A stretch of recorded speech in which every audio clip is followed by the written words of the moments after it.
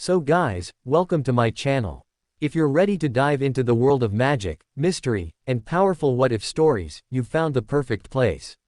In today's video, we're asking the big question. What if Harry Potter was raised by a crime lord and rose as the Dark King of the Underworld?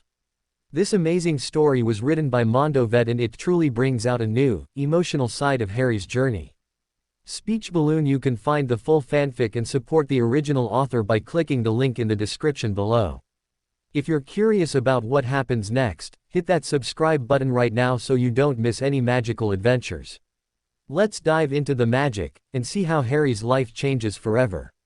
The ocean's waves battered the cliffs with a quiet ferocity as the sun shone warm upon the young girl who was quietly meditating on the cliff's edge while hovering several inches off the ground.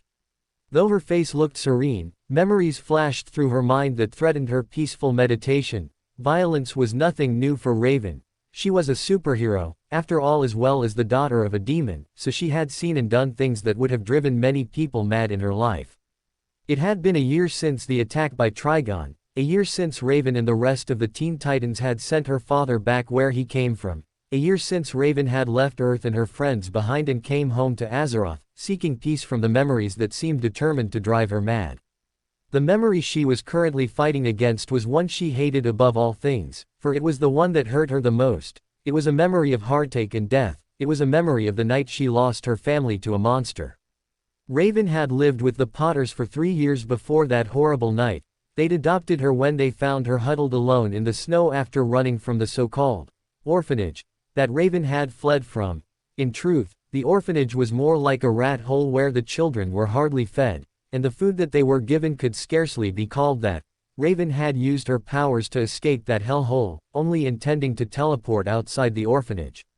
But instead, Raven had somehow transported herself to England and lived on the streets for several weeks. Raven had been only 6 when the Potters had taken her in and welcomed her as if she was their own. Though hardly being old enough for a child, they had accepted her and brought Raven into their home, not caring about her powers or calling her a freak like all the others had done before.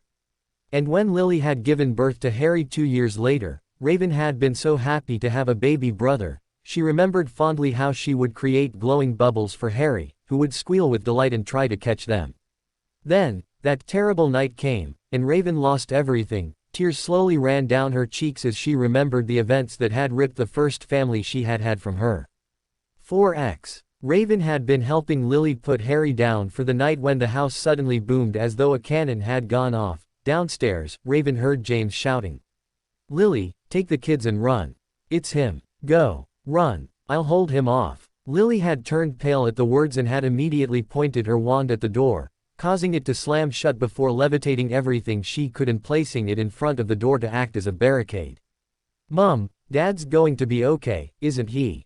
Raven asked as she tried to quiet little Harry, who was beginning to cry, as though sensing that something was wrong. "Don't worry, Raven," Lily said quickly, "James will be just fine. Just stay behind me, okay?" Quickly, Lily took Harry from Raven's arms and placed him in his crib before turning back to face the door, her wand drawn and shaking. Suddenly, the door exploded and threw Raven against the wall hard, and she knew no more. When she had awoken, it was to a nightmare that she desperately wanted to wake up from. Lily lay dead not far from her, next to a black cloak, and little Harry was gone. In her anguish, Raven had used her powers to transport her to Hogwarts and to the one person that Lily and James had told would protect her if they could no longer do so, Albus Dumbledore. "Professor Dumbledore!" Raven cried, throwing herself into his arms when the old man returned to his office. "Lily and James." "There. I know, my dear," Dumbledore said sadly as he held Raven in his arms, stroking her back gently as she sobbed into his chest. "What about Harry?" Raven asked quickly, "Is Harry okay?" Dumbledore's face took on a thoughtful expression for a moment before it slipped into one of sadness. "I'm so sorry, Raven, but it would appear as though Harry did not make it." "No." Raven breathed in a horrified whisper, backing slowly away from Dumbledore. "Please tell me it's not true, not Harry." "I'm so sorry, my dear," Dumbledore said sadly, "I wish I could." With a final cry of heartache and despair, Raven asked her powers to take her away, somewhere far away from this pain. That's how she had first come to Azeroth, home of a group of pacifist monks who told her of her true parentage as well what her future held. Much to her horror, the monks had then taught Raven how to control her powers so that she would be better prepared for the day when she would have to face her father, Trigon. 4x. Slowly, Raven opened her eyes and lowered herself to the ground as the memory finally ended. It had been 8 years since that night, 8 years since she had lost the 3 people she had loved more than anything, yet, not a day went by where she didn't miss them. Bad memories. A voice asked from behind as Raven slowly rose to her feet. Turning, Raven saw that it was Azar, the spiritual leader of Temple Azeroth. Always, Raven replied softly in her monotone voice before turning back to stare at the sea. There's nothing new. Perhaps it's time for you to go home, then, Azar replied as he stepped next to her. I am home, Raven replied, besides, my friends are safer without me. You don't truly believe that, do you? Azar asked as he turned to Raven. I nearly brought about the end of the world, Raven replied, turning to face Azar. But you didn't, Azar replied, you saved the world from the tyranny of your father's rule. It doesn't matter, Raven said, I'm still the reason he almost killed everyone I care about. I have no reason to go back, as I said before, my friends are safer without me. What if I told you there was a reason to return? Azar said softly. And what reason would that be? Raven asked. Harry Potter, Azar said simply. Raven's eyes widened instantly, and her skin turned even paler, if that were possible, both of which were thankfully hidden by her cloak. For a moment, Raven was rendered speechless before she was finally able to respond in a shaky voice.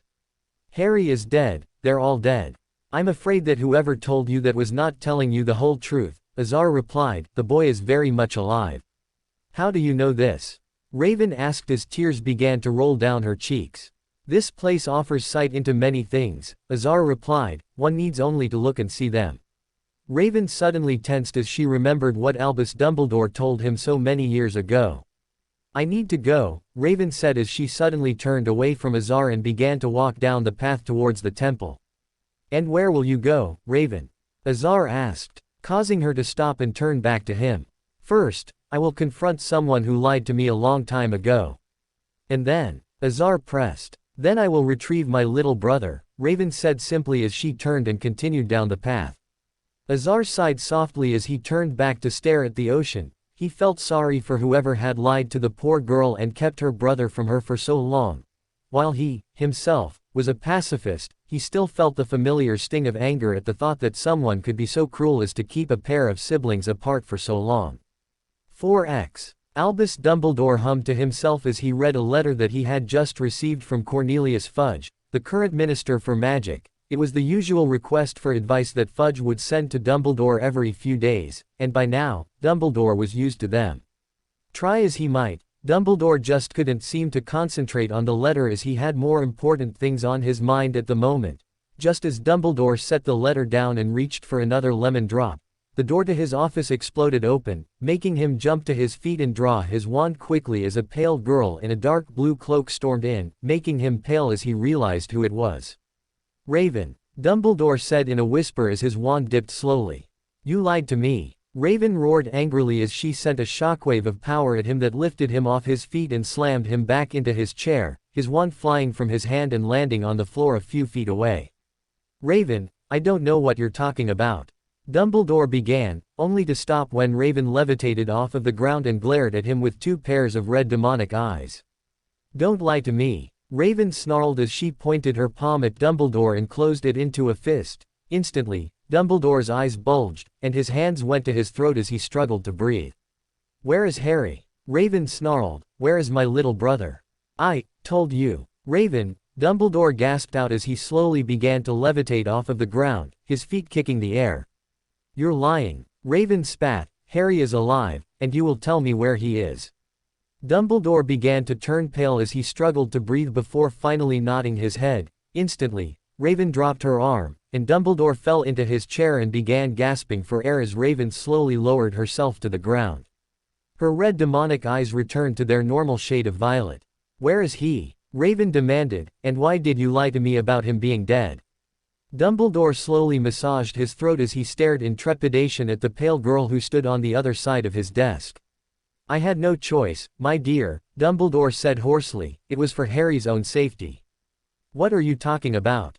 Raven demanded. Explain yourself before I lose my temper again. Do you remember what happened that night? Dumbledore asked quickly. I'll never forget that night, Raven replied in a broken voice. I lost my family that night, old man, and the one person that Lily and James told me could be trusted lied to me. Everything changed that night, my dear, Dumbledore said as he rose from his chair and began to walk around his desk toward Raven. Explain, Raven said simply as she glared daggers at Dumbledore, who slowly bent down and picked up his wand before stowing it in his robe.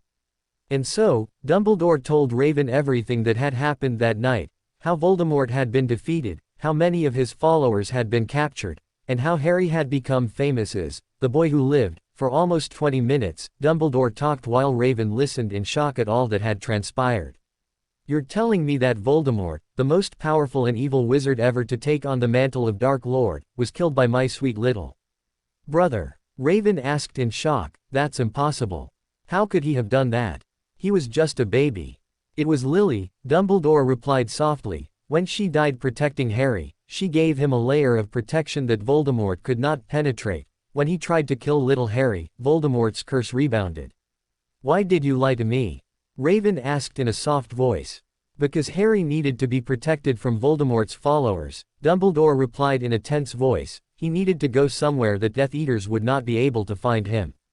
I could have protected him, Raven retorted, making an hourglass on Dumbledore's bookshelf explode. Raven, think about this honestly, Dumbledore said thoughtfully. You were a 9-year-old girl who couldn't control her powers. How could you possibly have protected Harry? He's still my little brother.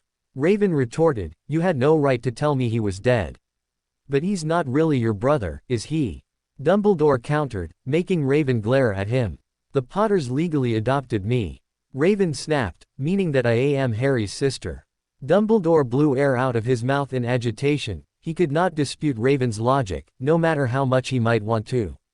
Is that why you no longer use their name? Dumbledore asked quickly, making Raven turn red. I don't use their name because I thought they were dead, and Raven Potter joined them, thanks to you, Raven replied angrily.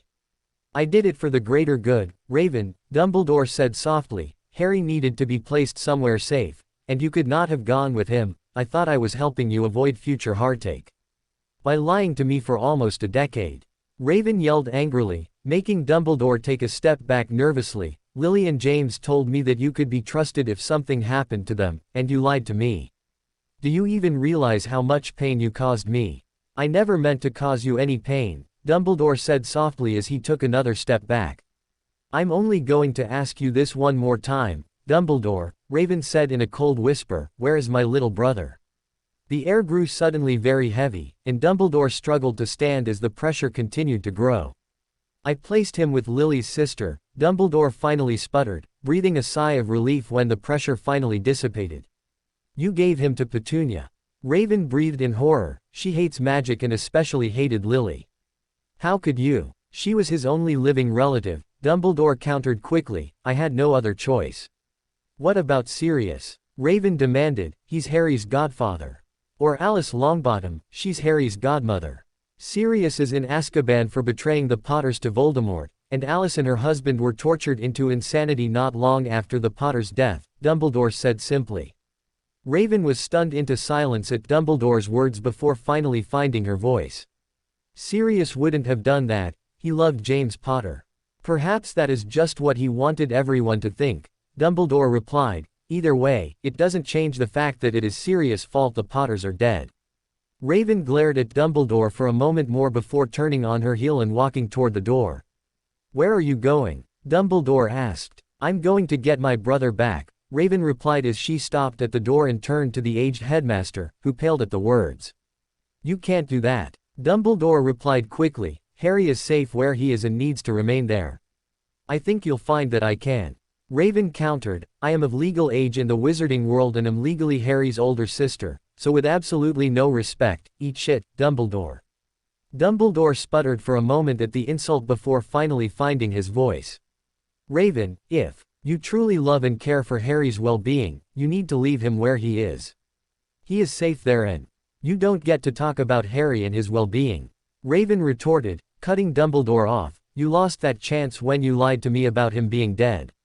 So first, I am going to save my brother from whatever hell you have placed him in, and then I am taking him home with me. But, Dumbledore said, trying to regain control of the conversation. And if I have my way, he will not be attending Hogwarts either. Raven added, cutting Dumbledore off again, there are plenty of other wizard schools that he can attend that aren't run by manipulative liars. Dumbledore paled visibly at the words and quickly tried to regain control. Raven, Hogwarts is the safest place for Harry and the best school in the world. Surely you would not deny Harry the chance to learn at the same place your parents did. So now they're my parents, huh? Raven sneered as she turned back toward the door. I'm going to get my brother now, I'll decide on his education afterward. A moment later, Raven was gone, and Dumbledore slowly walked to his chair and collapsed into it in despair as he thought of how peaceful his morning had been just a short while ago now. He may have lost Harry Potter forever due to a mistake he made almost a decade ago for the greater good.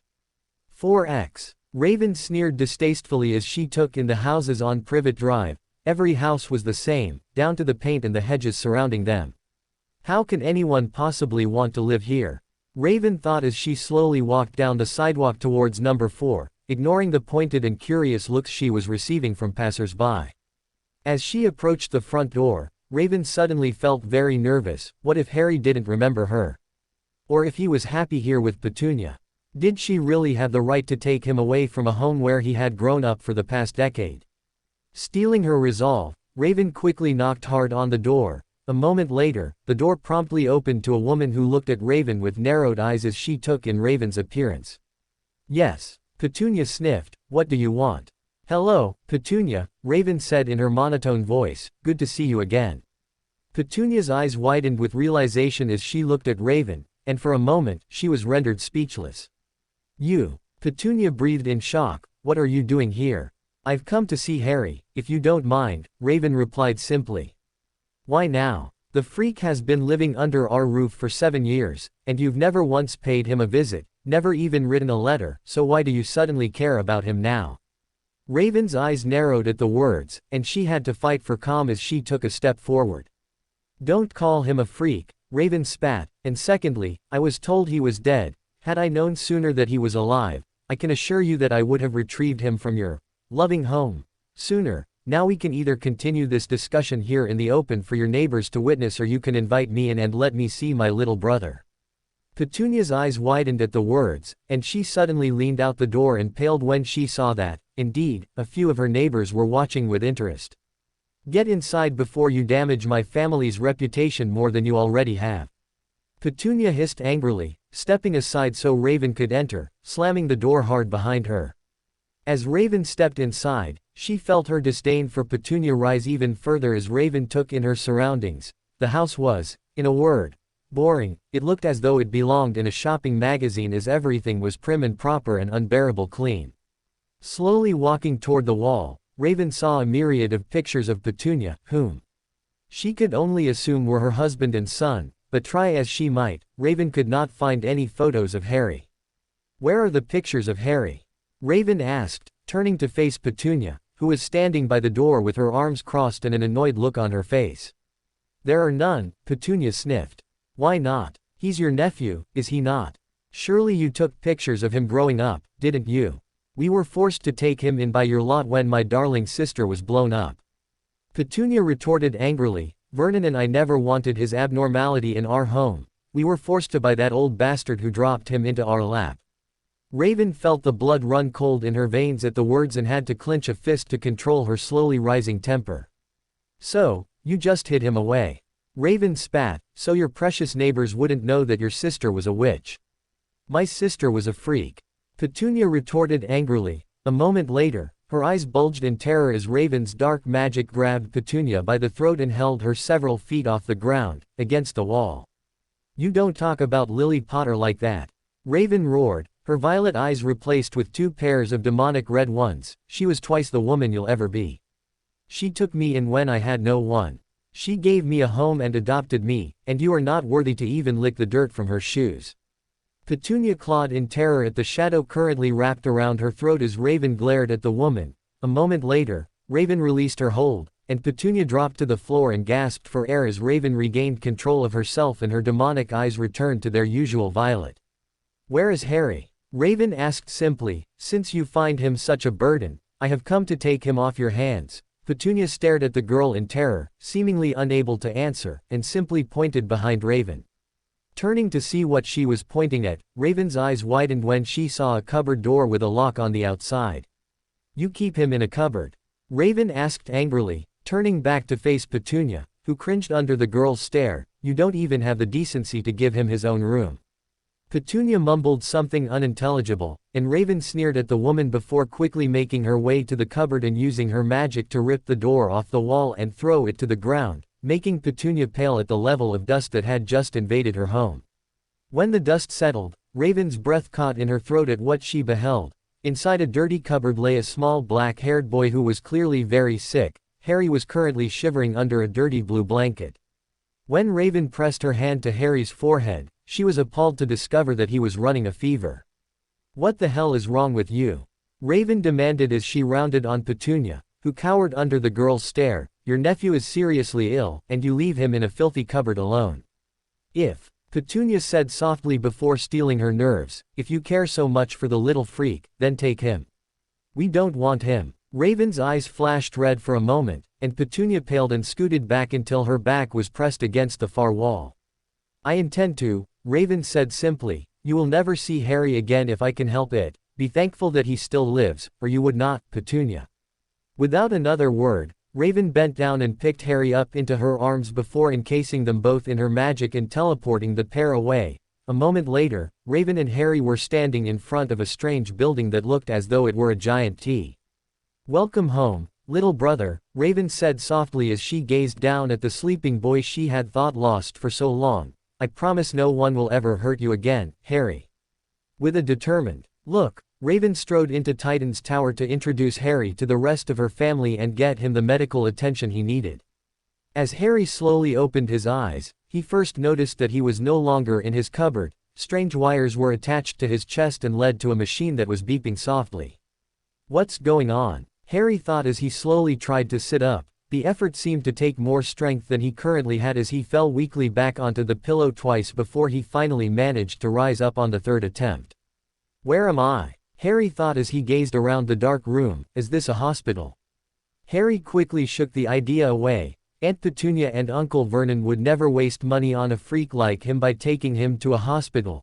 In the 8 years that he had lived with them, they had never shown any care when it came to his health. Instead, when he had gotten sick after being forced to walk home in the rain, they'd simply locked him in his cupboard and told him not to bother them with his incessant coughing.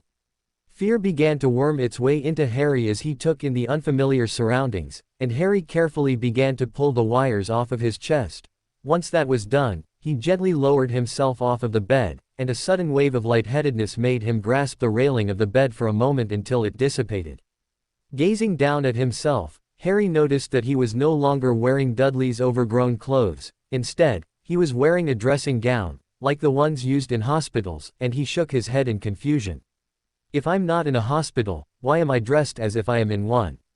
Harry thought as he shook his head again to clear the lightheadedness, remembering how often Uncle Vernon had threatened to sell him to a lab where freaks like him belonged. Harry suddenly felt very afraid and quickly walked to the door. His fear turned to panic as he saw there was no handle on the door, and tears began to slide down his cheeks at the thought of what would happen to him. As Harry wiped his eyes quickly, he saw a button on the wall, and after a moment's hesitation, he gently pushed it, jumping back in shock when the door suddenly slid open horizontally. Slowly, Harry peeked out of his room into the hallway, breathing a sigh of relief when he saw it was deserted. Trying to be as quiet as he could, Harry crept down the hallway. "I don't even know where I am," Harry thought, "let alone where I am going." As Harry peeked around another corner, he suddenly heard raised voices coming from down the hallway, followed by the sounds of people running. Harry felt the blood run from his face as he desperately looked for somewhere to hide before his eyes fell on a door across the hall from him. As quick as he could, Harry made his way to the door and pressed the button on the side, staring for a moment as the door hissed open like the other had before he realized the voices were almost upon him. He quickly dove into what appeared to be a broom closet, the door hissing closed behind him. As Harry silently tried to catch his breath, he heard voices on the other side of the door, and he fearfully backed up until he felt his back hit the wall. What happened? A girl's voice asked outside the door. I don't know, a deep voice replied quickly. 1 minute the kid was fine, and the next, the alarms went off. Hurry. A monotone voice that sounded female replied, he might be in trouble. A moment later, the voices disappeared, and Harry slowly let out a breath that he didn't realize he was holding. Slowly, Harry opened the door and peeked outside to make sure it was safe before running as fast as he could down the hallway.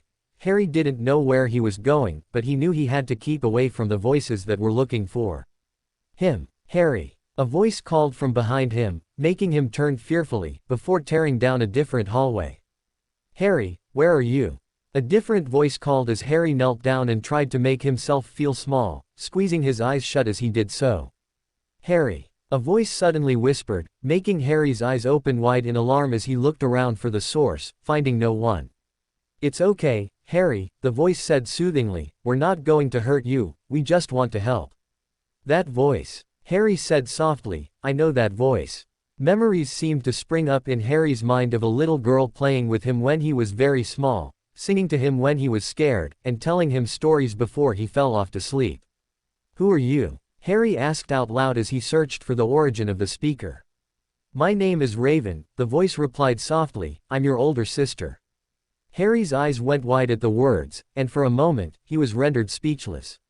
You're lying. Harry said in a small voice, I don't have a sister.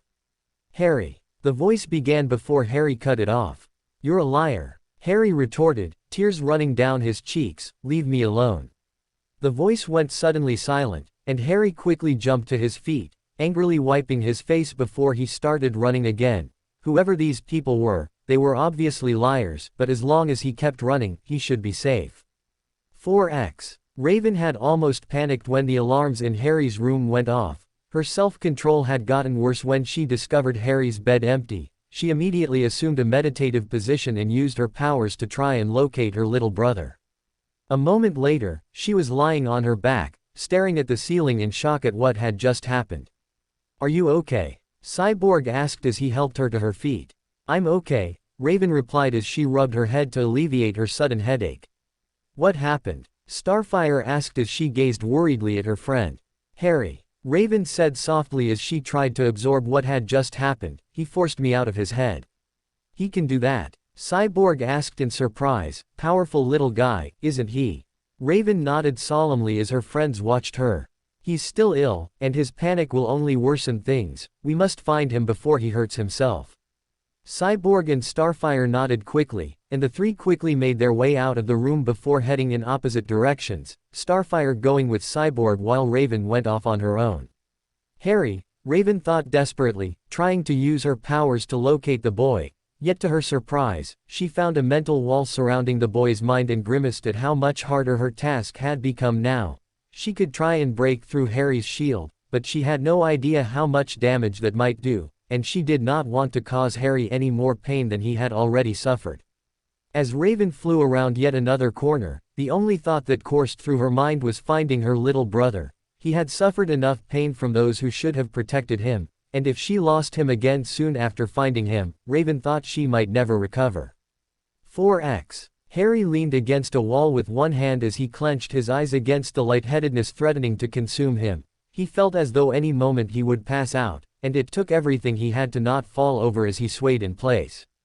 Harry had lost track of time as he desperately tried to find a way out of wherever he was, but no matter how fast he ran, this place all looked the same, and he was beginning to fear he would never find his way out. I just want to go back to my cupboard, Harry thought sadly as tears began to run down his cheeks. As Harry slowly turned yet another corner, he was faced with the strangest thing he had ever seen. A green basset hound was sniffing the hallway in front of Harry. A green dog? Harry asked in surprise, making the dog raise its head at the sudden voice and stare at the boy for a moment before belting out a happy bark and running toward Harry, who jumped back in alarm at the sudden movement. A moment later, Harry's eyes nearly bugged out of his skull when the green dog suddenly transformed into a green boy with pointy ears, wearing a purple and black outfit. How? Harry sputtered as he tried to make sense of what had just happened. How did you do that? First, you were a dog, and now you're a human. The green boy grinned at Harry's shock before replying in a warm voice. Hiya Harry. I'm Beast Boy. Beast Boy. Harry asked curiously, are you a freak? Like me. Beast Boy frowned at the boy's words. Freak? Who said you were a freak, kid? My aunt and uncle, Harry replied with a sniff as he looked down at his feet. Whenever something strange happens, I always get punished and called a freak for it. Beast Boy's mouth hung open at the words before he slowly gulped and replied. You're not a freak, dude, and your relatives were wrong for calling you one. Harry sniffed sadly before a thought came to his mind. How did you know my name? Your sister told me, Beast Boy replied. You really scared her when you ran off. Harry took a step back nervously.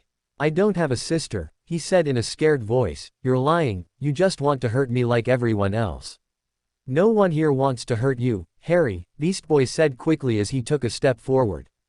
Stay away, Harry cried. A moment later, his eyes widened as Beast Boy was lifted off his feet and thrown against the far wall with a painful, oomph.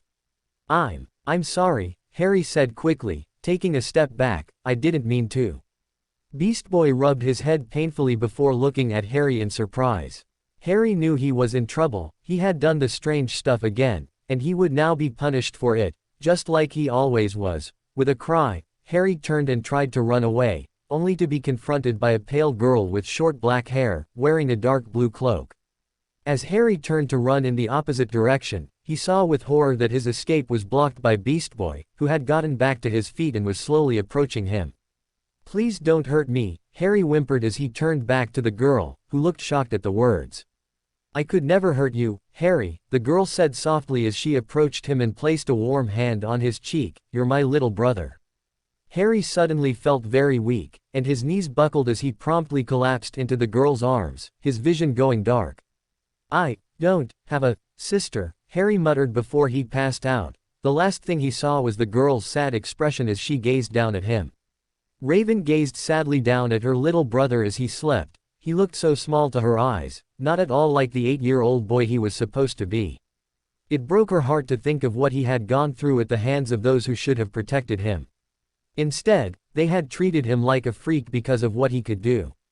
It had been 2 days since he had last awoken, and Raven had not left his side. In truth, she was worried that Harry had yet to awaken, but Cyborg assured her that Harry's body needed rest if it was to heal itself.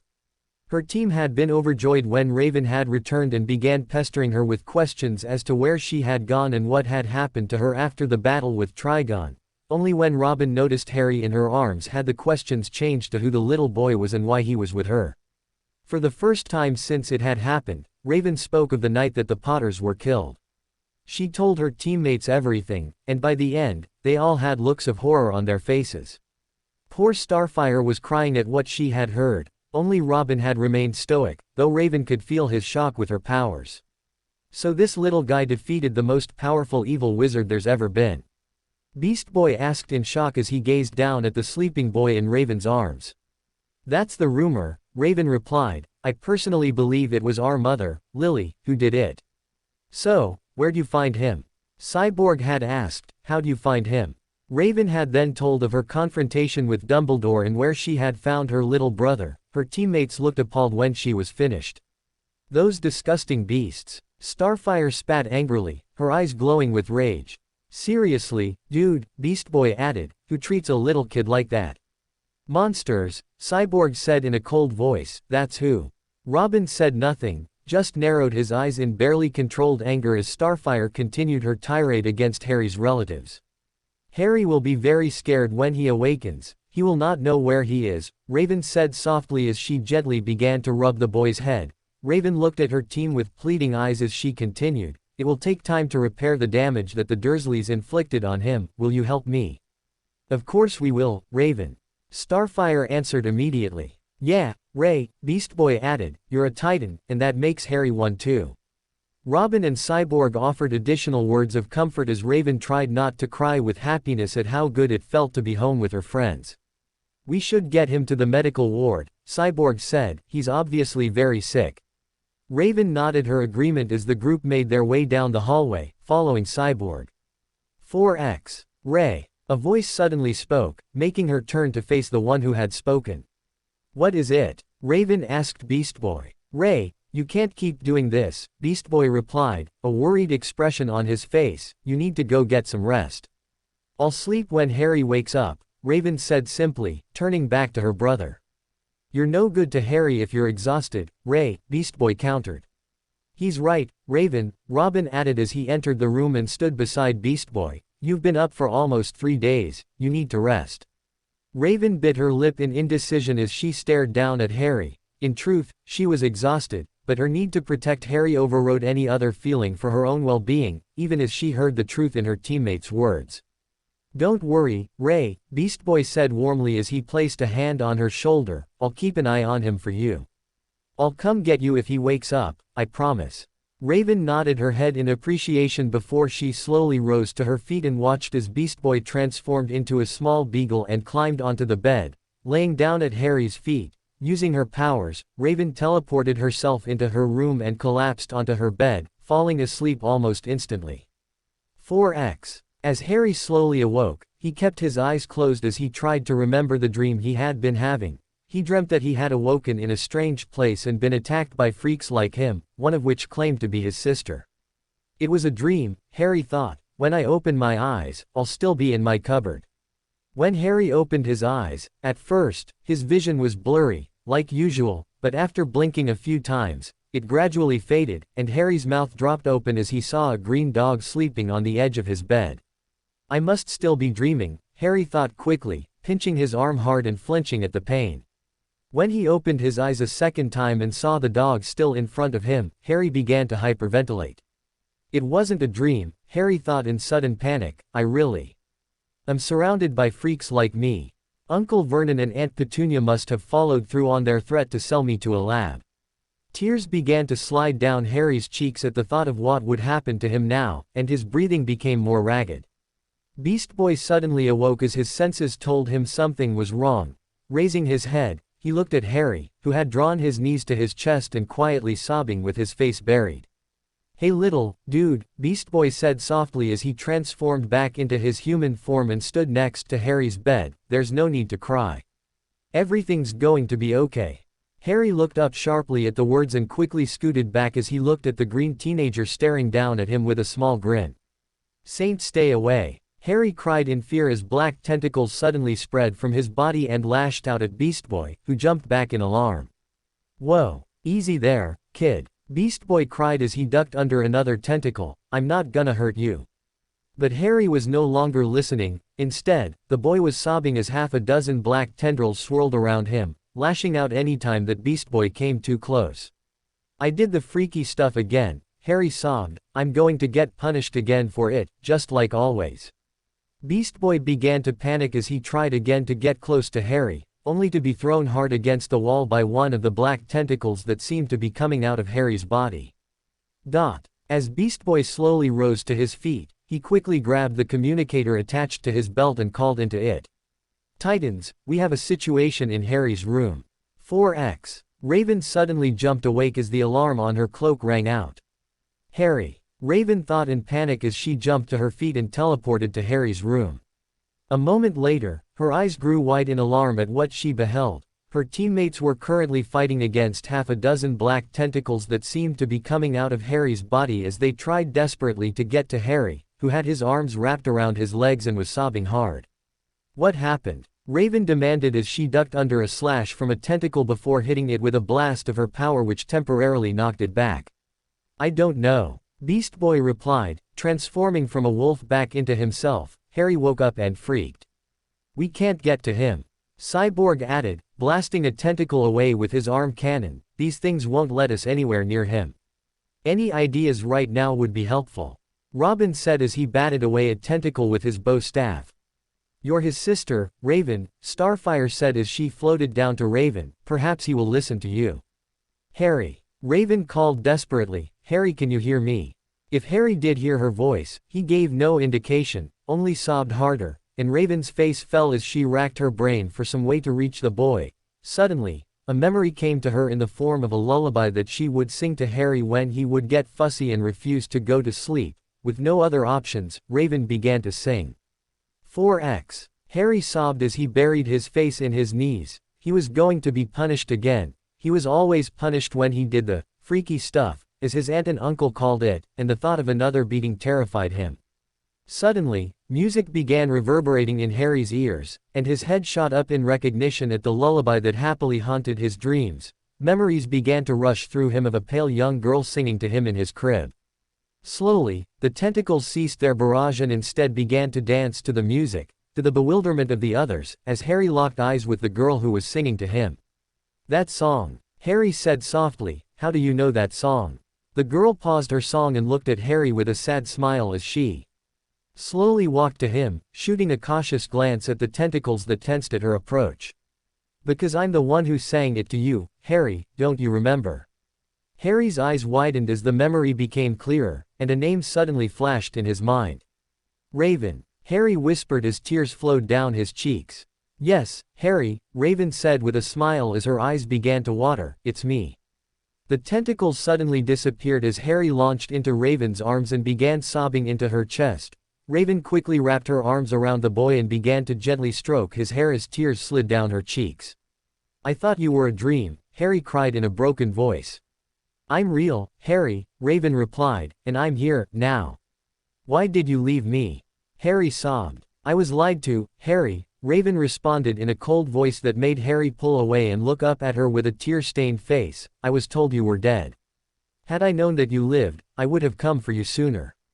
Harry sniffled for a moment before he asked in a soft voice. "Are you going to stay this time?" "I'm never going to leave you again, Harry, I promise," Raven replied in a serious voice, placing her hand under his chin and forcing him to look into her eyes as she spoke, "and you'll never have to go back to the Dursleys ever again." Harry's eyes widened at the words, and he seemed to be rendered speechless, allowing Raven to continue. "You'll live here now, with my friends and I." Harry slowly looked past her, and his eyes seemed to bug out of his skull as he saw the others for the first time.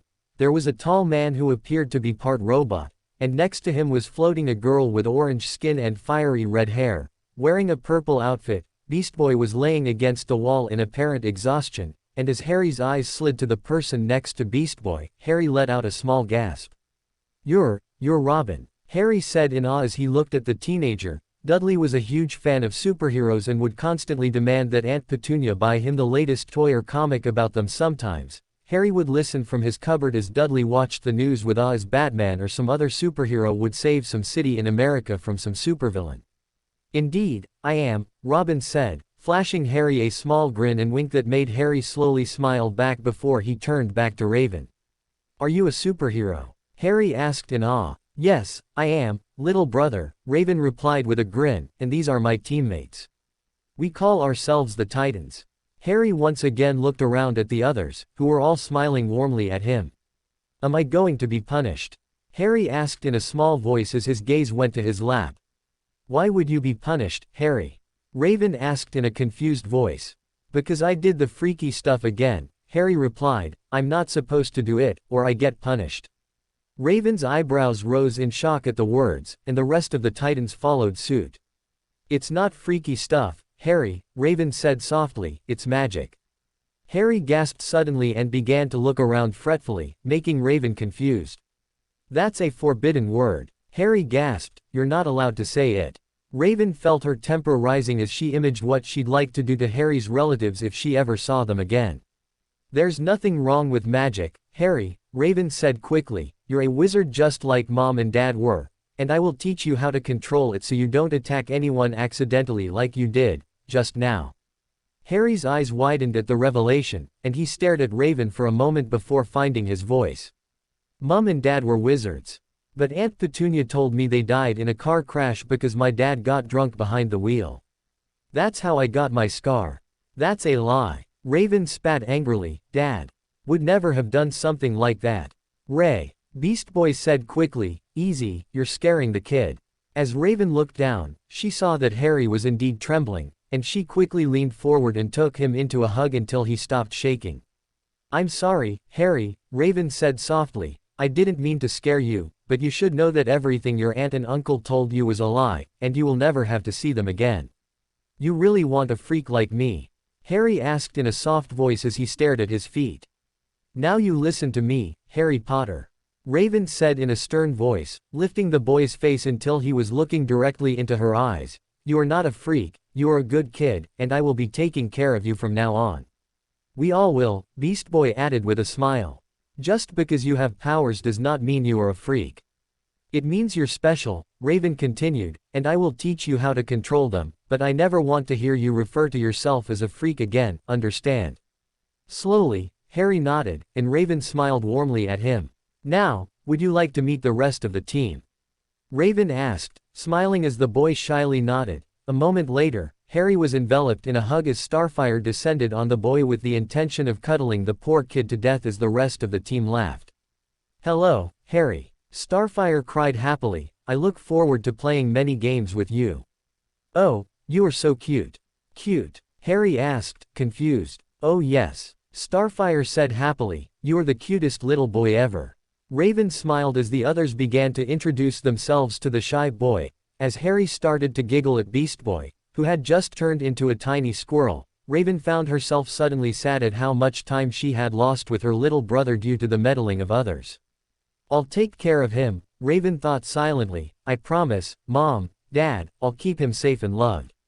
Raven smiled as she gazed at the security screen in front of her. Harry was currently giggling at something from the book Raven had given him to read while she and the others ran a few tests on him to see what exactly had happened the previous day.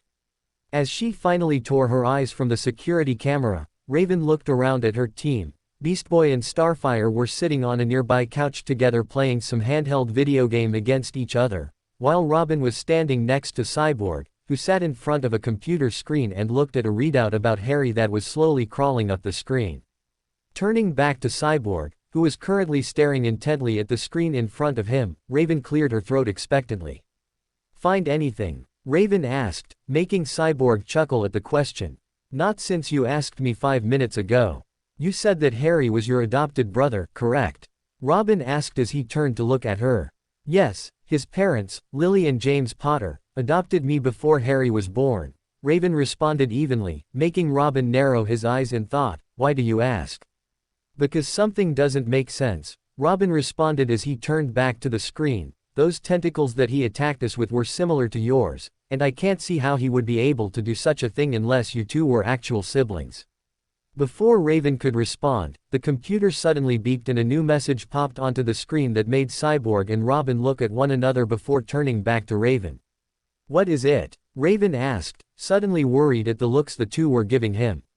Raven, according to this, Harry is your brother, Cyborg said slowly. No shit, Sherlock, Raven said as she rolled her eyes at the revelation.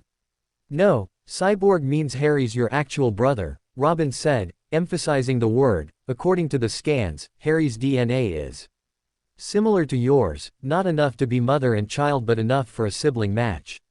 For a few moments, Raven was rendered speechless as she took in the words. That's impossible, Raven whispered. Harry and I share no blood relation, no matter how much I might wish otherwise. The computer doesn't lie, Robin said as he handed the printout to Raven, who took it and read it intensely while the others watched wide-eyed. It would explain how he was able to make those scary black tentacles, Beast Boy said as he tore his eyes away from the video game. As Raven read the printout for the third time, a memory suddenly came unbidden to her, and she paled slightly.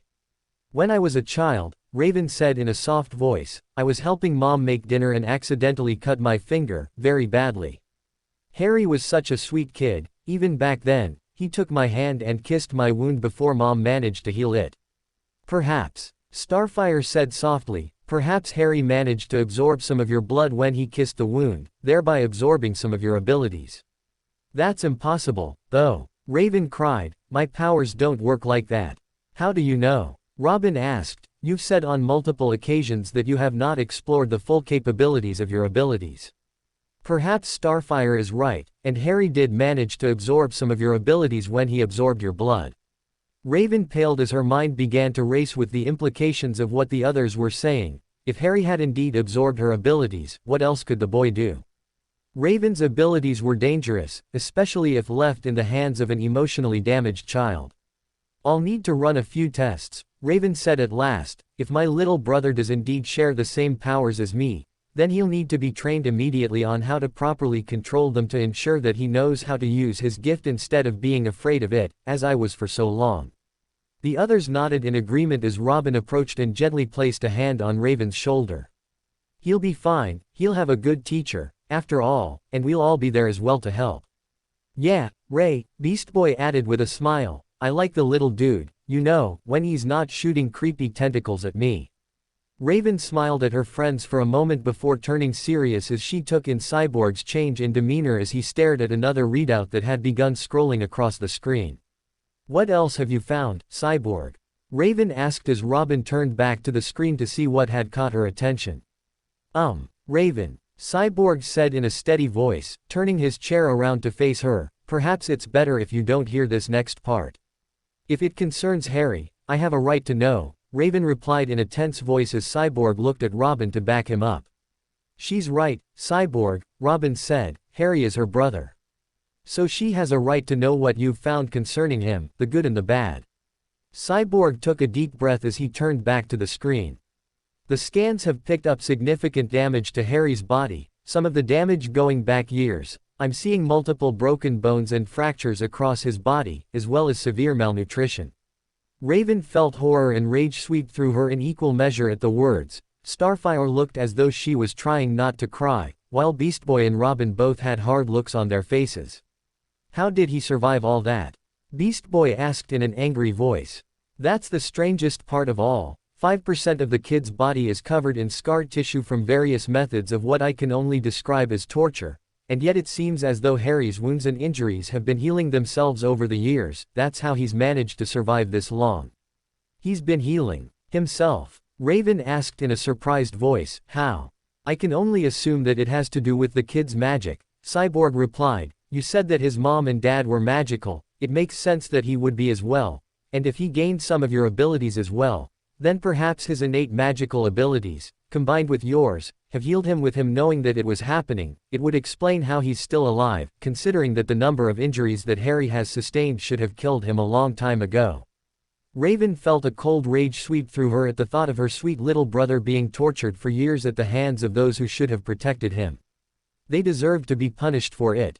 They deserved to suffer. The room began to shake, and tremendous pressure began to push down on the group as Raven imagined all the things she would like to do to the Dursleys for daring to hurt her brother when suddenly, a firm hand grabbed Raven's wrist, breaking her concentration and bringing her focus back to the room. To her surprise, everyone suddenly looked afraid and were standing around Raven warily. "Raven," Robing asked as he released her wrist cautiously, "I know you're upset, and you have a right to be, but you cannot allow your anger to lead you to do something that you can't take back." "They hurt him," Raven growled back. "For years, they hurt my brother, and I'm supposed to just let that stand?" "Of course not," Robin retorted. "We will make sure that his abusers are punished, but we are heroes, so we will ensure that they are punished according to the law." "You're a hero in Harry's eyes, Ray," Beast Boy said softly as he took a step closer, "and the little dude has never had a hero to look out for him before, so think of how he'd feel if you did something that took that away from him." With visible effort, Raven took a deep breath and released the pressure from the room, to the relief of the others, before nodding in gratitude to Robin, who returned the nod quickly. "Harry deserves justice," Raven said in a broken voice. "And he will have it," Robin replied quickly, "but what he needs now more than ever is his sister. He has a long recovery ahead of him, and he'll need to know that you'll be there for him." "And we will be there as well," Starfire added cheerfully. "Harry is the cutest, and I look forward to playing with him." "We'll all be there for him, Ray," Beast Boy said simply as the others nodded their agreement. "Thank you," Raven said softly, "thank you all so much." Robin placed a warm hand on Raven's shoulder as the pale girl tried to control her raging emotions. "Why don't you go spend some time with Harry?" Robin said. "I'm sure you two have a lot to catch up on." Raven nodded in agreement before making her way out of the room and down the hallway. A moment later, she stood in front of the infirmary and hesitated as fear suddenly wormed through her at the thought that she might not measure up to being Harry's hero, as Beast Boy had called her. Pushing the worry angrily away, Raven entered the room. "Raven," Harry called happily as he looked up from his book, his face breaking into a huge grin as his sister strode into the room and pulled up a chair next to Harry's bed. "Hey, how's the book, Harry?" Raven asked warmly. "It's great," Harry said happily, Mr. Bilbo just had his house invaded by dwarves, and they ate all his food. Raven smiled at the boy's enthusiasm. Would you like me to read to you?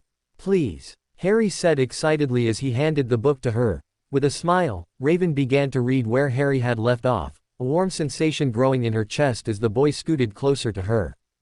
4x. A few days later, once Harry had finally beaten his cold and Raven was satisfied that Harry's weight had been raised to an appropriate level, Harry was finally allowed to leave the infirmary, and Raven took him to a room that was across the hall from hers.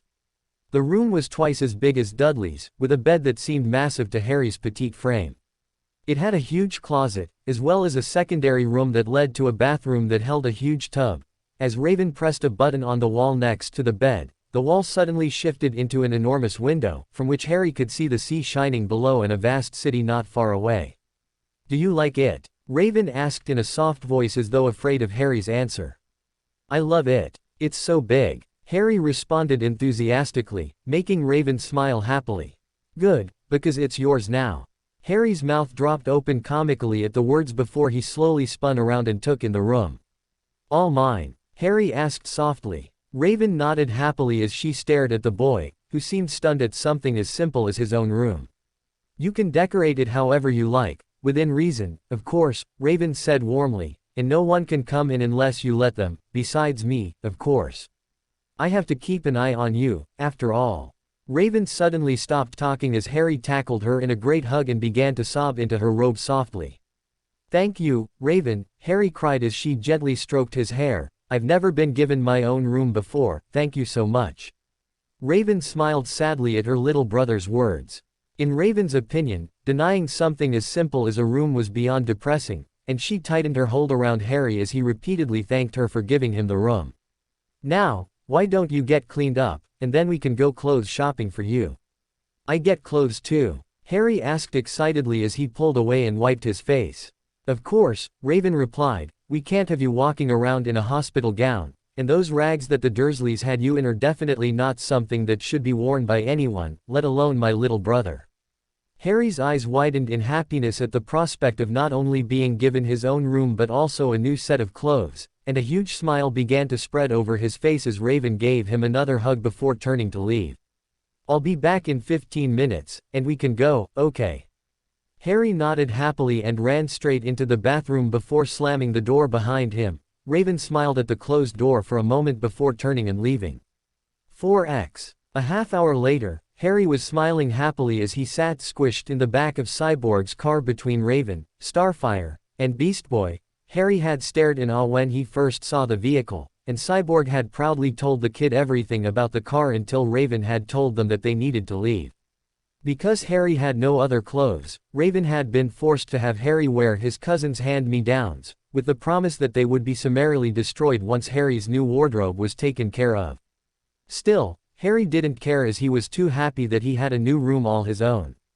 As they drove through the city, Harry thought his neck would break as he whipped his head back and forth to make sure he didn't miss anything, much to the amusement of the others. You might as well give up, dude, Beast Boy grinned, this city is too big to see everything. Doesn't mean that I can't try, Harry retorted happily, all I've ever seen is Privet Drive in school. This is all new to me. A depression settled on the car as the group remembered how hard a life Harry had had before Raven had saved him, and Starfire pulled the boy into a hug. Worry not, Harry, Starfire replied, we will make sure that you get to see everything. Harry's smile grew even more prominent at the words, and the mood seemed to lighten as Cyborg pulled in front of a clothes store. Now let's see what we can find for you, Cyborg said quickly, the sooner those clothes are replaced, the better. Agreed, Robin added as the group walked into the store. Harry smiled warmly as he walked between Raven and Starfire, holding both hands tightly. 4x. A few hours later, Harry was sure that he was having the best day of his life. The Titans had bought Harry an impressive wardrobe that included everything he would need in the future, including shirts, pants, socks, pajamas, and a myriad of other things as every time Harry walked out of the dressing room with something that the others seemed to think looked good on him, they immediately added it to the cart of new clothes, despite his protests. After loading up a veritable avalanche of clothes into the trunk, The Titans had then gone to a nearby toy store and bought Harry enough toys to make even Dudley jealous. Harry had tried to say that he didn't need them, but Robin had assured Harry that price was no object as he had ways of paying for it, and the Titans had gone deaf to his objections, it seemed, until Harry just gave in and let them buy whatever they wanted. Now Harry was sitting with the rest of the Titans, enjoying a huge pizza, with a smile that seemed glued to his face as he enjoyed what had to be the best thing he had ever eaten. "Raven," Harry suddenly said in a shy voice as he stared at his plate. "Yes, Harry," Raven responded in a worried voice. Thank you for today. No one's ever done so many nice things for me before." Raven smiled sadly at Harry for a moment before she reached over and rubbed his head affectionately. "We're family, Harry, and family is supposed to look after one another." "But," Harry replied sadly, "but if that's true, then why did Aunt Petunia and Uncle Vernon not like me? Did I do something wrong?" Raven's face took on a stern look as she placed her hand atop Harry's. "You did nothing wrong, Harry. You were a sweet, wonderful little boy, and it was not your fault that you were placed with such horrible people." "Yes, Harry," Starfire said tightly, "you did not deserve to be called names or treated with such cruelty. Family does not do that." The others nodded in agreement, and Harry felt tears slide down his cheeks before he was suddenly taken in a great hug by Raven. "I promise you, Harry," Raven whispered as she gently stroked the boy's head, "you will never see those people again, and they will be punished for what they did to you." Harry pulled away from Raven and stared at her wide-eyed for a moment before grabbing her for another hug while the others watched with smiles on their faces. "Now, hurry up and finish your pizza," Cyborg said with a grin, "we still have a lot of work to do today." "We do?" Harry asked in surprise, making Cyborg nod. "Yeah, dude," Beast Boy replied happily, "we still have to decorate your room." Harry smiled happily at the prospect and began to wolf down the slice before reaching for another. 4x. Who do you think he is? Jinx asked as she looked down at the Titans. "Maybe it's some brat they've taken in," Mammoth replied. "Who cares who he is?" Gizmo said in annoyance, "all that matters is that the Titan jerks have a weakness that we can exploit." The three stared down from the roof they were standing on at their hated enemies, each had a score to settle with the Titans, and each looked forward to finally putting the Titans in the ground, once and for all. "So, what are we waiting for?" Mammoth asked. "Let's go grab the brat." "Use your head for once, Mammoth," Gizmo sneered, "there's no way we can grab him right now. So we'll have to wait for our chance to strike. And once the kid is in our possession, the Titans will come running to save him," Jinx added, her eyes narrowing dangerously, "and then we'll finally put an end to those super jerks." The following month was by far the happiest of Harry's life, because it was summer. Harry didn't have to worry about going to school, which gave him plenty of time to spend with Raven, much to her interminable enjoyment.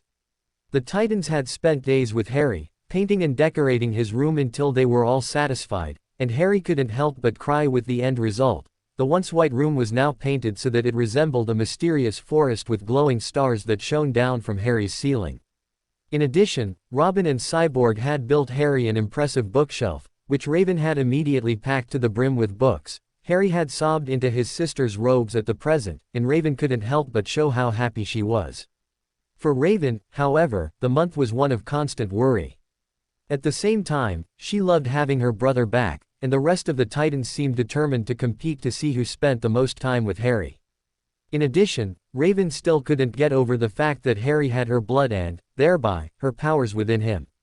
The hardest thing for Raven was when she saw the white lines that dotted Harry's body from numerous injuries and scars. She was torn between her want for revenge for her little brother and her desire to make sure he was never harmed like that again. Harry made it worse by pretending that his injuries weren't a big deal in an effort to somehow comfort Raven, and every time he had done it, Raven had taken him into a hug to hide her tears from him. Over the month, Raven had pored over her books and scrolls, trying to discover how Harry could have managed to absorb her abilities from something as simple as a few drops of blood when she had been told that such things were all her life impossible. Adding to her worry were the nightmares that Harry seemed to have almost every night.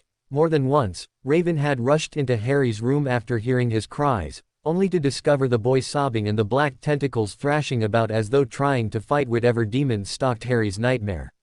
Only Raven was allowed to approach Harry during these nightmares, Anyone who attempted to do so quickly found themselves thrown across the room by Harry's protectors. Once Raven managed to get Harry to wake up and remind him that he was safe and that the Dursleys couldn't hurt him, Raven would lay next to Harry while humming his lullaby until he settled down and returned to peaceful slumber. On more than one occasion, Robin would pull Raven aside and remind her that Harry needed to be taught to control his abilities, as each day that passed without said training put not only Harry in danger but also everyone that the boy might come across, primarily if Raven intended to enroll Harry in school in the fall.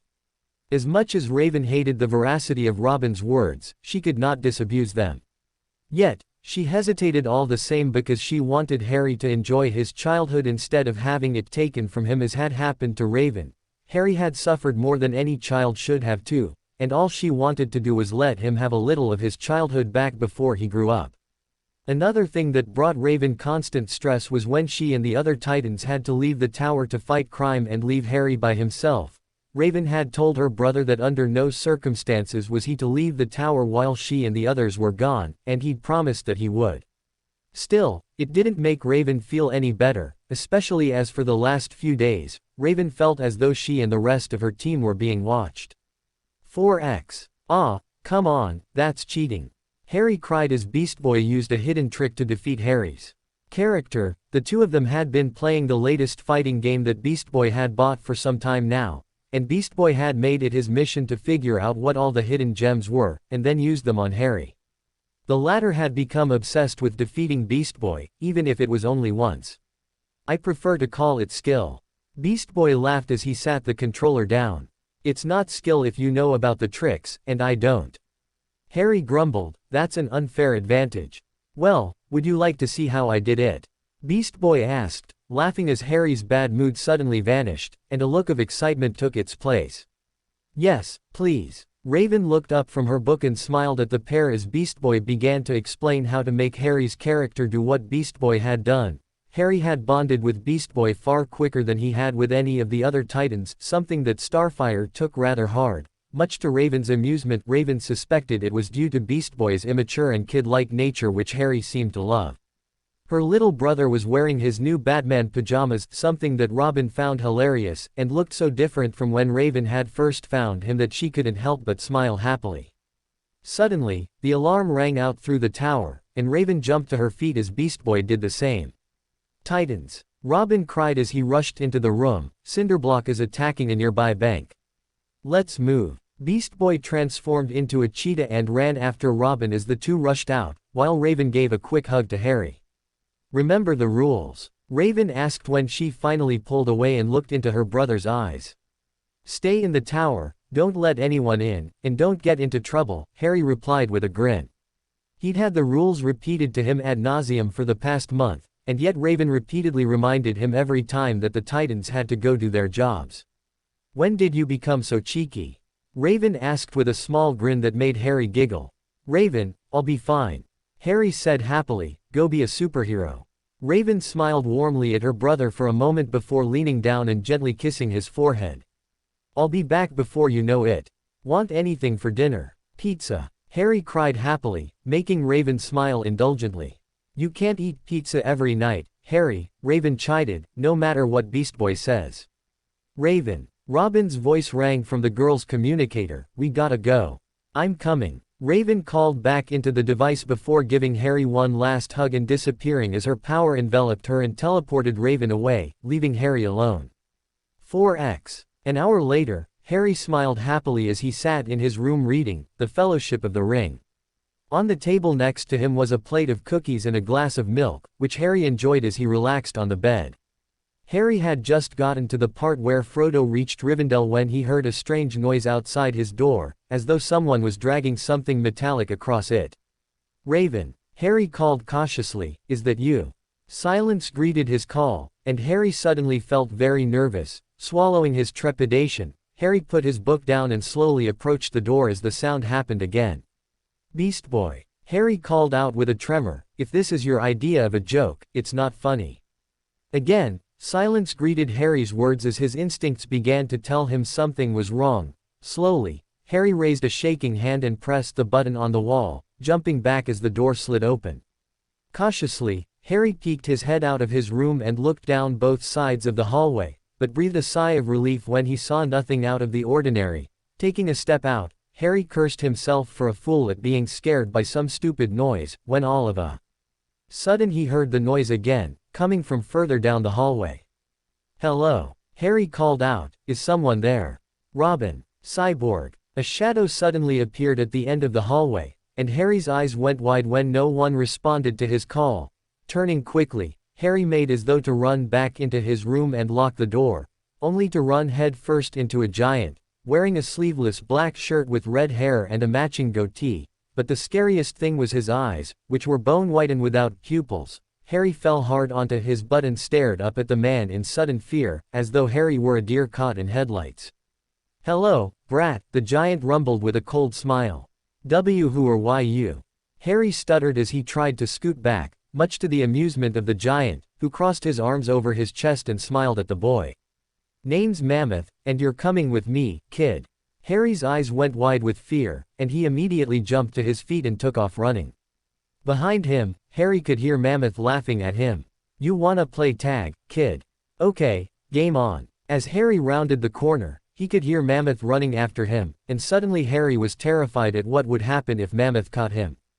He would no doubt take Harry away, and then Harry would lose his sister again, he'd be alone again. Stealing his nerves, Harry tried confusing the giant chasing him. Harry took a left down one hallway, then a right down another left, another right, until Harry could run no longer and suddenly pressed himself against the wall as he struggled to breathe. Just as Harry was finally beginning to catch his breath, he heard two voices arguing. One was Mammoth's, but the other sounded as though it belonged to a young boy, and Harry felt sweat break out across his brow as he realized that Mammoth was not alone. "How could you lose him?" the young voice cried angrily. "Kid's fast, and this place has a lot of hallways. It's easy to get lost here. Well, hurry up and find him. The sooner we get our hands on the brat, the sooner we can get out of here." As the voices got closer, Harry began to slowly edge his way down the hallway, carefully trying to keep his back to the wall. "Hello there, cutie," a soft voice said behind Harry, making him freeze in his tracks. "Who are you hiding from?"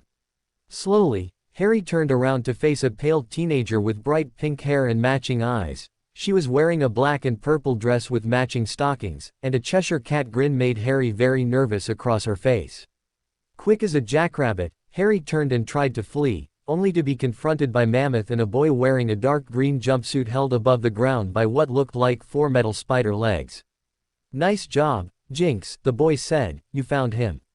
I thought we'd have to search this whole frigging tower for the little brat." Panic began to set in as Harry quickly back away from the strangers until his back finally pressed against the wall. "Pete, please," Harry whimpered as they stepped closer, "please don't hurt me." Jinx frowned slightly at that and seemed to stare at Harry for a moment as though probing him. "We're not gonna hurt you, kid," Jinx said softly, "as long as you do as you're told, you'll be fine. It's the Titans we want, not you. You're just a means to an end." "Yeah," the boy added with a sneer, "so quit your sniveling and follow us." "You're gonna hurt my sister?" Harry asked in fear, making the strangers frown in unison. "Sister?" Jinx asked, confused, "Who's your sister?" "Raven," Harry replied, making Jinx's mouth drop open comically. "Raven's your sister? Like for real, your sister?" Mammoth asked in surprise. Harry nodded as tears began to run down his cheeks when suddenly the boy in green began to laugh. "This is great. If this brat is her brother, she'll come running into our open arms. And we'll be waiting for them." "Good thinking, Gizmo," Mammoth said with a cruel grin. "All right, brat, let's go," Gizmo said, motioning for Mammoth to grab him. As Mammoth approached, Harry suddenly issued an animal cry of terror, releasing a black wave that sent the 3 kidnappers flying in opposite directions and shattered the glass along the hallway. "Stay away from me," Harry mumbled as his black tentacles appeared and a sudden wave of exhaustion hit him. Mammoth and Gizmo rose to their feet cursing, but Jinx looked shocked by what had just happened. "Magic," Jinx said softly, "you can do magic, kid. Leave me alone," Harry replied, desperately trying to keep his eyes open as blackness closed around him and his protectors began slowly disappearing. "I'm not a freak. Raven told me I'm not." Jinx seemed horrified at the words and slowly approached the boy as Mammoth and Gizmo decided to keep their distance. "You've exhausted your magic core, kid," Jinx said softly, not surprising, considering that display. Harry attempted to mumble something when suddenly his world went black, and promptly collapsed into Jinx's arms. Only then did her two companions approach, albeit warily.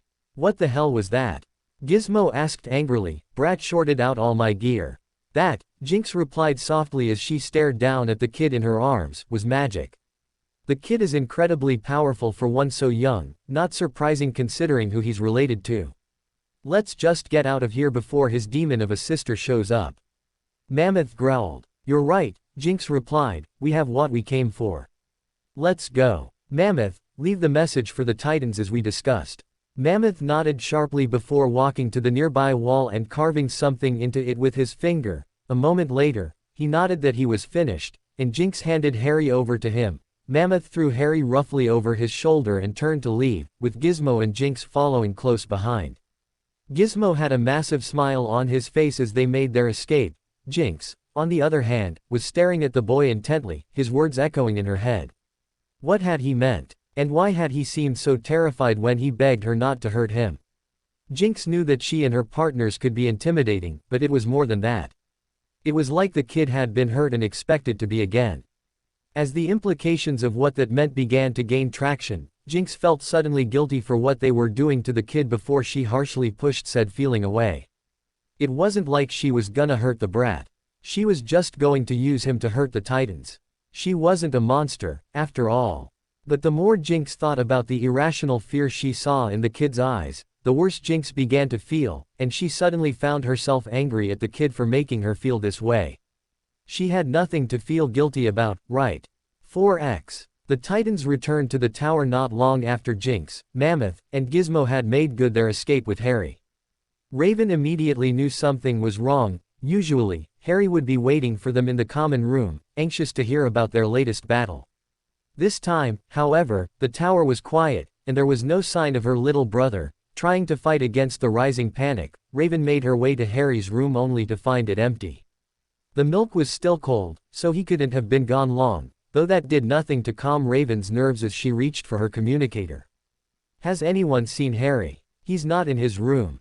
He's not in the kitchen," Beast Boy called back over his communicator. "Nor in the common room," Starfire added. "Something's wrong," Raven replied, trying to keep the fear out of her voice. "I agree," Robin added, "spread out and find him." "I'll take the ground level," Cyborg said quickly as Raven began spreading her awareness throughout the tower. A moment later, her eyes snapped open in alarm. "He's not in the tower," Raven called out. "Are you sure?" Robin responded, "We've only just started looking. He could be hiding somewhere. I just used my powers to search, and I'm telling you he's not here." "Then where is he?" Starfire called back, fear evident in her voice. "Hey, guys," Beast Boy's voice rang out, "I found something you might want to see." "Where are you?" Raven asked quickly. "Northeast sector of the tower, not far from Harry's room." "On our way," Robin replied quickly. Raven flew as fast as her powers would allow her and reached Beast Boy's location in a matter of minutes, only to find the green shapeshifter staring at the wall in front of him with a pained look on his face. "Beast Boy, what did you find?" Beast Boy said nothing, just pointed at the wall, making Raven turn to it. When she saw the words, her heart began to race with rage and fear in equal measure, and the hallway began to shake as she momentarily lost control of her powers. "We paid a visit to your home and found the cute kid that's been staying with you. You don't mind if we borrow him, do you?" "Don't worry, we'll keep him safe. Love from Jinx, Mammoth, and Gizmo." Black rage swept through Raven, and her violet eyes shifted to bright red as a second pair appeared over the first. The hallway began to shake, and Beast Boy was thrown to the ground as Raven read and reread the words. "How dare they?" Raven hissed, "How dare they?" "Ray!" Beast Boy called from where he lay on the floor. The pressure emanating from Raven had made it impossible for Beast Boy to rise to his feet. "Ray, you gotta calm down. I will have blood for this." Raven snarled as the rest of the Titans appeared and stared in shock, first at the words, then at Raven, who seemed unable to hear Beast Boy's words. "Raven!" Robin called nervously, "Raven, calm down. They took him." Raven snarled, "They took my brother. And we'll get him back, Cyborg replied quickly, I promise. Slowly, the words seemed to reach Raven, and her red eyes shifted back to Violet as the hallway finally stopped shaking. Friend, Raven, Starfire said quickly as she landed next to Raven and hugged her, we will find Harry, and we will make those who took him pay. I promise. Raven's face looked cruel at that, and her teammates swallowed nervously as they saw it. When they finally managed to track down Jinx and her friends, the Titans were sure that Raven's revenge against them would be legendary. The first thing Harry noticed when he regained consciousness was that he was lying on a soft mattress. As he slowly rose into a sitting position, Harry noticed the second thing being that he was in a small room with someone leaning against the far wall watching him. Are you Batman? Harry asked warily as he took in the Watcher's appearance. The stranger wore an outfit similar to Harry's hero, albeit with subtle differences, such as red eyes and no symbol on his chest. The stranger's eyes widened slightly at the question before he seemed to regain control of himself, and his expression turned neutral again. With a slight shake of his head, the stranger indicated that he was not, in fact, Harry's hero, and the boy seemed to shrink in on himself. Are you going to hurt me? Harry asked in a whimper. The stranger's head tilted slightly at the question as though unsure of how to answer it before giving another shake of his head that made Harry feel a little less afraid. The stranger suddenly rose from his leaning position and approached the door, casting one last look at Harry, before opening it and exiting, leaving Harry alone in the dark. For a moment, Harry simply sat on the bed, hugging his legs to his chest as he struggled not to cry. He should have known that freaks like him would never be allowed to be happy. He had been for a little while. He had had his sister back and was finally away from the abuse of his relatives, but then it was all taken away, just like it always was. Forcing himself to take a deep breath, Harry slowly looked up from his knees and took in his surroundings. Despite the darkness, Harry could see that he was in a small room with only one door on the far end of the room. Across from him, the bed he was sitting on was the only piece of furniture in the room, making it seem empty to Harry's eyes. A moment later, the door to Harry's room burst open, and the lights came on, making Harry violently flinch before gripping his knees tighter as 6 people walked into his room. The first 3, Harry recognized as the ones who had kidnapped him. The fourth was the one Harry had mistaken as Batman, but the last 2 were complete strangers, and Harry's eyes widened slightly as he took in their appearance. One had dark brown skin and wore a white and green unitard with an eye on the chest and seemed to be wearing a green helmet that held a single eye. The other was white and was wearing a dark red unitard with a division symbol on the chest. Good morning, Sleeping Beauty, the one with the one-eyed helmet chirped. Took you long enough to wake up, we were getting bored. And you wouldn't like us when we're bored, kid, the red-suited stranger added in a deep southern accent. People tend to get hurt when we're bored. Harry seemed to shrink under the words and hugged his knees tighter as he started to shake under the gaze of the 6 strangers. Please, Harry whimpered, please don't hurt me, I'll be good, I promise. The strangers seemed to shift uncomfortably at the words and seemed to not know what to say until the pink-haired lady approached Harry slowly and kneeled down so that she was looking Harry in the eye. What's your name, kid? Harry, ma'am, Harry said softly, trying desperately not to show how afraid he was. Harry, the girl said back, as though testing the name on her tongue. It's a good name, my name's Jinx. No one here will hurt you, Harry, as long as you do as you're told, understand? Yeah, we don't want some snot-nosed brat. Gizmo replied angrily, we're after a much bigger game. Jinx turned and threw Gizmo a stern look that made the boy instantly shut up as Harry remembered what they had said before he passed out. You want to hurt my sister? Harry breathed. Well, not just her, the one-eyed boy laughed. Why? Harry asked. Because those jerks don't know how to keep their noses out of other people's business, the red unitard man replied with a grin. All we want to do is make a dishonest living, and they keep interfering. You're bad guys. Harry said quickly, Raven is a hero, and she fights bad guys like you. Gizmo's face turned hard at Harry's words, and Mammoth growled, making Harry scuttle back in sudden fear until his back hit the wall behind him. That's enough. Jinx growled, standing up and turning to face her companions, leave the kid alone. In case you morons have forgotten, we need him in one piece to lure the Titans here. The brat has a mouth on him, Mammoth growled, someone needs to teach him some respect. Yeah, Gizmo added, and I bet the Titan jerks will come running if we send an ear to them. Harry let out a whimper of fear at that, and tears began to slowly slide down his cheeks as his hand clamped down over his ears. "Hey, wait a minute," the red unitard man said quickly. "No one said anything about cutting up kids. So if that's the game, I'm out." "Me too," the one-eyed stranger added. "Robbing and general mayhem is one thing, but I ain't about to start chopping kids' ears off." "No one is chopping off anything," Jinx snarled. "No one is to touch the kid without my express permission, is that understood?" "Who put you in charge?" Gizmo retorted, glaring at Jinx in impudent rage. "You really want to test me, Gizmo?" Jinx asked in a deadly whisper that made Gizmo pale slightly. "No," Gizmo replied in a tight voice as his gaze swept to the floor. Turning back to Harry, Jinx looked down at the scared boy and crossed her arms over her chest. "As I said, Harry, no one will hurt you if you don't cause any trouble, okay?" Who are you people?" Harry asked, flinching as he did so, memories of what happened when he asked questions with the Dursleys re-emerging, despite his attempt to block them out. "We're the Hive Five," Jinx said proudly. "Mammoth and Gizmo, you already know. The other three are Seymour." The one-eyed boy nodded his head at Harry. Billy Numerous, the red unitard boy, smiled and cocked his head. And finally, Kid White, the boy that Harry had mistaken for Batman, simply stared at Harry in silence. "But," Harry said slowly as his eyes moved over the people in front of him. "But what?" Jinx asked, bemused. "But there are 6 of you. If you're the Hive Five, shouldn't there be only 5? The corners of Jinx's mouth twitched for a moment as though she was fighting the urge to smile. "You're not the first to notice that," Jinx said simply. "Hive Five sounds better," Mammoth replied, as though that solved everything. Before Harry could respond, Jinx spoke up again, cutting him off. "As long as you behave and don't cause trouble, I promise that no harm will come to you. With any luck, you'll be out of here in a few days, okay?" "Please," Harry whimpered, "please don't hurt the Titans. They're the only ones who have ever been nice to me." "Sorry, kid," Seymour replied with a slight grin, "but they're heroes, and we're not. That's just the way it goes." Jinx stared down at Harry in thought for a moment before shaking her head slowly.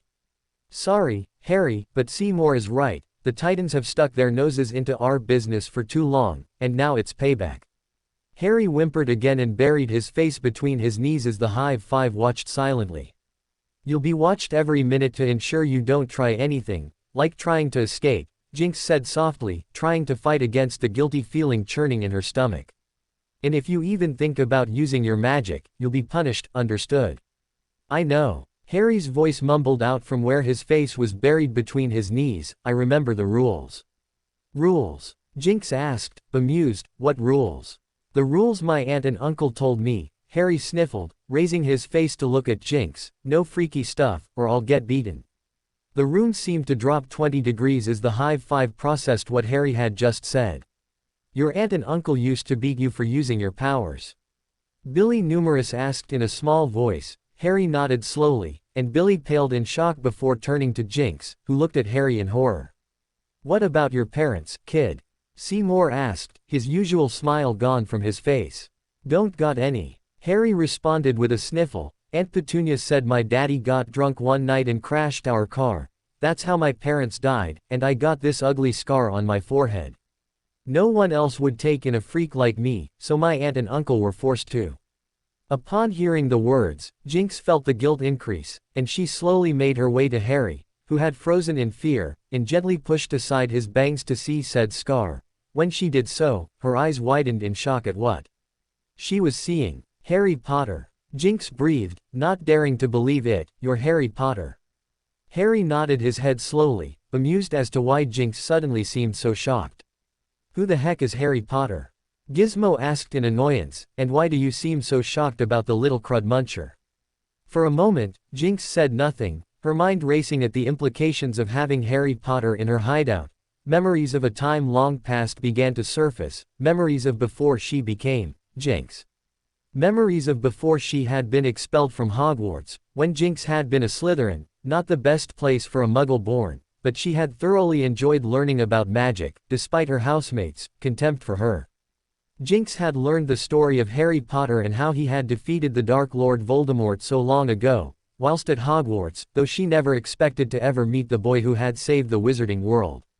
One day, in her second year, whilst on her way to class, Jinx was attacked by a group of pure-blood upperclassmen who didn't think she belonged at Hogwarts, let alone in their illustrious house. That was when Jinx had first discovered her abilities. The end result was that all 4 of her attackers were given such horrific injuries that all 4 had to be immediately sent to St. Mungo's. It was later revealed that one of them would never walk again. Despite Jinx's repeated excuse that she was attacked and didn't mean to hurt the boys so badly, she only meant to defend herself, she was summarily expelled from Hogwarts, and her wand was snapped. Dumbledore could have saved her if he had spoken in her defense after seeing her memories of the attack. But instead, he had decided that Jinx's abilities were dark magic, too dangerous to be allowed in Hogwarts. Jinx still felt the sting of that betrayal when she let the memories in. Jinx's parents weren't much better. After hearing of her expulsion, they had all but disowned Jinx for losing the chance to be a part of the magical world. A few months of their treatment was enough for Jinx to decide to leave and never come back, changing her name and assuming a new one that would never be pushed around or hurt again. Thus was born Jinx, the Queen of Misfortune. Harry Potter is a hero to magic folk. Jinx said softly as she gazed at the lightning bolt scar as though it were something extraordinary. He saved the magical world from the evilest wizard who ever lived. I did, Harry asked in shock as the others stared at the kid in surprise. You're telling me this brat did that? Gizmo asked with a sneer. There's no way. Believe what you want, but it's common history what Harry Potter did, Jinx said as she finally moved her hand from Harry's head and stepped back. The others stared at Harry as though they couldn't believe what Harry, supposedly, had done, while Harry's mind raced at what he had heard. It was impossible, surely. After another moment of silence, Jinx turned to Seymour. Seymour, you're on first watch. Keep an eye on the kid and make sure he doesn't try anything. Go it, Jinx, Seymour replied with a grin before staring down at the boy, who shuffled back nervously. Jinx nodded before turning to leave, motioning for the others to follow. Once back in her room, Jinx let out a breath that she didn't realize she was holding. Of all the people to get involved with, why did it have to be Harry frigging Potter? She just hoped that she could get rid of the kid before any other wizards found out that she had kidnapped the boy who lived. The last thing she needed was to gain the attention of the magical world again.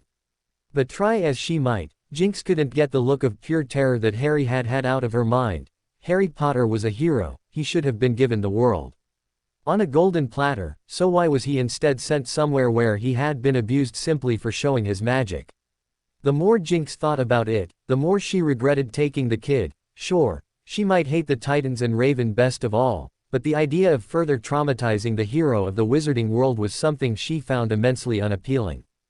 4x. Cyborg, please tell me that you've found something.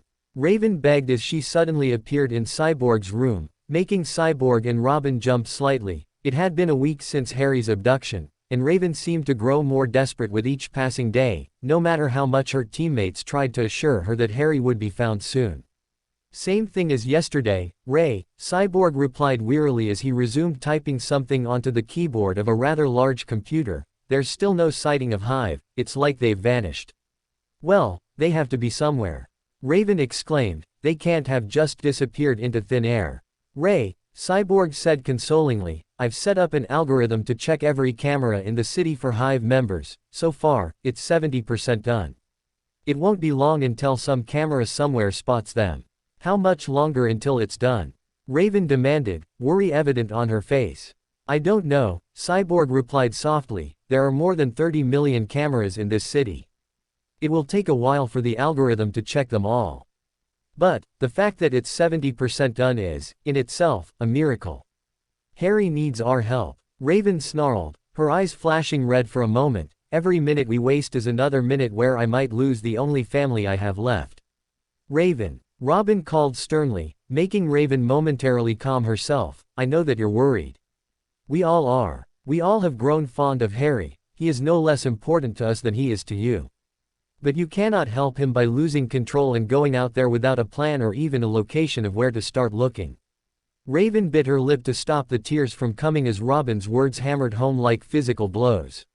We will find Harry, Robin said firmly, and we will make those that took him pay for it, but we will do so according to the law. Is that understood? Raven was silent for a moment as she glared at Robin, For a moment, it was a battle of wills before Raven gave a quick nod and vanished as her power enveloped her in a dark shadow, teleporting her away. "We need to find Harry, quickly," Robin stated, turning back to the computer screen. Her worry for Harry's safety is beginning to make her lose control. "I hate to say it, man," Cyborg replied, "but do you think it's possible that Harry is even still alive?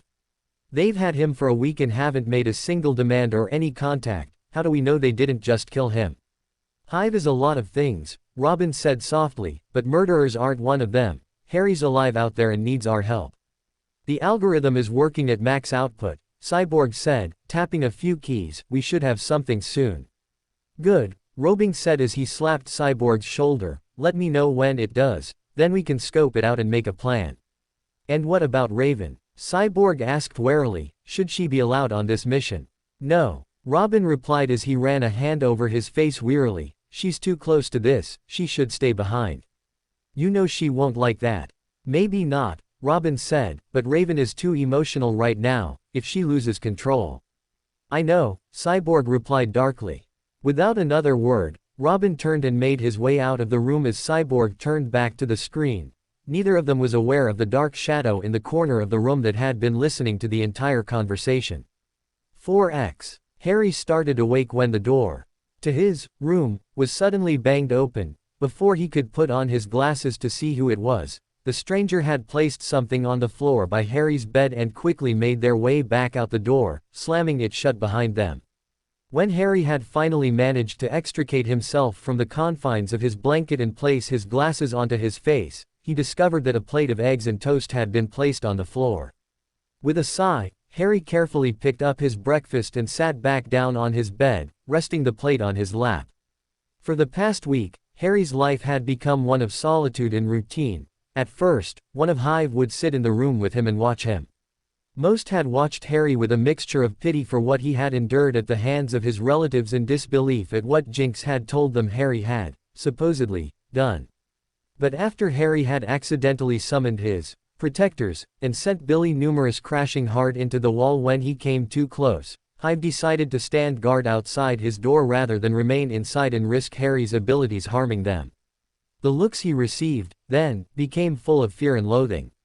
Only Jinx seemed unafraid of Harry and would come and talk with Harry occasionally. The oddest thing, at least to Harry anyway, was that she seemed to be genuinely interested in him, asking all manner of questions about Harry's life and seemingly angered when Harry would tell her about the abuse he received from his relatives. To his surprise, Harry found that he had actually grown fond of Jinx. She was the only one who seemed friendly to him, unlike the others who seemed to view Harry as though he were some dangerous weapon that might go off at any moment. Jinx's eyes seemed to be both troubled and kind when she looked at Harry, as though she was waging some internal battle with herself over Harry. Harry had just finished his breakfast when the door banged open again, and Jinx came in, making Harry break out in a smile. "Good morning, Ms. Jinx," Harry cried excitedly as he jumped up from the bed. "Good morning, Harry," Jinx replied with a slight grin. "I thought I told you to just call me Jinx." Harry grinned sheepishly and shuffled his feet as he replied. "Sorry, Jinx." Jinx shook her head in exasperation for a moment before gently ruffling Harry's hair, making the boy giggle softly. "Hey, Jinx," Harry asked sheepishly, "can I ask you a question?" "Sure, Harry," Jinx replied as she sat down next to the boy. "What's up? Why do you hate my sister so much?" Jinx's face fell for a moment, and Harry flinched as he thought that he may have crossed a line and would be punished for it when Jinx suddenly spoke again in a soft voice. "I guess it's because of how people look at her." "What do you mean?" Harry asked, bemused. "Raven and I are alike in that we both grew up in a world surrounded by magic," Jinx stated, "but that is where our similarities end. She is lauded as a hero for her abilities, whereas I am looked at like a villain because of mine. I'm the queen of misfortune, only able to bring bad luck to others. I guess the reason I hate her so much is because a small part of me wonders what it would be like to be celebrated for my powers, instead of hated, to be like Raven and the other Titans." "You're not a villain, Jinx," Harry replied in a small voice. "You're not mean to me like the others are, and your eyes show me the truth." "What are you talking about?" Jinx asked. "Your eyes are kind, like my sister's," Harry answered, making Jinx's eyes widen slightly. "It's just, you seem like me, You've been punished for your powers like I was by my aunt and uncle, and that made you want to be mean to others, but I think that if you wanted to be a hero, you could be a great one like Raven is. For a moment, Jinx was rendered speechless, and a single tear slid down her cheek before she seemed to regain control of herself, and she quickly wiped her face as she rose to her feet. You're just some snot-nosed kid, Jinx retorted, what do you know about me?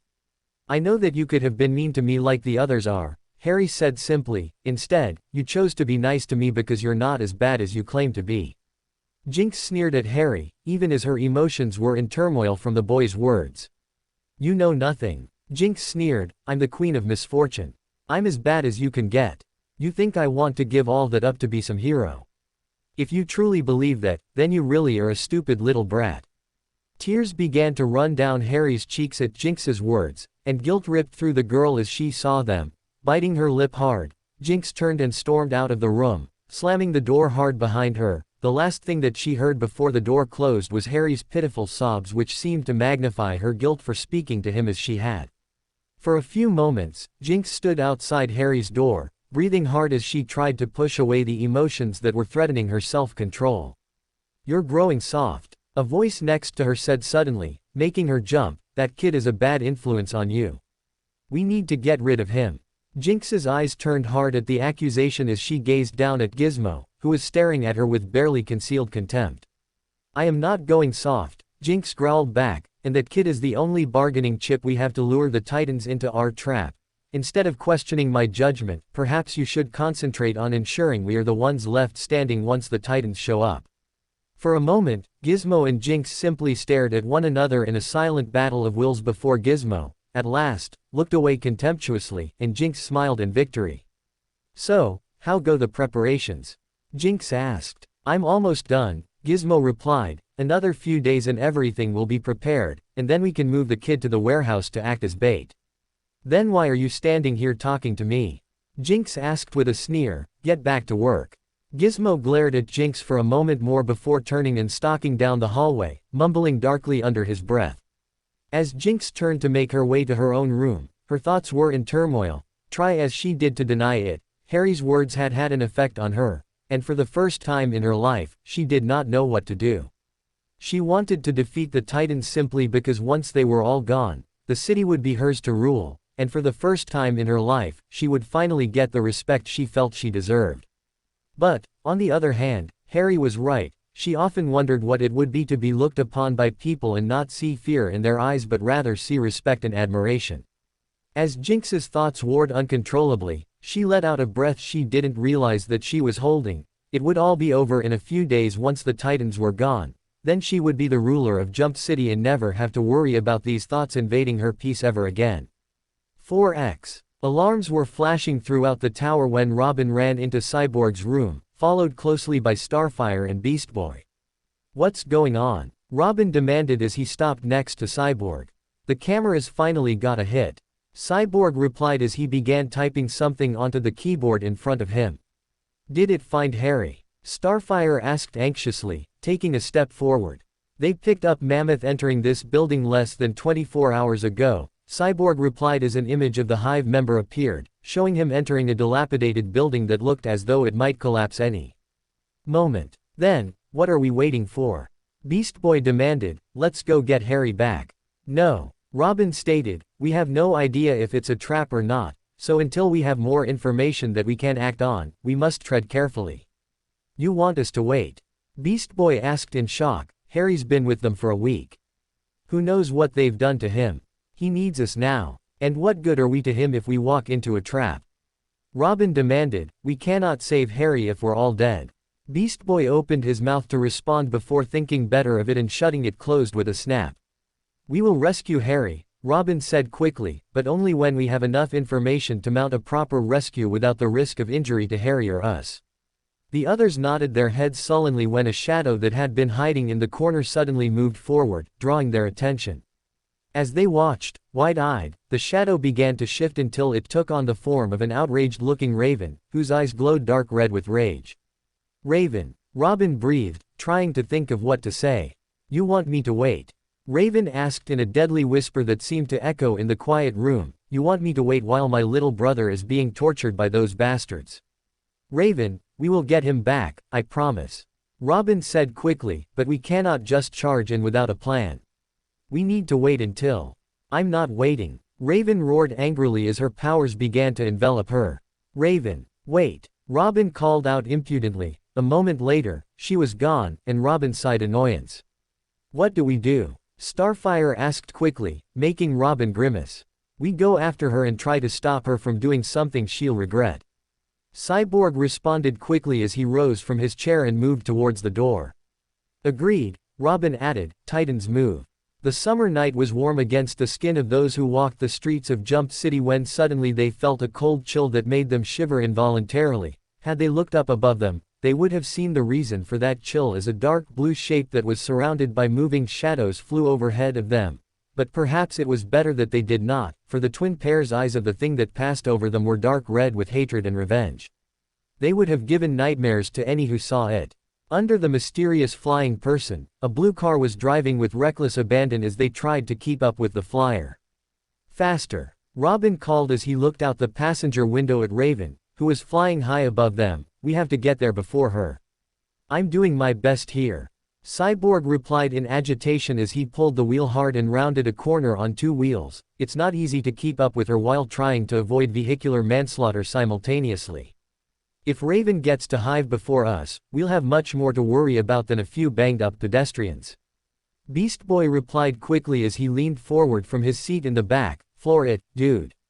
Cyborg nodded grimly as he pushed the accelerator to the floor. Around them, people stared in shock as the Titan's vehicle roared down the street without care, each person wondering what emergency could warrant such recklessness. Starfire, see if you can slow her down.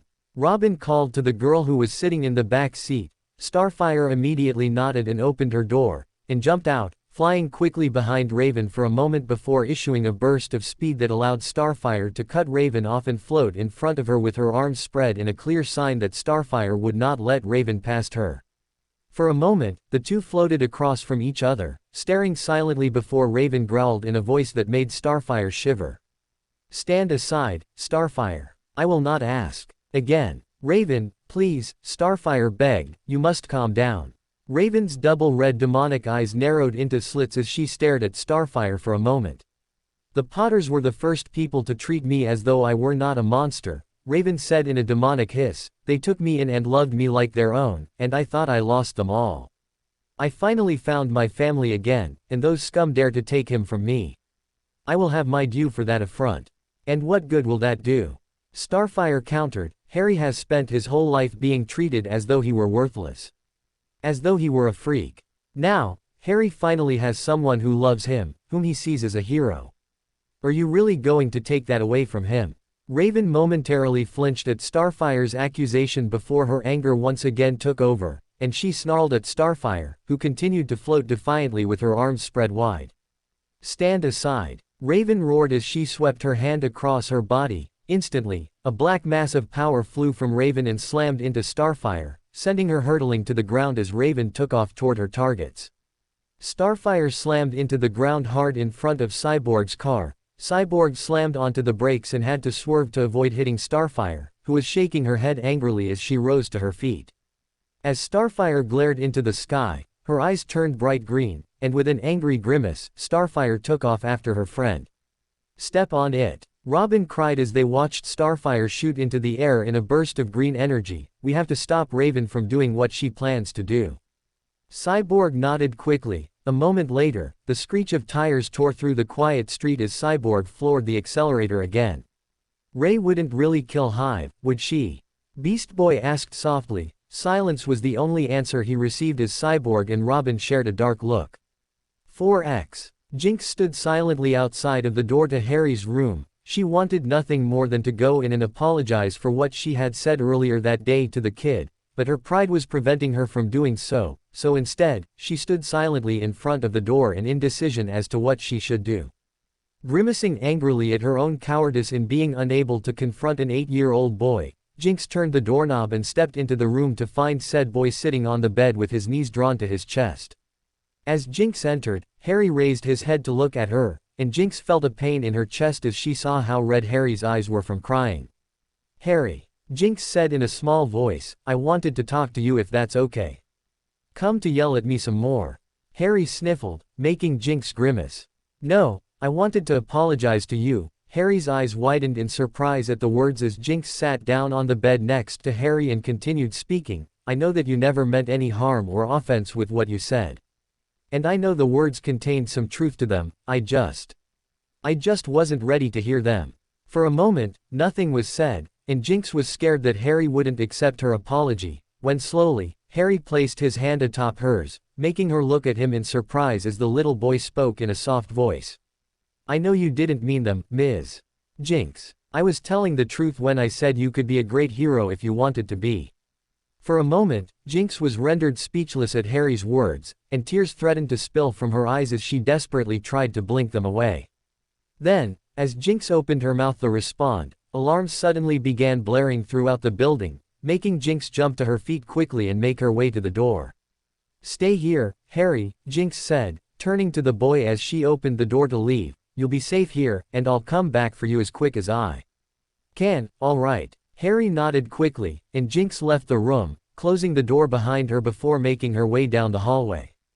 However, she had not gone more than a dozen steps when a voice rang out and seemed to echo throughout the entire building. The thing that Jinx noticed the most about the voice, however, was how cold it sounded, as though the speaker was literally causing the temperature to drop with every word. You all made a grave error when you kidnapped my little brother. In Harry's room, the boy's head shot up at the words, and hope began to flare in him. There are very few things that I actually care about, the voice continued, and you chose to take from me the one person I care about more than anything else. Gizmo was quickly strapping on every bit of technology he could in his laboratory as goosebumps spread across his skin. All rational creatures fear the dark. Now you will learn exactly why that is. The voice concluded as the lights in the building went out all at once. The only light in the building came from the red blinks of the alarm lights, and every member of Hive suddenly felt fear race through them as they made their way to the main room where they agreed to meet in case of emergency. A few minutes later, Jinx entered the common room and saw, to her annoyance, that she was the last one there. How did the Titans find us? Jinx demanded as she approached Gizmo, who was working in front of a terminal to restore power to the building. Crud if I know. Gizmo replied angrily. Well, what do we do now? Billy Numerous asked nervously, though he would never admit it. Raven's words had spooked him considerably.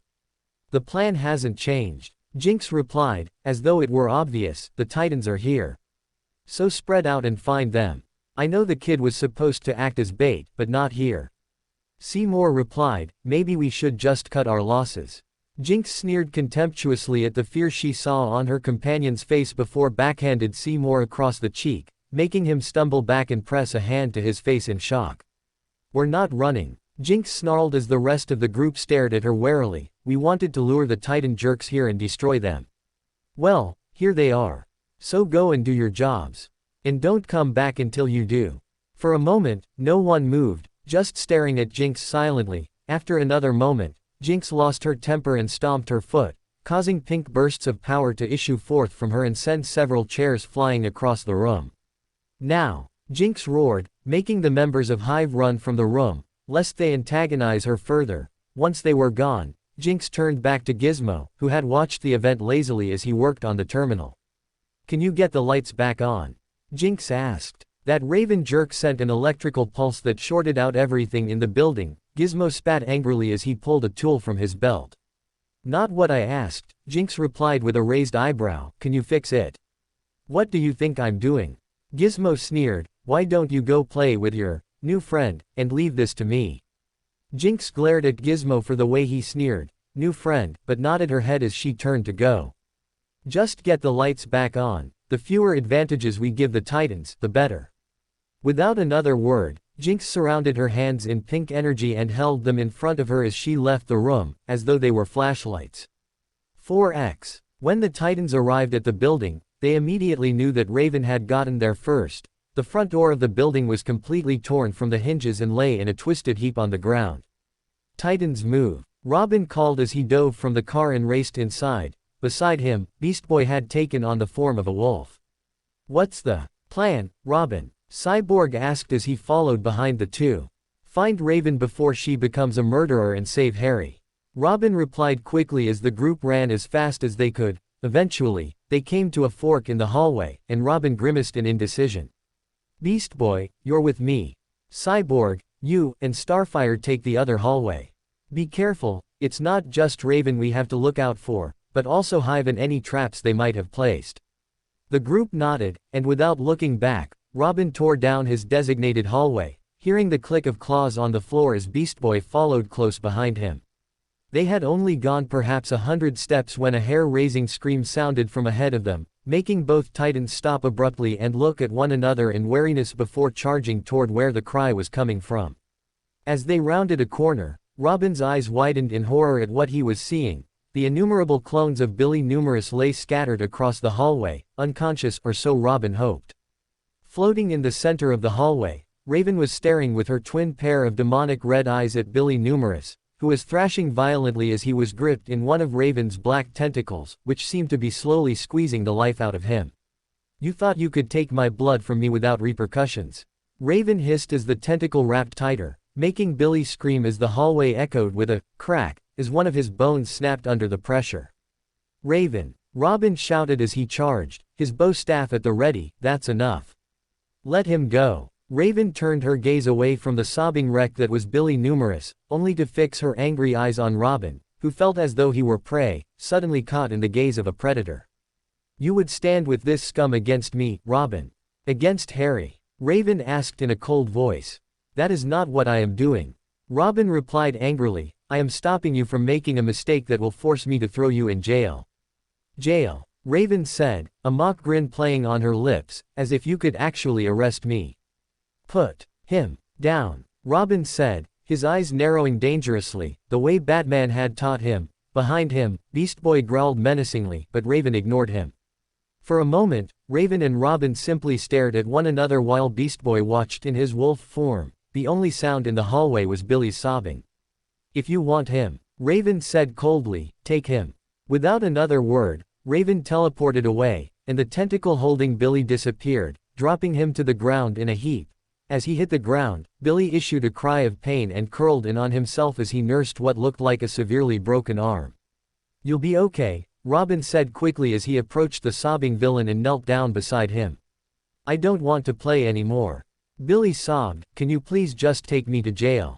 Robin nodded his head before dragging Billy to a nearby wall and sitting him down against it. Wait here. I'll be back, and we'll get you some medical attention, okay? Billy nodded as the tears ran down his face, and Robin jumped to his feet and tore down the hall, Beast Boy right behind him. Raven almost crossed a line, Robin thought as he ran, she's not thinking clearly. Obviously, her demon side is taking over, we must stop her before it's too late. The thought of arresting one of his best friends made Robin almost physically ill, and he increased his pace as one thought ran through his head. Please don't let us be too late. Another scream tore through the hallway, making Robin and Beast Boy stop short as they looked down the two separate hallways, not knowing which one to take. I'll take this one, Robin shouted as he tore down the right hallway, hoping he had chosen the correct one. 4x. Cyborg was beginning to grow annoyed with Hive's hideout. He and Starfire had already searched more than a dozen rooms and found almost all of them empty, save one or two that seemed to have been used as storage for Hive's assorted junk and stolen items. This is beginning to piss me off. Cyborg growled as he closed the door to yet another empty room. Where are they? We should have at least tripped some kind of booby trap by now. Perhaps we caught them unawares, Starfire replied as she walked beside Cyborg, and they were unable to set anything up. Still doesn't explain where they are, though, Cyborg grumbled as the pair turned a corner into another hallway. As Starfire opened her mouth to respond, a scream tore through the hallway, making both look at one another for a moment before they ran toward where the scream had originated. When they finally exited the hallway, they entered what looked like a dining room, albeit one that had been destroyed. Tables and chairs lay sprawled everywhere, and in the center of the room was a heavily bleeding Seymour, who was being attacked by long black tentacles. The one-eyed villain was wrapped in his force field with a look of fear on his face as sweat poured off him from the amount of power he had to use to keep the force field active as the tentacles slammed against his shield like baseball bats. Standing across from him, directing the tentacles, was Raven, who was gazing at the villain with hatred etched on her face as her twin pair of red demonic eyes blazed like fire. Realizing that she was making no progress, Raven issued a growl of annoyance and pulled her tentacles back. Seymour, thinking that she was giving up, released a sigh of relief that quickly turned into an eep, as Raven directed her tentacles to grip Seymour's force field like a fist and then began to slowly raise Seymour into the air and squeeze the shield as Cyborg and Starfire watched in horror. "Raven, stop!" Starfire called as she prepared to fly to where her friend stood, only to find that she could not move. While she and Cyborg had been watching the show, Raven had stealthily had two of her tentacles wrap themselves around the legs of Cyborg and Starfire, and when the pair tried to intervene, they fell flat on their stomachs. As Cyborg and Starfire watched, cracks began to appear on Seymour's shield as Raven applied more pressure to the fist wrapped around the force field. Seymour looked as though he was going to pass out as he desperately tried to keep the shield in place while Raven was looking at the scene playing out with a cruel smile on her face. Slowly, Raven raised her arm until it was level with the floating force field held in her tentacles. With a snarl, she closed her hand into a fist, making her tentacles do the same as they finally broke Seymour's shield and crushed the boy, who issued one last cry before going silent. All Cyborg and Starfire could do was stare in horror as Raven opened her hand and allowed the broken body of Seymour to fall limply to the ground. "Raven," Cyborg breathed, "what have you done?" Raven said nothing, simply flicking her wrist, releasing the tentacles that had wrapped around the two titans' legs before teleporting away. A moment later, Robin burst into the room looking determined, only for the look to change to one of shock as he saw the body of Seymour lying on the ground. Dropping his bow staff, Robin ran to the villain and knelt beside him, placing a finger to the boy's neck. "He's alive, oh thank God, he's alive," Robin said, making the other two breathe a sigh of relief that their friend hadn't killed someone. "Robin, what do we do?" Starfire asked as Robin began to drag Seymour to a nearby wall. "We have to stop Raven, her demon side is beginning to take control, and I'm worried about what she'll do to Harry if she finds him." "You think she'd hurt her own brother?" Cyborg asked cautiously, watching as Robin propped Seymour against the wall, before turning to face him. "Right now, I don't know what Raven will do, and I'd rather not find out. So, let's move." Without another word, Robin quickly retrieved his bow staff and charged out of the room. Cyborg and Starfire exchanged a look before following a moment later. They had only gone a few feet when the trio ran into Mammoth, who smiled cruelly at them. Well, what do we have here?" "The best gift you'll ever get," Robin replied, making Mammoth frown in bemusement. "What does that mean?" "It means," Cyborg replied as he readied his arm cannon, "that you should be happy that you ran into us instead of Raven. We'll only hurt you, she might kill you." Mammoth snarled at the insult and charged the trio. "Titans move," Robin called as the fight began. 4x. Something was wrong, that's all Jinx could think of as she silently made her way down the hallway to Harry's room. She had heard two screams echo through the building, screams that had been quickly cut off. But the worst thing was the demonic laughter she heard moments ago that seemed to freeze the blood in her veins. Aside from the light coming from the pink energy in Jinx's hands, the only light was the red flashing of the alarm, giving the hallway a terrifying persona that made even Jinx nervous. Rounding another corner, Jinx froze in horror as she saw Gizmo embedded in a nearby way in a broken heap as blood dripped off the many cuts and wounds that littered his small form.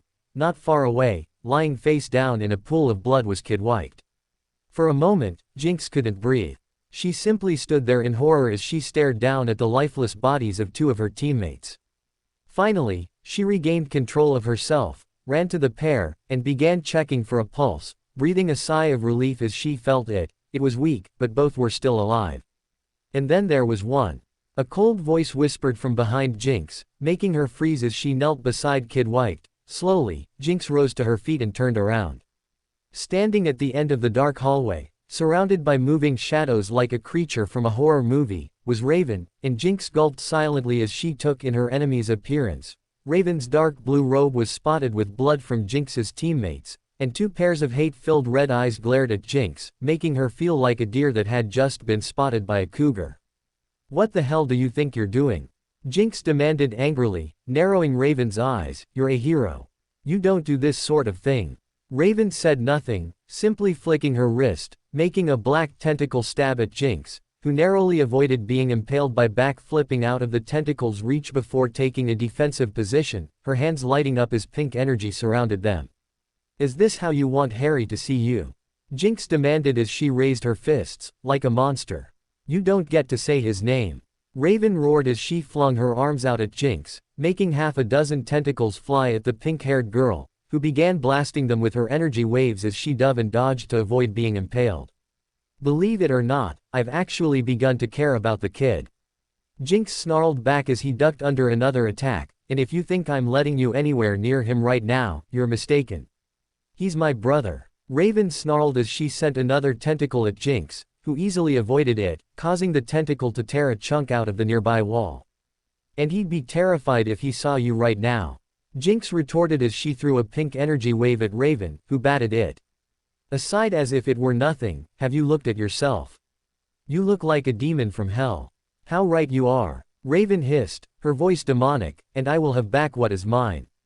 "Harry is not an object to be won," Jinx replied angrily as she began throwing pink energy beams at the roof, walls, and floor in an attempt to collapse the hallway. "He is a boy, and I will not let you hurt him." Jinx's words seemed to freeze Raven in her tracks for a moment before her anger retook control, and her twin pair of eyes burned even brighter. "How dare you say that I would hurt my own brother? Filthy witch!" Raven snarled as she issued a blast of power that slammed into Jinx's body and threw her across the hallway, only to slam into a nearby door with so much force that the door crumpled with the impact, and Jinx disappeared into the room. Raven slowly approached the dark entryway to the room, determined to end Jinx for not only taking her brother but also for daring to suggest that Raven would hurt him. As she approached the room, however, Raven stopped as she heard something that seemed to freeze her in her tracks. Someone was kneeling next to Jinx's still form, crying for her to get up, and when the person looked up at Raven, she saw to her horror that it was Harry, and instead of the expression of love that he usually wore when he looked at Raven, instead she saw only terror. 4x. Harry had been sitting on his bed for quite some time when the noises began, terrifying noises that made him bring his knees to his chest in fear as he prayed for Jinx to come back. He heard screams echoing from behind the door, followed by creepy laughter and then finally silence.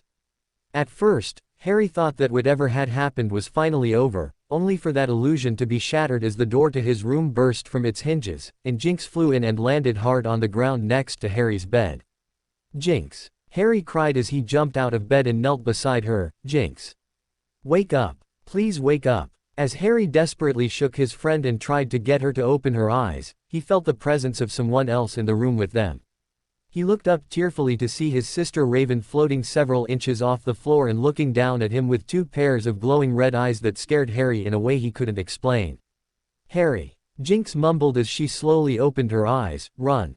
Harry!" Raven hissed in a voice that made Harry shiver. "It's okay, I'm not going to hurt you." "Why do you look like that?" Harry asked in a horrified whisper as he scooted away on his bottom, making Raven flinch as though she had been struck. "I'll explain it all later, Harry," Raven replied as her cloak swirled around her. "Despite there being no wind, for now, though, I need you to step aside. That bitch needs to pay for what she did." "No," Harry retorted protectively as he draped himself over Jinx. "I won't let you hurt Jinx." "Stand aside, Harry," Raven growled as she lowered herself to the ground. "She's a villain. She took you away, remember? She deserves to be punished for what she did. I bet that's the same thing the bad man said who killed Mummy and Daddy." Harry sniffled back. "Are you going to be like him?" Raven took a step back in shock as the truth of the words hit her like physical blows. A light hit her face for a moment, and Raven turned her head to see what had caused it, only to gasp slightly as she saw her reflection in a nearby mirror.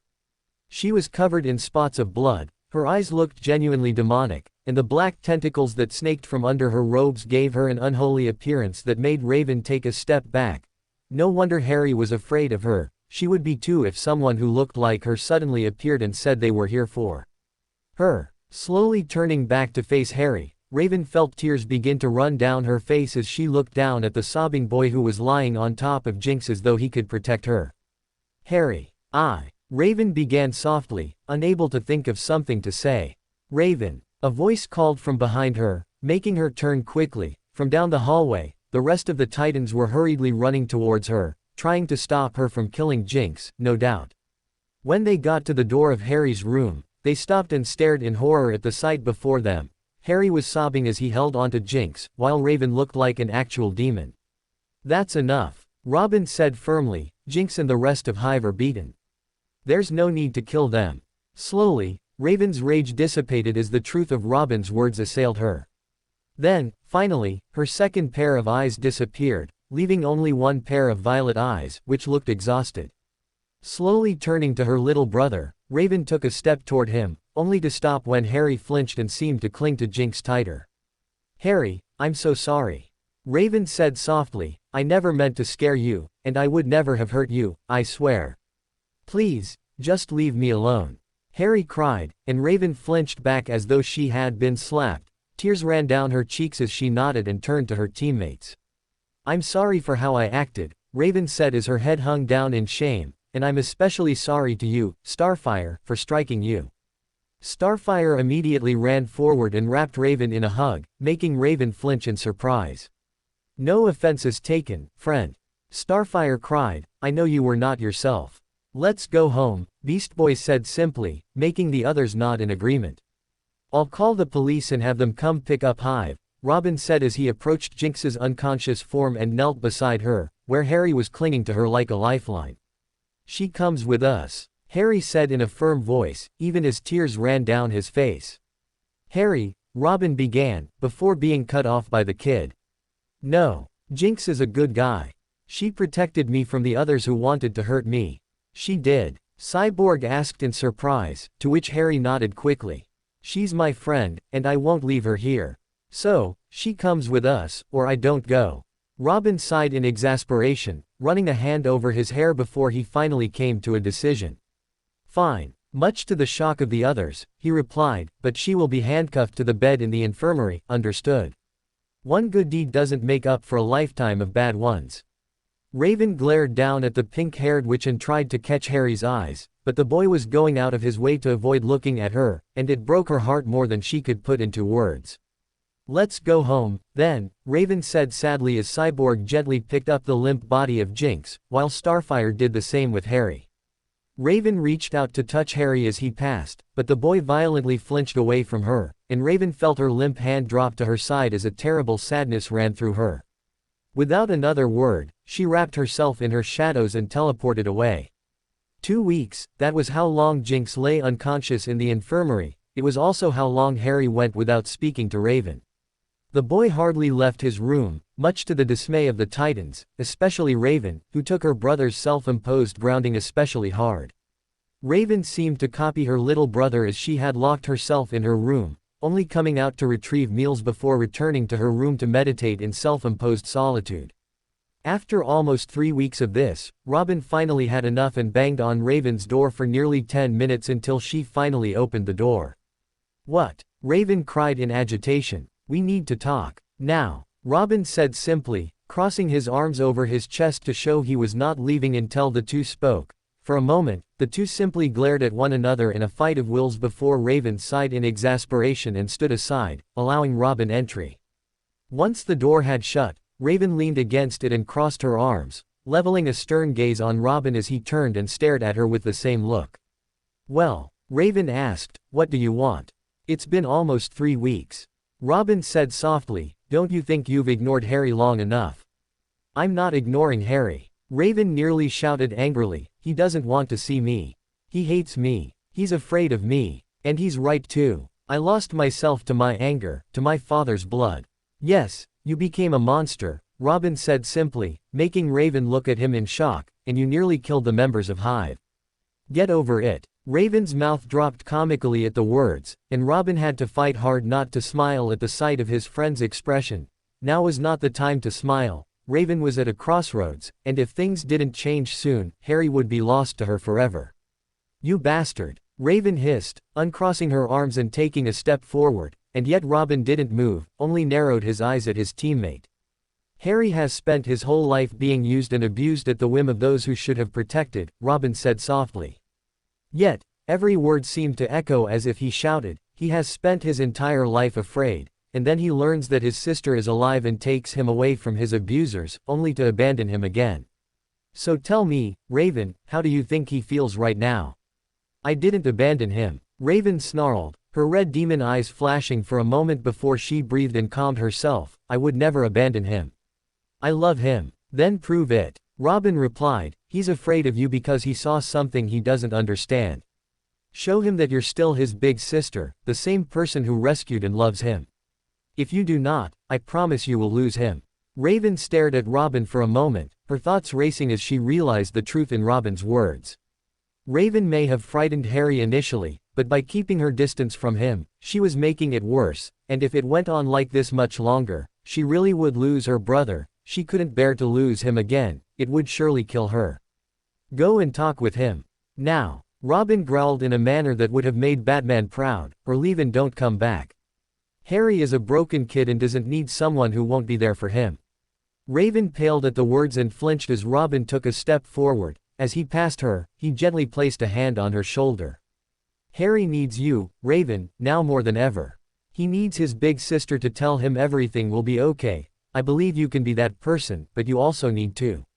Robin exited Raven's room without another word, leaving her alone to silently think over what her friend had said. 4x. Harry sat on his bed, staring silently at the far wall across from him. For weeks, he had been staying in his room, only leaving to get food. More than anything, Harry wanted to see his sister. He knew she hadn't meant to scare him, but no matter how much he tried, Harry couldn't shake the terror he felt whenever he remembered how Raven had looked the day she had rescued him. He missed the safety he felt when Raven would wrap her arms around him and chase away his nightmares. Still, at the same time, Harry knew he had hurt her by telling her to leave him alone.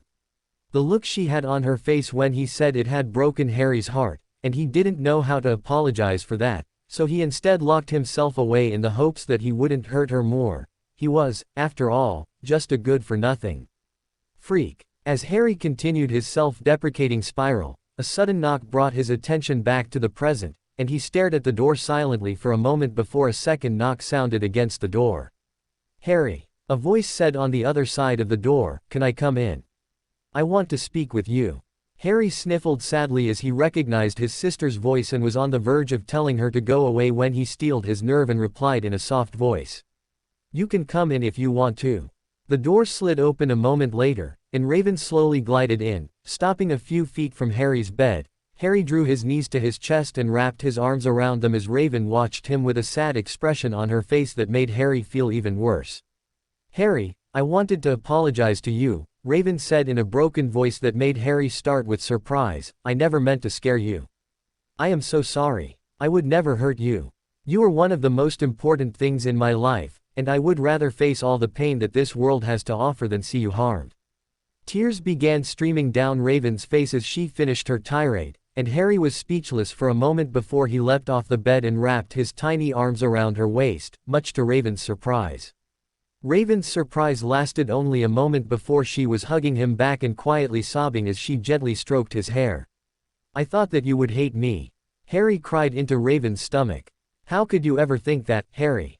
Raven asked as she pushed him away, kneeled down to his level so that they were facing one another, and placed her hands on his shoulders. I could never hate you.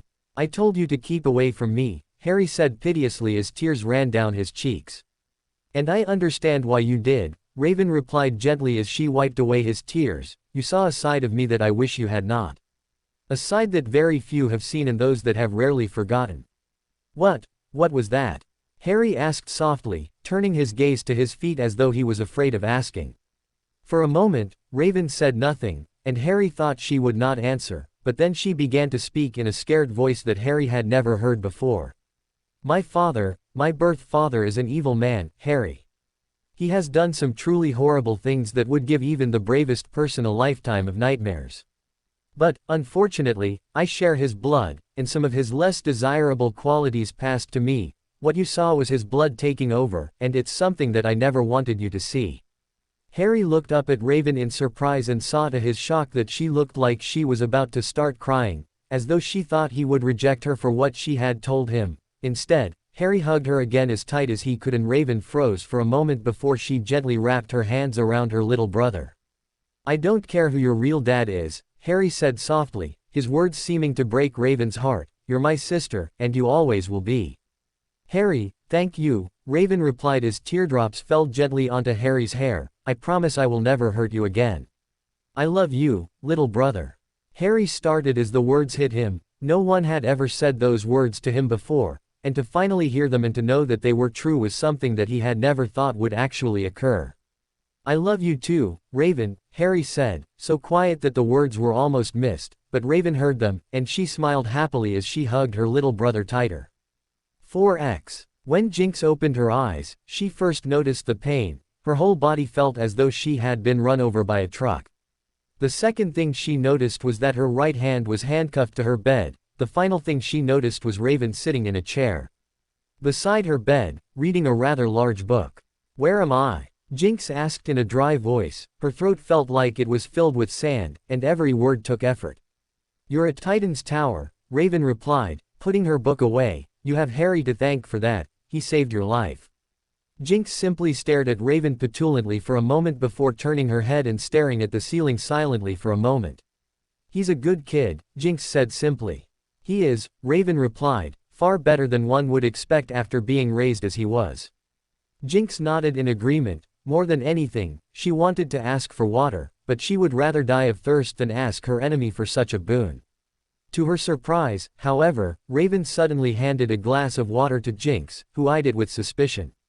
It's not poisoned, if that's what you're thinking, Raven said with a wry smile.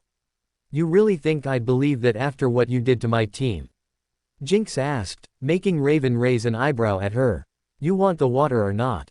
Jinx eyed the glass for a moment in indecision. Finally, her thirst won out, and she grabbed it from Raven's hand and began to quickly guzzle it while Raven watched with a slight smile on her face. Look at that, you're still alive. I guess that means it wasn't poisoned after all, Raven said sarcastically as she sat back down. Once Jinx had drained the glass, she placed it on the table next to her and turned back to Raven. What am I doing here? Harry insisted we bring you here for medical attention.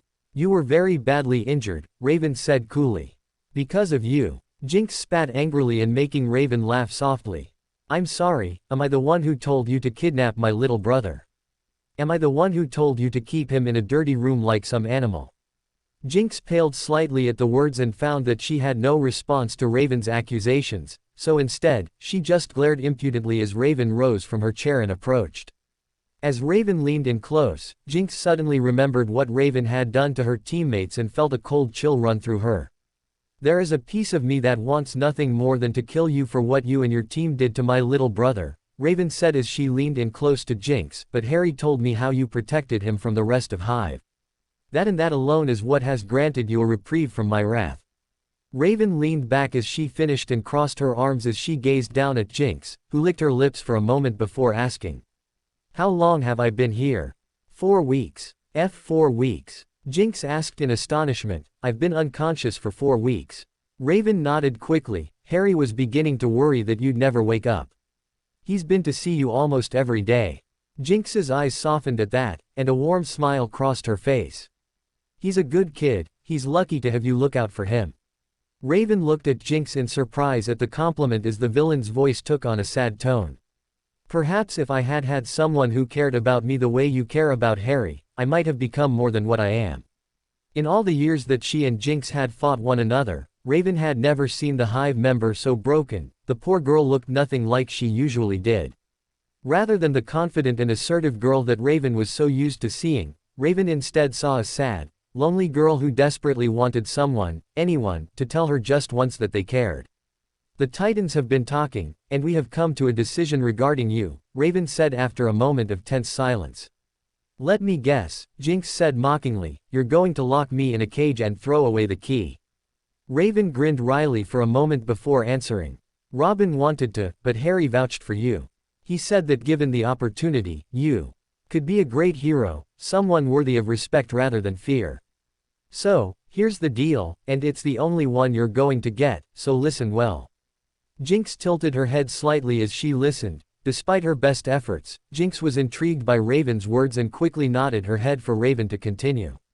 Robin talked to the district attorney. She's willing to forego jail time in return for community service, as long as you agree to aid the Titans in protecting Jump City for the next 3 years. Jinx's mouth dropped open in astonishment, and Raven had to fight not to laugh at the expression on the girl's face. You cannot be serious. Jinx exclaimed, me, a hero. Is this a joke? Believe me, I wish it were, but it's genuine, I can assure you, Raven said with a small smile. And you actually think I'll take this deal? Jinx demanded, have you forgotten who I am? I am Jinx, the queen of misfortune. I am a liar, a thief, and a cold-blooded villain. But the one damn thing I am not is a hero. Raven chuckled at Jinx's histrionic tirade, which only seemed to anger the Hive member further.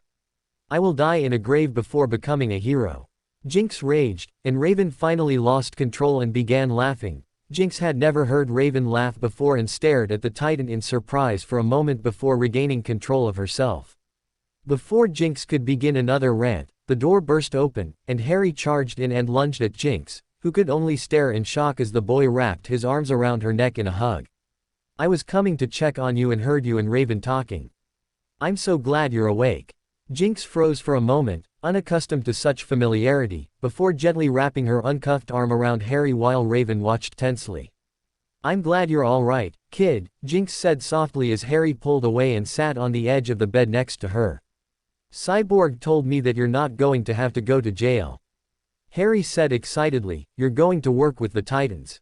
You get to be a hero. Harry. Jinx said, trying to think of a way to tell the boy that there was no way she would be accepting the deal that Raven had given her, but as she looked at the boy's smiling face, she couldn't think of what to say. Jinx needs her rest, Raven said softly after a moment of silence, and you start school in the morning, so I want you to go and make sure that you have everything packed. Can't I stay a little longer? Harry asked, I want to spend time with Jinx. I'll still be here tomorrow, Harry, Jinx said softly, you need to get ready for school. Go on, now. Okay, Harry said with a huff, giving Jinx one final hug before jumping off the bed and making his way out the door, shutting it gently behind him. Once Raven and Jinx were alone, Jinx stared at the end of the bed silently for a moment before turning to Raven. To her annoyance, Jinx saw that Raven had one eyebrow raised and was sporting a small smile as though she already knew what Jinx was going to say. I really hate you, you know that. Jinx said simply, making Raven's smile grow a little bit. Feelings mutual, Raven retorted, albeit with a grin. So, how do you know I'll keep my end of the bargain? Jinx asked, how do you know I won't just disappear the first time you let me out of this bed? Because you know what that would do to Harry, and I think his opinion of you means more than you're willing to admit. Jinx said nothing for a moment, simply stared at Raven before issuing a hiss of annoyance and lowering her head back onto the pillow. Tell the dork wonder that I'll take his damn deal, just don't expect me to like it. 4x. Harry shifted nervously as he stood in front of Jinx and Raven, both were looking at him with disapproval, and Harry hated seeing that. In their eyes. It had been 2 months since Jinx had accepted the deal and joined the Titans. At first, she was watched like a hawk while the team was out on patrol, but gradually the suspicion had lessened, especially since she had saved Beast Boy from being crushed by Cinderblock. It had also been 2 months since Harry was enrolled in the local elementary school. To his surprise, Harry had actually managed to make a few friends. He had never had friends before, and no one ever wanted to associate with him for fear of angering Dudley and his gang. But it wasn't his friends that had made Jinx and Raven disappointed in him, it was his grades. Care to explain this? Raven asked as she held out the yellow paper for Harry to see. Harry said nothing, simply staring at his feet as Raven read out what was on the form in her hand.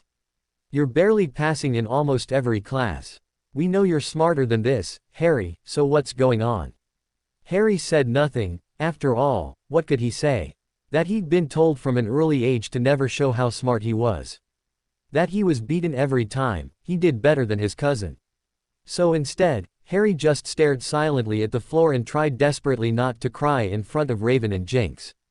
Harry, if something's happening at school, you know you can tell us, right? Jinx said softly as she kneeled in front of the boy and gently put her hands on his shoulders. She's right, Harry, Raven said as she kneeled next to Jinx, we can only help you if you tell us what's wrong. Harry mumbled something so soft that neither of the two women could hear him, and Raven gently put her hand under the boy's chin and raised his head until he was facing them. Now, what is going on? Why are you having such a hard time in class? Raven asked softly. I'm not supposed to get good grades. Harry replied as he stared into Raven's eyes, the truth seemingly pulled from him against his will. What do you mean you're not supposed to get good grades? Jinx asked. Aunt Petunia and Uncle Vernon didn't like it when I got better marks than Dudley, Harry replied tearfully. They used to hurt me when I did, so I learned not to. The girls shared a dark look as though they would have liked nothing better than to hunt down Harry's relatives and teach them a lesson of their own for daring to hurt Harry like that before turning back to Harry, who looked like he was desperately trying not to cry in front of them. Harry, I thought I told you to forget everything those vile people told you, Raven said gently. You will never see them again, and you don't need to be afraid of them anymore. I know, Harry replied. I know you're brilliant, Harry, Raven said warmly, and you don't need to hide it anymore, okay? Harry nodded slowly. I won't punish you this time because I now know the reason why you are doing so poorly in school. But if you don't get your grades up, I'll have no choice but to ground you until you do. That means no video games with Beast Boy, no stargazing with Starfire, no nothing, understand? Harry looked horrified and quickly nodded his head that he understood while the two women smiled at him. Now, why don't you go finish your math homework, Raven said with a smile, and no more pretending you don't understand how to do it, okay? Okay, Raven, Harry replied, giving both Raven and Jinx a quick hug before turning and running to his room as the girls watched happily. Once he was gone, Jinx rose to her feet and turned to Raven, who was doing the same. How's his training coming along? Is he still having trouble controlling his abilities? Raven frowned slightly. She had been teaching Harry how to meditate and control his powers for over a month now, and yet Harry still seemed to be unable to completely control his protectors, who would violently lash out at anything that they deemed a threat to the boy when Harry would summon them. He still has trouble controlling them completely, but I have faith that will come in time, Raven replied. Have you thought about what will happen when he turns 11? Jinx asked. You know Dumbledore will never let Harry go without a fight. He's the boy who lived, after all. So Dumbledore will probably come here himself to make sure Harry attends Hogwarts. I won't let that old bastard use my little brother like one of his chess pieces, Raven growled angrily. Harry has been through enough because of that mad bastard's manipulations. I shall be damned if I let him suffer more for Dumbledore's greater good. Jinx's expression turned sad as she remembered how much she had loved Hogwarts before she had been expelled. While she would not want to deny Harry an opportunity to study there, she had to admit that Raven had a point about Dumbledore.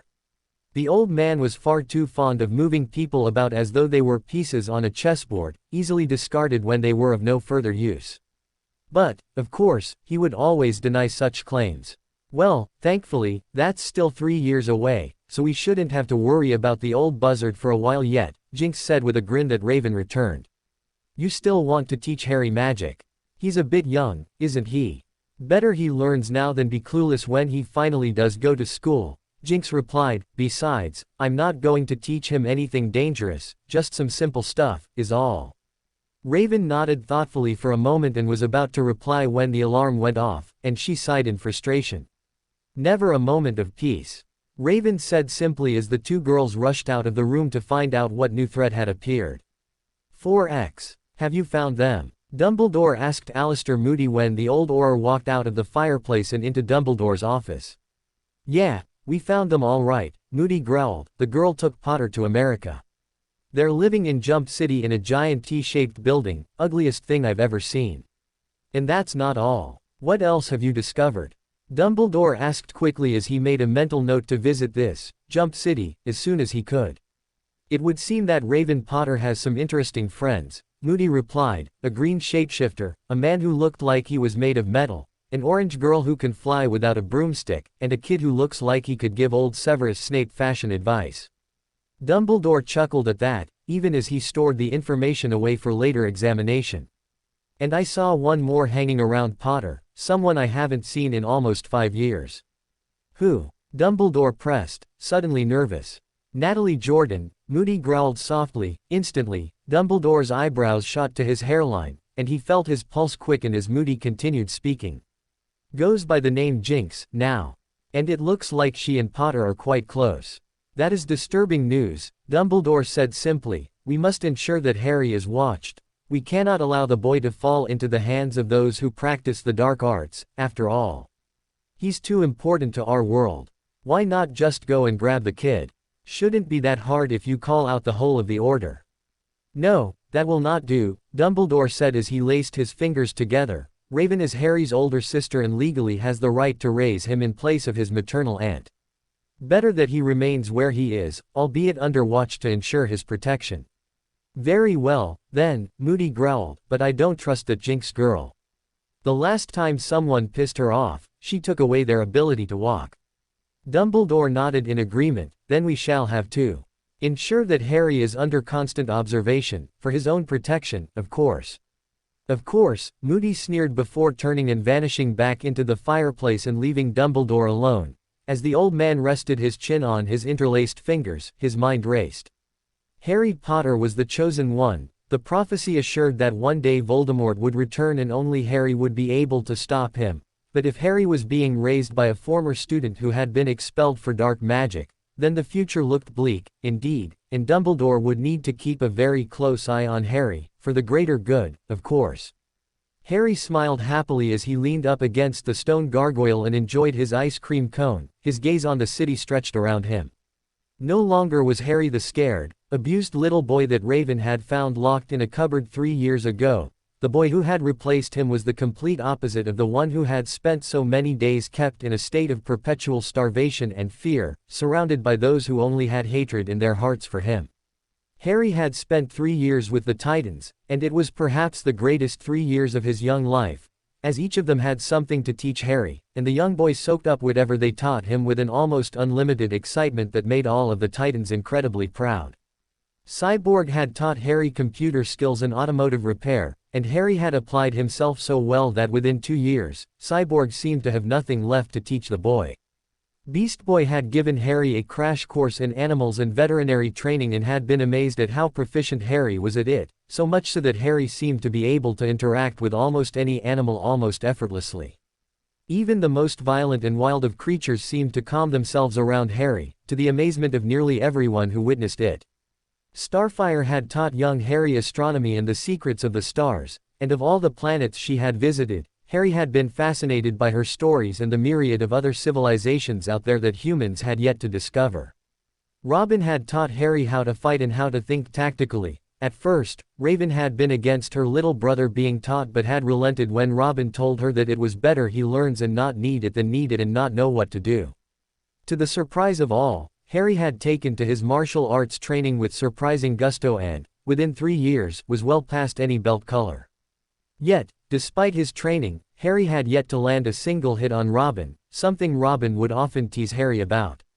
Harry's most challenging class by far, however, had been learning magic from Raven and Jinx. For the first year, all they would let him do was study out of books. Finally, after he had read the interminable number of books that they had given him, they agreed to teach him practical application and how to control the incredible power that Harry had within him. 2 years into his training, Harry had been trying a purification spell that Jinx had taught him when he promptly collapsed for some reason. After a thorough examination, it was discovered that Harry had dark magic embedded in his scar, and Raven and Jinx immediately performed a ceremony to remove it. Unfortunately, Harry didn't remember much about that night, just that he felt his head would split open and that he had heard what sounded like a man screaming as a black cloud of smoke emerged from his head. After that, Raven examined her little brother again and discovered to her rage and horror that someone had placed a block on Harry's magical core, limiting how powerful he could become and how much magic he could use. Raven had immediately removed the block, and Harry felt strange, as though he could take a full breath for the first time in his life after living with only small gasps. Everything felt lighter. Afterward, his magical training became much easier as he learned new spells and magic 3 times as fast as he had before, to the amazement and pride of Jinx and Raven. Harry's protectors, as he called them, seemed to listen to him more now, and he could control them far better than before. Added to that, the spells and magic he was learning made him a little intimidating at times. But the thing that Harry loved best was discovered a few weeks after Raven removed the block around his core: Harry could fly. Harry had been up on top of the tower with Starfire gazing at the stars when he had gotten too close to the edge and accidentally fell over. Starfire had freaked and dove after him, only to stare in surprise as Harry floated above the ground with a shocked look on his face. Raven had been frantic when Starfire told her and checked Harry over to ensure he was okay before congratulating him on his new gift, with the promise to teach him how to fly properly. Harry took to his further training with an almost obsessive mindset. He loved being in the air, it was so free, and Raven had laughed when he told her how flying made him feel, saying that he was exactly like Dad. But, no matter how much Harry learned or how much he begged, Raven refused to let him go out and fight crime alongside the Titans. For over 2 long years, Harry had begged and pleaded, gradually wearing down his sister's resolve until at last, she agreed, but only with the stipulation that he remain by her side at all times while they were out. Harry had gone by the name Arcane for 6 months now. When he was out with the Titans, Jinx had picked out the name for him, and he immediately loved it, thinking it was so cool. The next thing to do was to choose how he would look while out fighting crime. Harry had no wish to be the cause of jokes or ridicule and so had asked Jinx and Raven for help picking out a costume that looked cool but also intimidating. To the surprise of everyone in the tower, the 2 girls had taken the job with a strange level of excitement and commitment, locking themselves in Raven's room and allowing no one entry for over a month. Harry was beginning to grow worried when Raven finally allowed him to come in and see the product of their hard work. Harry was amazed at what they had made for him. Arcane's outfit consisted of only 2 colors, black and red. He wore a sleeveless black shirt with red trim along the neck and shoulders and an equally black pair of military-style pants with red trim down the sides. Both had been charmed to repel any object thrown or shot in his direction. A person could fire a shotgun at point-blank range at Harry, and the bullets would magically move away from him. Adding to this ensemble were a pair of midnight black combat boots with red trim. The final piece of Harry's outfit was a special gift that Raven had been working tirelessly on and had looked at Harry in worry as she presented it to him. She needn't have worried though, as Harry had stared at it with awe before hugging her in thanks. Raven's present was a midnight blue, almost black, cloak that seemed to bend the shadows to Harry's whim. When the hood was raised, it would make Harry's face disappear entirely, leaving behind only a glowing pair of emerald green eyes.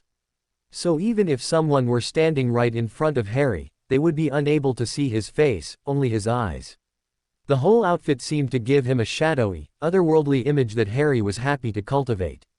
Ever since joining the Titans on patrol, Arcane had become the talk of the city as people made wild speculation on who he was. Somehow, word had finally gotten out that he was Raven's little brother, and that just seemed to make things worse as villains seemed to target Harry more in an effort to hurt Raven. Still, thanks to the training he had received from his new family, it hardly ever went well when Harry was attacked. At school, Harry would grin and try to keep from laughing as his friends would say how badass Arcane was and how he was so lucky to get to live in Titan's Tower. Harry knew he couldn't tell anyone who he was, so he instead just enjoyed the game of hiding in plain sight. Now, as Harry leaned up against the gargoyle and enjoyed his tasty treat, his thoughts went back to the letter he had received 2 weeks ago. Harry knew what Hogwarts was. Raven and Jinx had told him about it many times and Harry really did want to go there like his parents had. Still, he was worried after hearing everything that Jinx and Raven had told him about the headmaster, Dumbledore. According to the pair, Albus Dumbledore was an incredibly hypocritical man who only seemed to care about the greater good. However, what the greater good was anyone's guess as he didn't seem to share that particular nugget of information. Finally, after a few days of indecision, and with Raven's agreement, Harry decided that he would like to speak to a representative from Hogwarts before deciding whether to attend or go to his second choice, Ilvermorny. Harry had received an answer surprisingly quickly, telling him that Albus Dumbledore himself, as well as 2 professors, would be coming to answer any and all questions that he might have with the school. As Harry watched the light reflect off a nearby building, his communicator buzzed on his hip, and Harry lazily reached for it before pressing the button to activate it. "Sup?" Harry asked, popping the P, with a grin. "They're here. Where are you?" Raven's voice replied, and Harry felt a rush of excitement course through him as he eagerly tried to get to his feet and not fall off the gargoyle. I'm heading home from school, be there soon, Harry replied, staring sadly as his ice cream fell out of his hand and hurtled to the street far below. You little liar, Raven replied mockingly, you went flying again, didn't you? Bet you're at St. Patrick's Cathedral again. Harry grinned at the words. His sister knew where his favorite spot was and how often he visited it. I admit nothing, Harry replied with a grin. Just get back here as quick as you can, Raven replied, and Harry could hear the smile through the communicator. Jinx isn't the biggest fan of our current guests, and we wouldn't want her going back to her villainous ways on them, would we? No, we would not, Harry laughed before hanging up the communicator and jumping off of the gargoyle. For a few seconds, he let himself freefall, spreading his arms and letting the wind rush by him before activating his abilities and taking off like a bullet towards the tower. 4x. Dumbledore frowned as he sat on the couch and stared at the ones who called themselves the Titans, who were either sitting or standing in front of him. Remembering the reports of those he had sent to spy on Harry's new family over the years, Dumbledore initially thought the messages were greatly exaggerated. Still, seeing them with his own two eyes, he had to admit how wrong he was, and judging by how his companions were reacting, they were equally shocked. On his side of the aged headmaster sat Minerva McGonagall, his deputy headmistress as well as Professor of Transfiguration, and on his right sat Professor Snape, Professor of Potions. Behind the group stood Alistair Moody, who had been brought for added protection by order of Cornelius Fudge, who didn't want Dumbledore going to America without it. Moody was staring hard at Jinx, but rather than be intimidated, Jinx seemed amused at the way Moody was staring at her, remembering how intimidated he had been of her when he saw what she had done to those pureblood filth who had accosted her. Been a long time, Moody, Jinx said softly, surprised to see you still alive. Ha! Moody laughed, it will be a cold day in hell before some dark magic prick kills me. Indeed, Jinx said with a grin, you're too stubborn to die. Moody said nothing, but a grin spread across the old Auror's face, and Jinx chuckled softly. It had been Moody who had kept her out of Azkaban, making it seem like he didn't trust her while at the same time defending her from those who saw her as dangerous. Will Mr. Potter be along soon? Dumbledore asked no one in particular. He should have gotten out of school a little while ago, Robin replied quickly, so, he should be here soon. Dumbledore nodded in gratitude at the young man, glancing out of the corner of his eye at Snape, who was looking at one of the Titans in barely concealed shock. The teen in question looked to be made of metal and was currently leaning against the refrigerator with his arms crossed as he looked at the wizards with curiosity. If I may ask, Professor McGonagall said softly, where are your parents? You're all far too young to be alone, and I've yet to see a single adult since arriving here. Ain't got none, Beast Boy replied from where he sat cross-legged on a swiveling chair, slowly spinning him in a circle, and we don't need any either. We've got each other. Professor McGonagall's eyebrows rose in shock at that, something that was shared by her two companions. Moody, as usual, showed nothing as to what he was thinking. But, McGonagall said, trying to think of what to say, but Mr. Potter has been living here for 3 years now, and if there are no adults, then who has been raising him? Or any of you, for that matter. We've been raising Harry, Raven replied testily, and McGonagall felt her expression soften as she looked at the little girl who had once affectionately called her Aunt Minnie, and we've been doing a far better job of it than those he was left with originally, would you agree, Dumbledore? Dumbledore sighed in annoyance at the question as everyone's eye turned to him. The Titans, he noticed, looked at him with barely concealed contempt, and Jinx was looking with pure hate. Professor McGonagall's lips thinned at the idea of so many teenagers living without adult supervision for so long, but she was cut off by Dumbledore before she could say anything. I did what I thought was best at the time, Dumbledore said softly. You were too young to raise him, Raven. And Harry needed to be raised away from the fame his name would have brought him.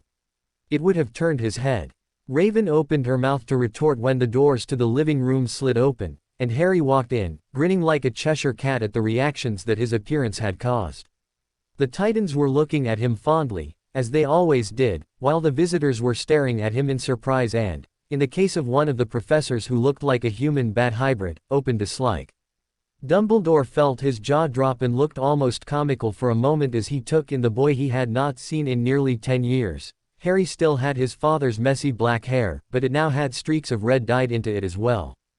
His left earlobe was pierced, and a silver raven hung from the earring. The clothes the boy was wearing were also quite peculiar. He had on a pair of baggy black jeans that looked like a seatbelt for a belt and a dark shirt that read, Evanescence, and a pair of black combat boots with multicolored strings on his feet. Harry Potter? Dumbledore asked. The strange-looking boy, is that you? Well, who else would I be? Harry asked with a laugh, tilting his head slightly and making the Titans chuckle at his antics, which they were used to by now. Harry, behave yourself, Jinx said with a wry grin. We don't want our visitors to think we raised you without manners, do we? Professor Snape snorted at that, and Harry looked at him with narrowed eyes for a moment before turning his attention back to Jinx and giving her a hug before offering one to Raven as well. How was school? Raven asked, ignoring the wizards who were studying Harry intently. It was okay, Harry shrugged. Mrs. Holloway gave me a B for my report on Thomas Jefferson. Apparently, I put too much favoritism into it. I told you so, Raven said with a smile, laughing when Harry stuck his tongue at her. Mr. Potter, Dumbledore said, trying to regain the boy's attention, perhaps we can begin now with our meeting. Sure thing, Harry replied as he jumped into the air and began to float cross-legged in front of the stunned visitors. How are you doing that? Dumbledore asked, his eyes bulging as he took in the floating boy grinning in front of him. What? Floating? Harry asked, bemused, with magic, of course. Can't you do this, Mr. Potter? Professor McGonagall said in a soft voice, almost too stunned to speak. There are very few who can actually fly without a broomstick in our world. Oh, Harry said thoughtfully, well, that's very unfortunate. Snape's lip curled at the boy's words. So far, this brat was proving to be just as arrogant as his father and seemed to enjoy flaunting that he could do what others could not. The more he was around the boy, the more his hatred seemed to grow for him as he saw nothing of Lily in the boy, only the spoiled Potter. Getting back to the matter at hand. Dumbledore said, slowly getting over his shock, we have come to offer you a place at Hogwarts School of Witchcraft and Wizardry, and it is my hope you will accept. You're not the first to offer me a place at your school, Harry said softly. I've received offers from Ilvermorny, Salem, and someplace in France with a name I can't pronounce. So, tell me why I should accept yours over theirs. Dumbledore cleared his throat for a moment before answering. He had never had to defend his own school before. Everyone knew Hogwarts was the best after all. Well, while those schools may be proficient in their own ways, Dumbledore said softly, I can assure you that Hogwarts is by far the best choice. It has stood for over 1,000 years and is regarded as the premier school for magic. Beside him, McGonagall nodded her head in agreement at the headmaster's words, while Jinx narrowed her eyes angrily. Are you sure that you're not biased in your estimation? Harry asked with a raised eyebrow. You're the headmaster, after all. Dumbledore chuckled softly at that, making Harry grin at the old man. I suppose I am a bit biased, but my words are true, nonetheless. Hogwarts is the best school you could attend, and I'm sure you'll love it there just as your parents did. Harry and Raven's eyes turned sad at the words for a moment before they regained control of themselves. You remember our last conversation, Dumbledore? Raven asked coldly. The headmaster nodded slowly that he did. Good.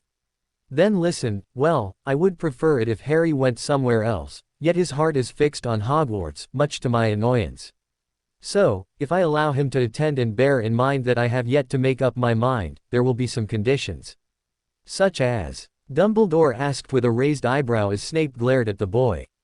Such as a place at Hogwarts for myself and my team, Raven said quickly, making both the visitors look at her in shock. I'll be honest with you, sir, Harry said softly when it looked like Dumbledore might object. I don't trust you after what you put me through when you sent me to live with the Dursleys.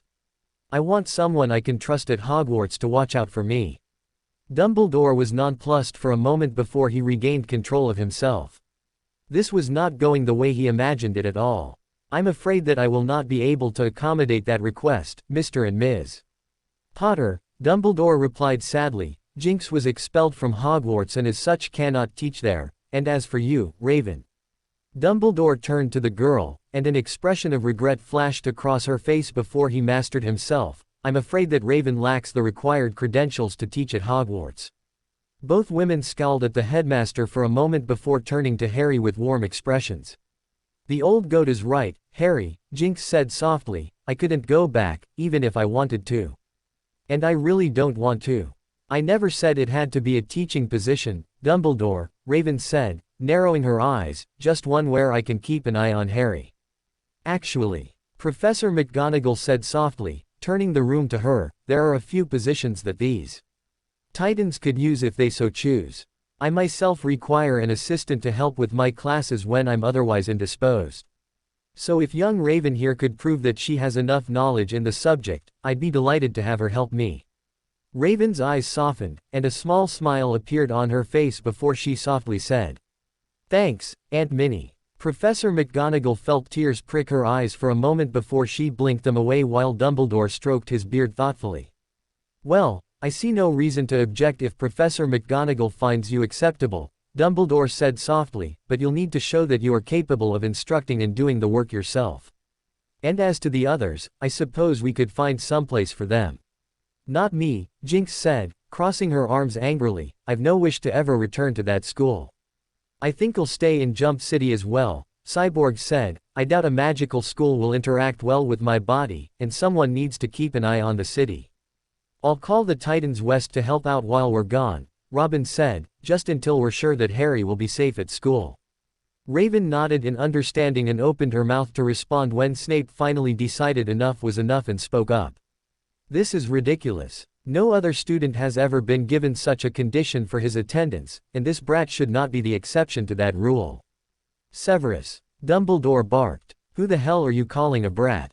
Jinx demanded, pink energy orbs surrounding her fists. "Yeah, who the hell are you, anyway, dude?"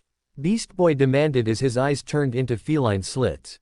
"I am Professor Severus Snape, Professor of Potions." Snape answered haughtily and making Raven's eyes narrow dangerously. "I remember Mom and Dad talking about you." Raven hissed, "Dad said you were a douche who had to stick up his ass 'cause Mom chose him instead of you." Snape colored at the words and jumped to his feet, and his hand went for his wand when he was suddenly sent flying backward over the top of the couch by Harry, who had his arm raised and his eyes glittering dangerously, but what drew everyone's attention was the long black tentacle that had struck Professor Snape in the chest and was coming out of Harry's open palm. "Harry," Dumbledore asked in a horrified whisper, "what is that?" "I never thought to give it a name," Harry replied as the tentacle retracted into his hand before disappearing entirely. "Suffice it to say that it protects me and anyone I so choose.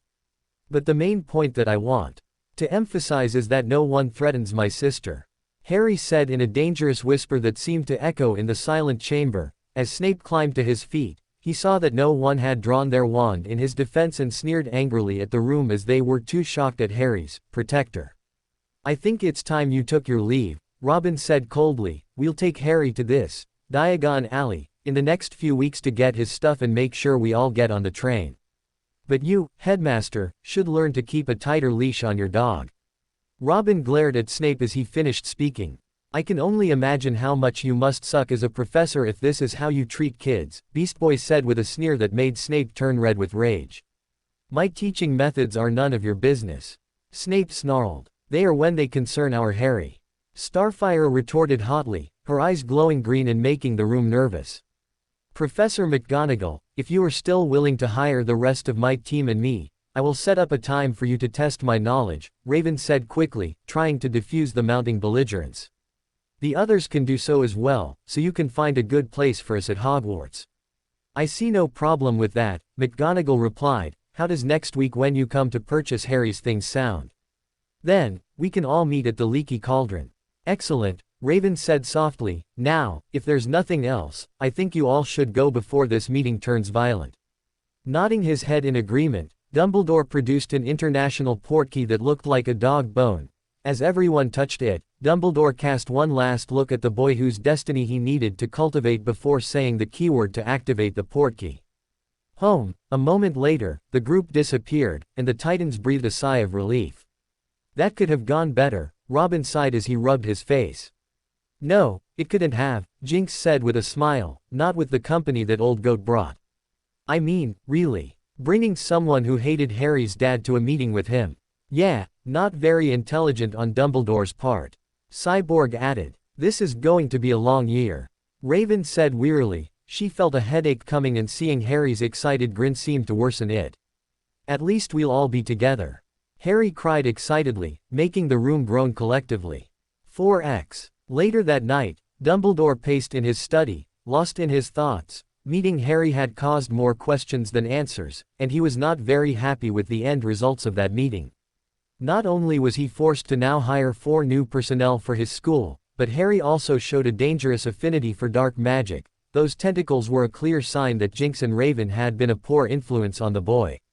Dumbledore would need to find a way to try and subtly remove those he deemed dangerous to the boy's destiny from him. It would not do to have the chosen one surrounded by practitioners of dark magic, after all. Harry grinned with barely hidden excitement as he ate his dinner. It had been 2 weeks since the visit with Dumbledore, and finally, the day was here when Harry would be going to get his school supplies. An owl had arrived a few days before telling the Titans that Professor McGonagall would arrive via portkey promptly at 6 a.m. London time, which would be 10 p.m. in Jump City time. The Titans would then rest at a place called the Leaky Cauldron, and Harry and the Titans would go shopping the following day with Professor McGonagall. Due to how costly international portkeys were as well as the fact that the Titans would need to learn how to perform their new duties while at Hogwarts, the Titans were also informed that they would be unable to return until the Christmas holidays and as such to pack everything they would need until then. The Titans had all had an individual meeting with the deputy headmistress since the encounter with Dumbledore, in which she would ask them a myriad of questions regarding what they were most proficient at so that she might find a proper place for them at Hogwarts when the time came. McGonagall had been shocked into silence when Starfire had told the aged professor that she was an alien and, therefore, probably knew more about the stars than anyone currently teaching at Hogwarts. Finally, the day arrived, and Harry, naturally, had been up since dawn and had been unable to fall back asleep due to how excited he was. It felt like he had drunk a gallon of energy drinks, and even Raven was finding it hard not to laugh at how much energy the boy seemed to have. A sudden attack by Cinderblock seemed to help a little, but as soon as it was over, Harry was again a jumping mess of nerves and excitement as he desperately watched the clock tick closer to 10. The Titans each tried to distract the boy and help the time go by faster in their own way. Robin put Harry through a 4-hour training course that left the boy sweating and tired, but a quick shower had Harry just as energetic as before. Raven and Jinx had then made Harry practice the magic they had taught him for a few hours, which left him feeling drained but still excited, much to their annoyance. Cyborg had then spent a few hours with Harry with what the two called their project, which consisted of rebuilding a 1967 Impala from scratch that Cyborg had bought from some guy named Winchester. It had supposedly belonged to the man's dad and uncle, but both had died and left it to the man who had totaled it while hunting, whatever that meant. The pair had been trying to fix it for over a year and were almost done. Harry had happily dived in, eager to see it finished before leaving for school. After another shower to wash off the oil and grease that had accumulated, Harry went flying with Starfire across the city. This, above all things, seemed to help, as nothing in the world seemed as good to Harry as flying, and by the time they had returned to Titan's Tower, Harry, at last, was beginning to relax and finally the sun was starting to sink behind the hills of Jump City. The last couple of hours were spent playing a fighting video game with Beast Boy in which Harry lost spectacularly 15 times in a row, but even this didn't bother Harry, for he was in too good a mood. Finally, it came time for dinner, and the Titans sat down together and enjoyed a large pepperoni pizza while they waited for Professor McGonagall to arrive. According to the clock, she should be there in 15 minutes, yet to Harry, it seemed time was going by even slower than before. "Oh, come on," Harry cried as he looked up at the clock for the 5th time. "What's taking her so long?" "Harry, be patient," Raven said with a grin as she started on her second slice.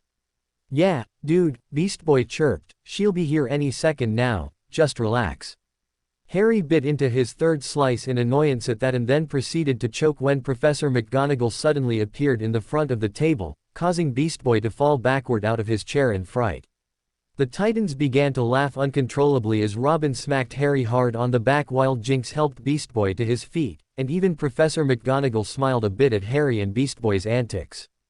"Good evening," Professor McGonagall said pleasantly once Harry had regained his composure. "I take it you are all ready to depart." "Yeah," Raven said as she rose from the table and pulled what appeared to be a small duffel bag from under her cloak. "I shrank everyone's stuff and put it in here a few hours ago. We're ready when You are. McGonagall nodded her head, and a look of pride came across her features as she stared at Raven before the Aged Witch took out a pocket watch and looked down at it. The portkey will activate in 5 minutes, so I advise you all to make your goodbyes so we might be ready. Everyone quickly jumped up from the table and began to get ready as Harry gave Jinx a tight hug. As he wrapped his arms around her, he felt tears run down his cheeks and did not know why. Hey now, Jinx said gently, no tears, okay. I'll see you again for Christmas, and I want to hear everything you go through, okay? I'm going miss you, Harry said softly as he pulled away and wiped his face. I'm going to miss you too, Harry, Jinx replied softly, and I expect letters. Lots of them. Harry giggled at that before turning to Cyborg and giving him a hug as well. Promise not to finish the Impala without me, Harry asked as he pulled away. I won't even turn a lugnet until you get back, Cyborg replied with a wink that made Harry smile. 30 seconds. McGonagall called out as she pulled what looked like an old shoe from her cloak. Everyone take hold, please. Sharing a strange look, the Titans each placed a finger on the shoe. Enjoy the ride, Jinx called with a sinister smile, but before anyone could ask what she meant, they all felt a strange pull as though they were connected to a bungee cord and instantly disappeared. 4x. A moment later or so it seemed, the Titans all landed hard onto a wooden floor and began groaning in abject misery. Beast Boy quickly jumped to his feet and threw dinner into a nearby bucket as McGonagall watched them all with what appeared to be humor. Come now, it wasn't that bad, McGonagall said with a slight grin as the Titans rose to their feet slowly on shaking knees. Speak for yourself, Robin said in annoyance. That was the most awful feeling I have ever experienced, Starfire added in a weak voice. Seriously, dude, Beast Boy said as he wiped his mouth and turned to face the witch, who looked as though she were fighting not to laugh at the Titans' actions. Only Raven seemed unaffected as she rose to her feet, though on the inside, she was fighting not to hurl. As Robin and Raven helped Harry to his feet, the boy felt suddenly ill and barely managed to dash to the bucket Beast Boy had used before he was also emptying his stomach of that evening's dinner. Well, if you're all finished with your histrionics, McGonagall said simply, please follow me, and we'll get you all set up with room for the evening with Tom.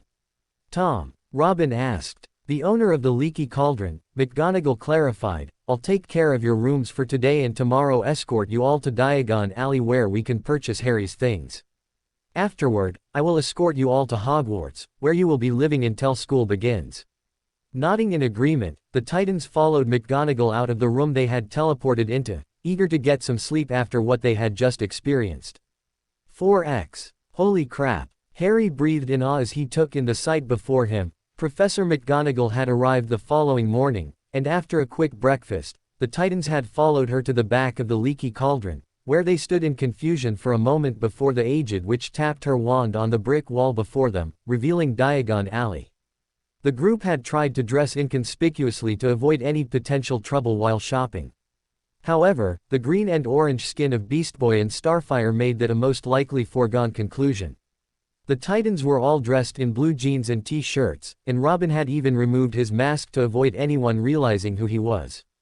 As they made their way to Gringotts, the Titans couldn't help but stare in awe at the stores they passed. Even Robin was impressed with what he saw, despite his attempt to look stoic. As the group walked to the bank, they were followed by stares and whispers, much to the group's annoyance. Most were looking at the group, mainly Starfire and Beast Boy, with curiosity, if not outright shock. Still, a few children looked at the group with wide eyes and excitedly whispered to each other. Harry grinned at this when he saw it. If the children were half-bloods or Muggle-born, they would most likely know who the Titans were, except for Robin, of course, and would no doubt be shocked to see superheroes in Diagon Alley. Upon entering Gringotts, the Titans had been startled at the appearance of the goblins but had quickly gotten over it and were led down to the carts that would take them to Harry's vault by a goblin named Griphook. McGonagall had told them she would wait for them as she was not a fan of the cart ride, something that Harry didn't understand as, in his opinion, it was the best ride ever, something the other Titans seemed to agree with if the shrieks and whoops of delight were any indications. Now the group was standing in front of Harry's vault in shock and awe at the stacks of gold that lay before them. Even Raven was nonplussed at what she was seeing.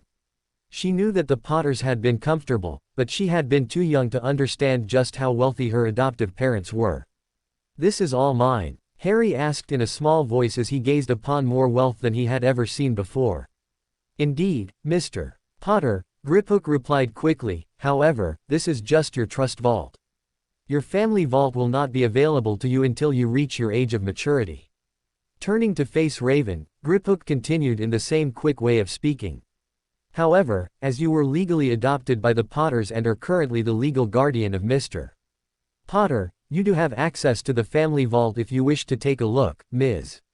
Potter. Harry and Raven's faces drained of color at the words that this was simply Harry's trust vault and that a more prominent and even greater one was open for Raven to use.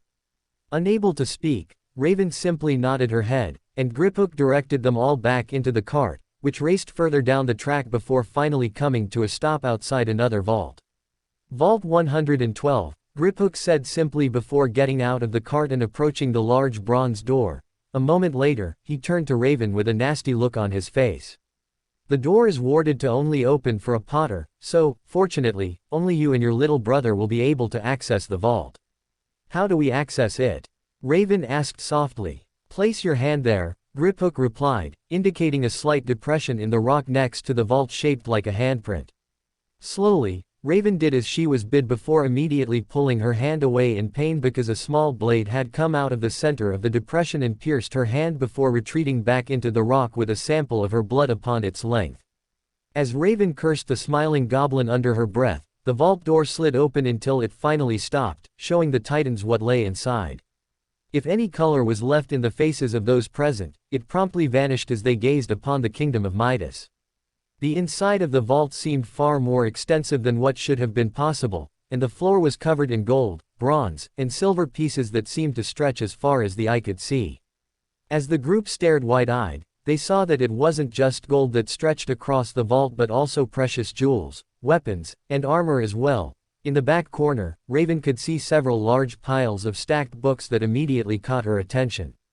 For a moment, the group was too shocked to do anything but stare. Suddenly, Harry and Beast Boy both let out a whoop of joy and tried to jump headfirst into the piles of gold before them, only to be stopped when Raven grabbed the back of their shirts and roughly pulled them back.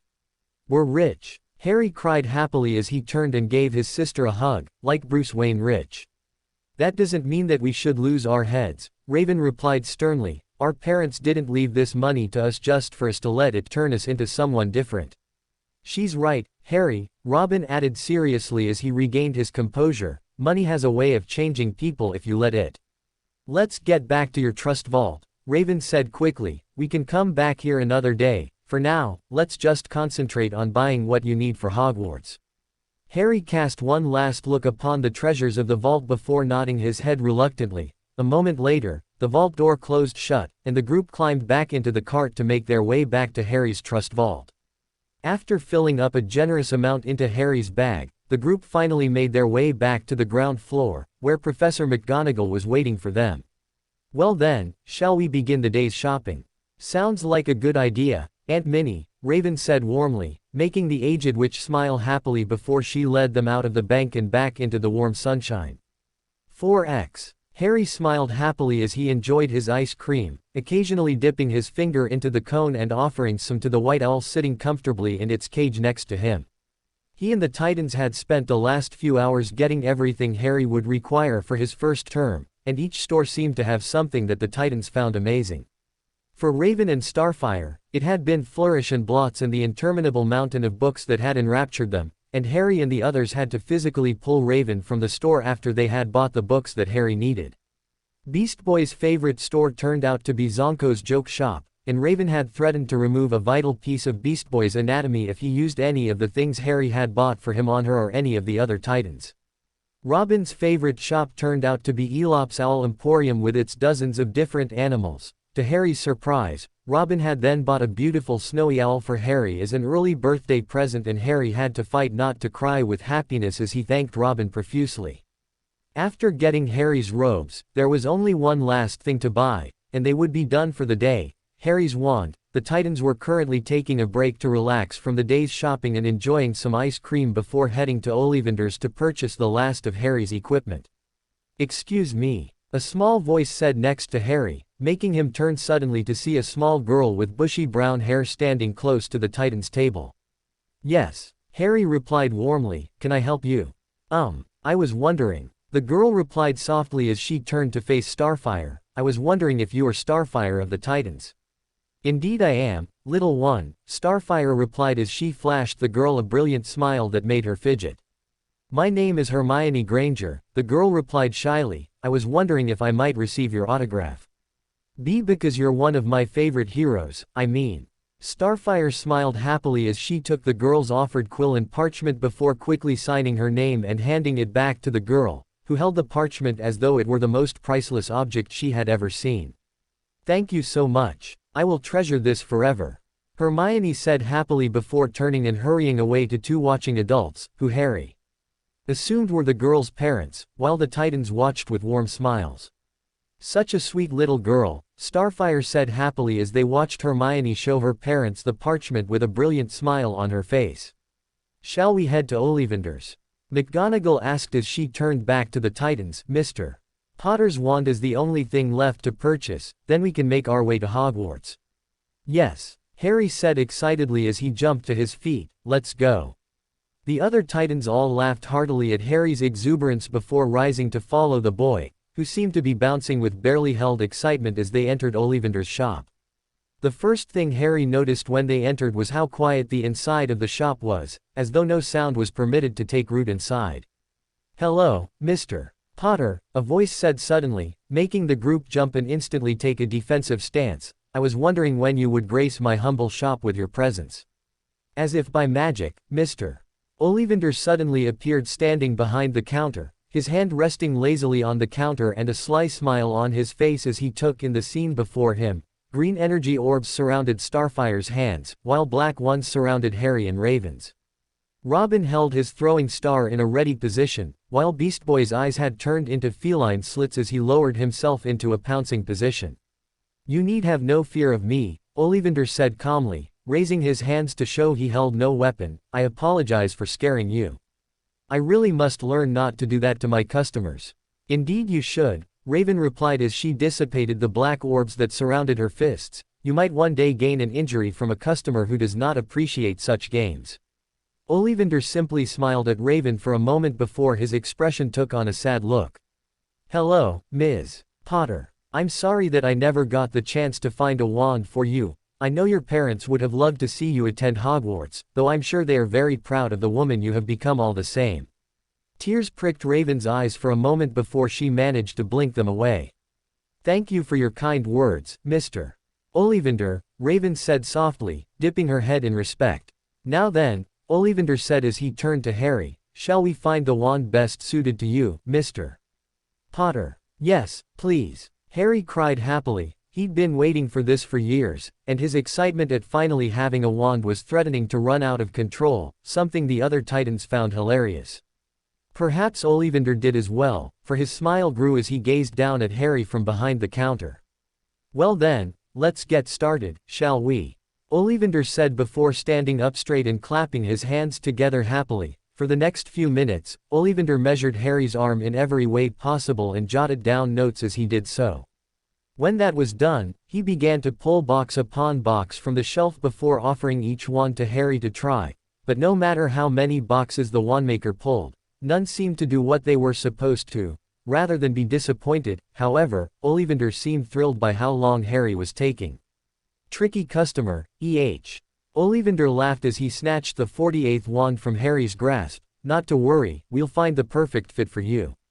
I guarantee it. For almost an hour, Harry tried wand after wand, yet none felt right. Harry began to fear that no wand would be the right one and was beginning to become afraid. Would he even be allowed to attend Hogwarts if he couldn't find the right wand? Harry had just had his 82nd wand taken from him when Ollivander returned with another box and a troubled look on his face. Try this one, Ollivander said softly as he pulled the wand from the box and passed it to Harry. Instantly, a warmth spread up Harry's arm, and as he waved it through the air, a bright golden light flew out of the tip that made the whole of the interior glow. Well done, Mr. Potter, McGonagall said happily as she clapped her hands together. Yeah, good job, Harry. That was awesome. Beast Boy added with a wink that made Harry smile happily. Raven said nothing, just smiled at her little brother, and proceeded to give him a hug as Ollivander watched with a strange look on his face. Curious, very curious. Sorry, but what's curious? Harry asked as he held his wand with reverence. I remember every wand I've ever sold, Mr. Potter. It so happens that the phoenix that gave its tail feather to supply your wand core gave another feather, just one other. So it is curious that you should be destined for this wand when its brother gave you your scar. Instantly, the temperature of the room seemed to drop considerably, and the color drained from Raven's face as the other Titans looked down at Harry's wand with looks of shock and revulsion. Even Harry now seemed afraid of the wand that had chosen him, and for a moment it seemed like the boy would give the wand back to Ollivander. Find another, Raven demanded. I won't have my brother use a wand that has any association with the monster who murdered our parents. I'm afraid that's not possible, Ms. Potter, Ollivander said sadly. The wand has chosen Harry, and no other will work as well as this one, so I'm afraid it's either this one or none at all. Harry looked pained as he gazed down at the wand in his hand. If it came down to a choice between using the brother wand of that bastard and no wand at all, he might hate it, but it was an easy choice. I'll take it, Harry said in a small voice. Harry, you don't have to if you don't want to, Raven said as she knelt down on one knee and placed her hands gently on her brother's shoulders. You heard him, Raven, Harry said softly. No other wand will work as well for me. It's either this one or no wand at all, and I need a wand to go to school. But, Raven began before Harry cut her off. I'll just have to ensure that this wand is used for good rather than evil like the monster who killed Mom and Dad. A tear rolled down Raven's face as she pulled her little brother into a fierce hug. If you're sure, then so be it, Raven said in a soft voice. I think it's clear that we can expect great things from you, Mr.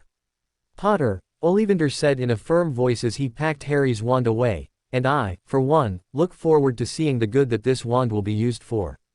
After Harry had paid for his wand and Ollivander bowed them out of his shop, McGonagall produced another portkey from her robes, smiling as the Titans let out a collective groan at its appearance. Everyone ready? Professor McGonagall said with a smirk. If we said no, would it matter? Beast Boy asked. Not in the slightest, the witch replied with a small smile. Let's just get this over with, Robin said with a grimace as the group each placed a finger on the old shoe. Next stop, Hogwarts, Professor McGonagall said happily as the portkey activated, and the group disappeared in a flurry of screams. 4x. Dumbledore sighed wearily as he stared at his steepled fingers. It had been more than a month since the Titans had arrived at Hogwarts, and school was set to begin in a few days. That alone should have made Dumbledore happy as he always found himself filled with joy at the prospect of students returning to school at the start of a new year. Instead, Dumbledore found himself filled only with worry and stress as he thought about all the information that he had accumulated over the past month regarding the new staff that would be occupying his castle. After the meeting with Harry Potter, Dumbledore had endeavored to learn all he could about Harry's new family, the Titans as they were so called, and what he had discovered had shocked him beyond anything he had ever encountered in his long life.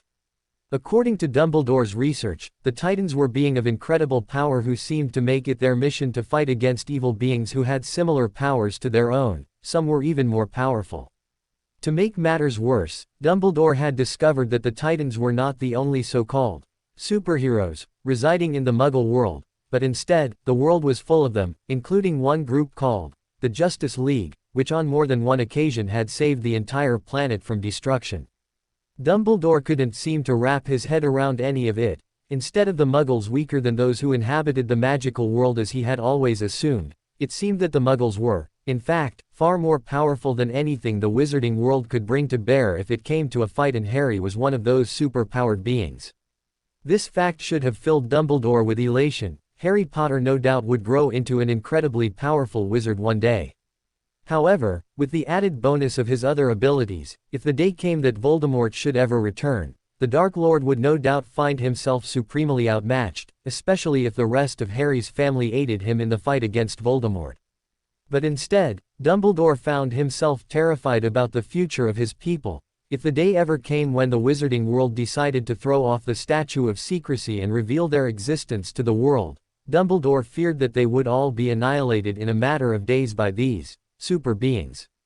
The fact that he was being forced to hire 4 of them was bad enough, even if the one called Robin didn't have any powers, at least none that Robin had made known at any rate, which made Dumbledore even more nervous as he imagined what the young man might be hiding from him. With another weary sigh, Dumbledore picked up the reports he had gotten from his fellow professors regarding the Titans and the new stations that they would be occupying when the new term began. Raven had shown a fantastic aptitude for not only transfiguration but also for charms and runes as well. Ultimately, the young girl had decided that she would like to devote her time to charms and runes, much to Professor McGonagall's disappointment, and was therefore hired as a teacher's aide for those classes, jumping back and forth as she was needed. Beast Boy's placement had been an easy one due to his abilities, and he had been immediately hired as a teacher's aide to help Professor Kettleburn in care of magical creatures. The professor had been overjoyed when Beast Boy had shown what he could do and had all but begged the young man to help him with his students to show them creatures that were too dangerous to actually bring to class and that Beast Boy could rectify by simply transforming into. Starfire's placement had also been a relatively easy one, as once it was known that she was, in fact, an alien from another planet. Professor Sinestra had all but demanded that the girl aid her in astronomy, something that Starfire was all too happy to do. The professor had since spent hours with the Titan learning all that Starfire had to offer and being amazed that life beyond the stars was, in fact, real. The final Titan had given Dumbledore the most significant headache as he had to struggle to find somewhere to place the Muggle so as to satisfy the deal he had made with Harry Potter, which he was now regretting with every fiber of his old body.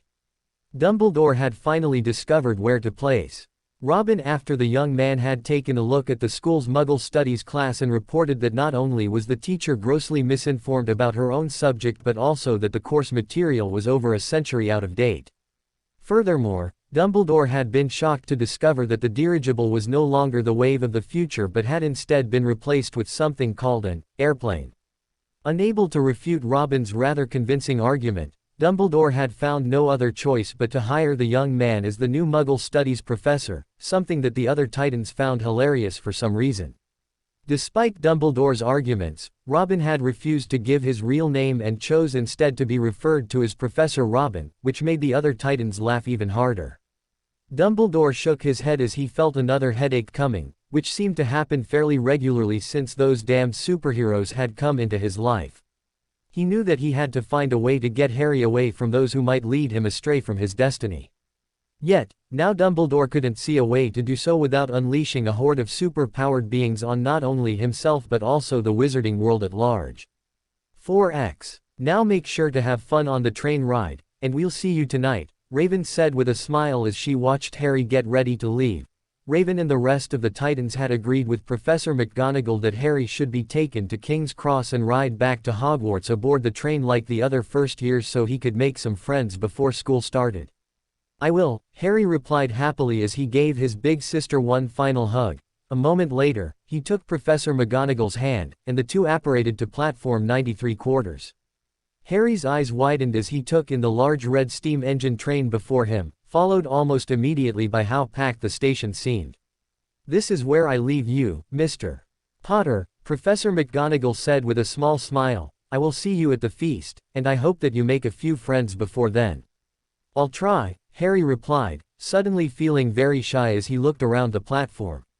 I'm sure you'll have more friends than you can count, Professor McGonagall said warmly before turning and apparating away a moment later, leaving Harry alone. With a final sigh, he made his way onto the train to find a compartment before they were all taken. 4x. Harry sighed sadly as he watched the passing countryside. It had been nearly a half hour since the train had left the station, yet Harry still sat alone in his compartment. He had tried to see if he could join any of the other children, but after being turned away for the third time, he had slunk back to his own and decided to sit by himself.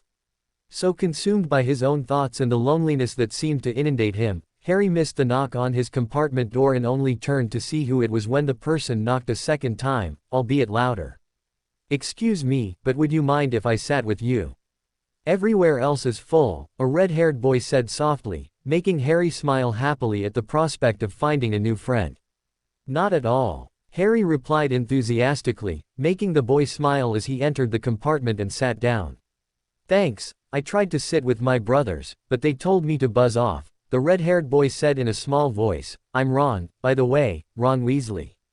Nice to meet you, Harry quickly replied as he quickly shook the boy's outstretched hand.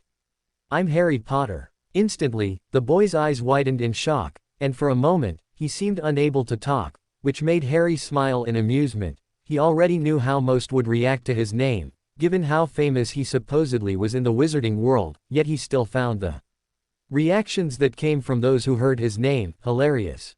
Are you really? Ron asked in shock. I mean, do you really have the scar and all?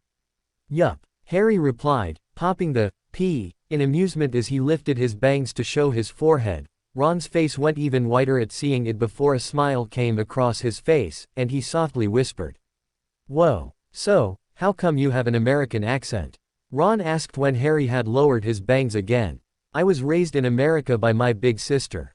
You have a big sister? Ron asked in bemusement. The books about you never mentioned that part. I imagine there are a lot of things in those books that are incorrect, Harry sneered. If I were to bet, I'd say that probably 90% of what's written in there is crap. Ron chuckled at that for a minute before speaking again. So what's the deal with your hair, if it's not too rude? What's wrong with my hair? Harry asked as he turned to look at his reflection in the window. His black hair was as wild as usual, except he had dyed blue streaks through it this time instead of red. Well, it's just, Ron said in a strained voice, as though not knowing how to respond. Is that your natural color, I mean? Harry laughed as he realized what Ron was asking and quickly turned back to the boy to show there was no offense. Nah, I just like to add a little color, pure black as Sue last week, you know. After seeing Harry's wink, Ron began laughing at the boy's antics before turning the conversation to Quidditch and the house they both hoped to be in. For over an hour, the two laughed and joked back and forth with one another before they were interrupted by the girl that Harry had seen in Diagon Alley and had asked for Starfire's autograph. Excuse me, have either of you seen a toad? A boy named Neville has lost one. Afraid not, Harry said with a smile. You should check the bathroom. Toads like damp, wet places, so there's a good chance he'll be there. The girl nodded her thanks and was about to leave when she took a second look at Harry and asked softly. I'm sorry, but have we met before? You seem awfully familiar. Yeah, we met when you asked for Starfire's autograph, Harry replied with a wink that made the girl gasp with remembrance. Right, I thought you looked familiar. If I may, what were you doing with her? She's one of my guardians, Harry replied. She helped raise me along with the other Titans and my big sister, Raven. Raven is your sister? Hermione gasped as her eyes widened in shock. You're arcane. Shish, Harry said quickly as he jumped up. You can't go around telling people a superhero's identity. What's wrong with you? Hermione was about to apologize when she saw the smirk on Harry's face and laughed as she gently swatted his shoulder. What's a superhero? Ron asked as he looked at the two in bemusement. And who are all these people that suddenly have you two so excited?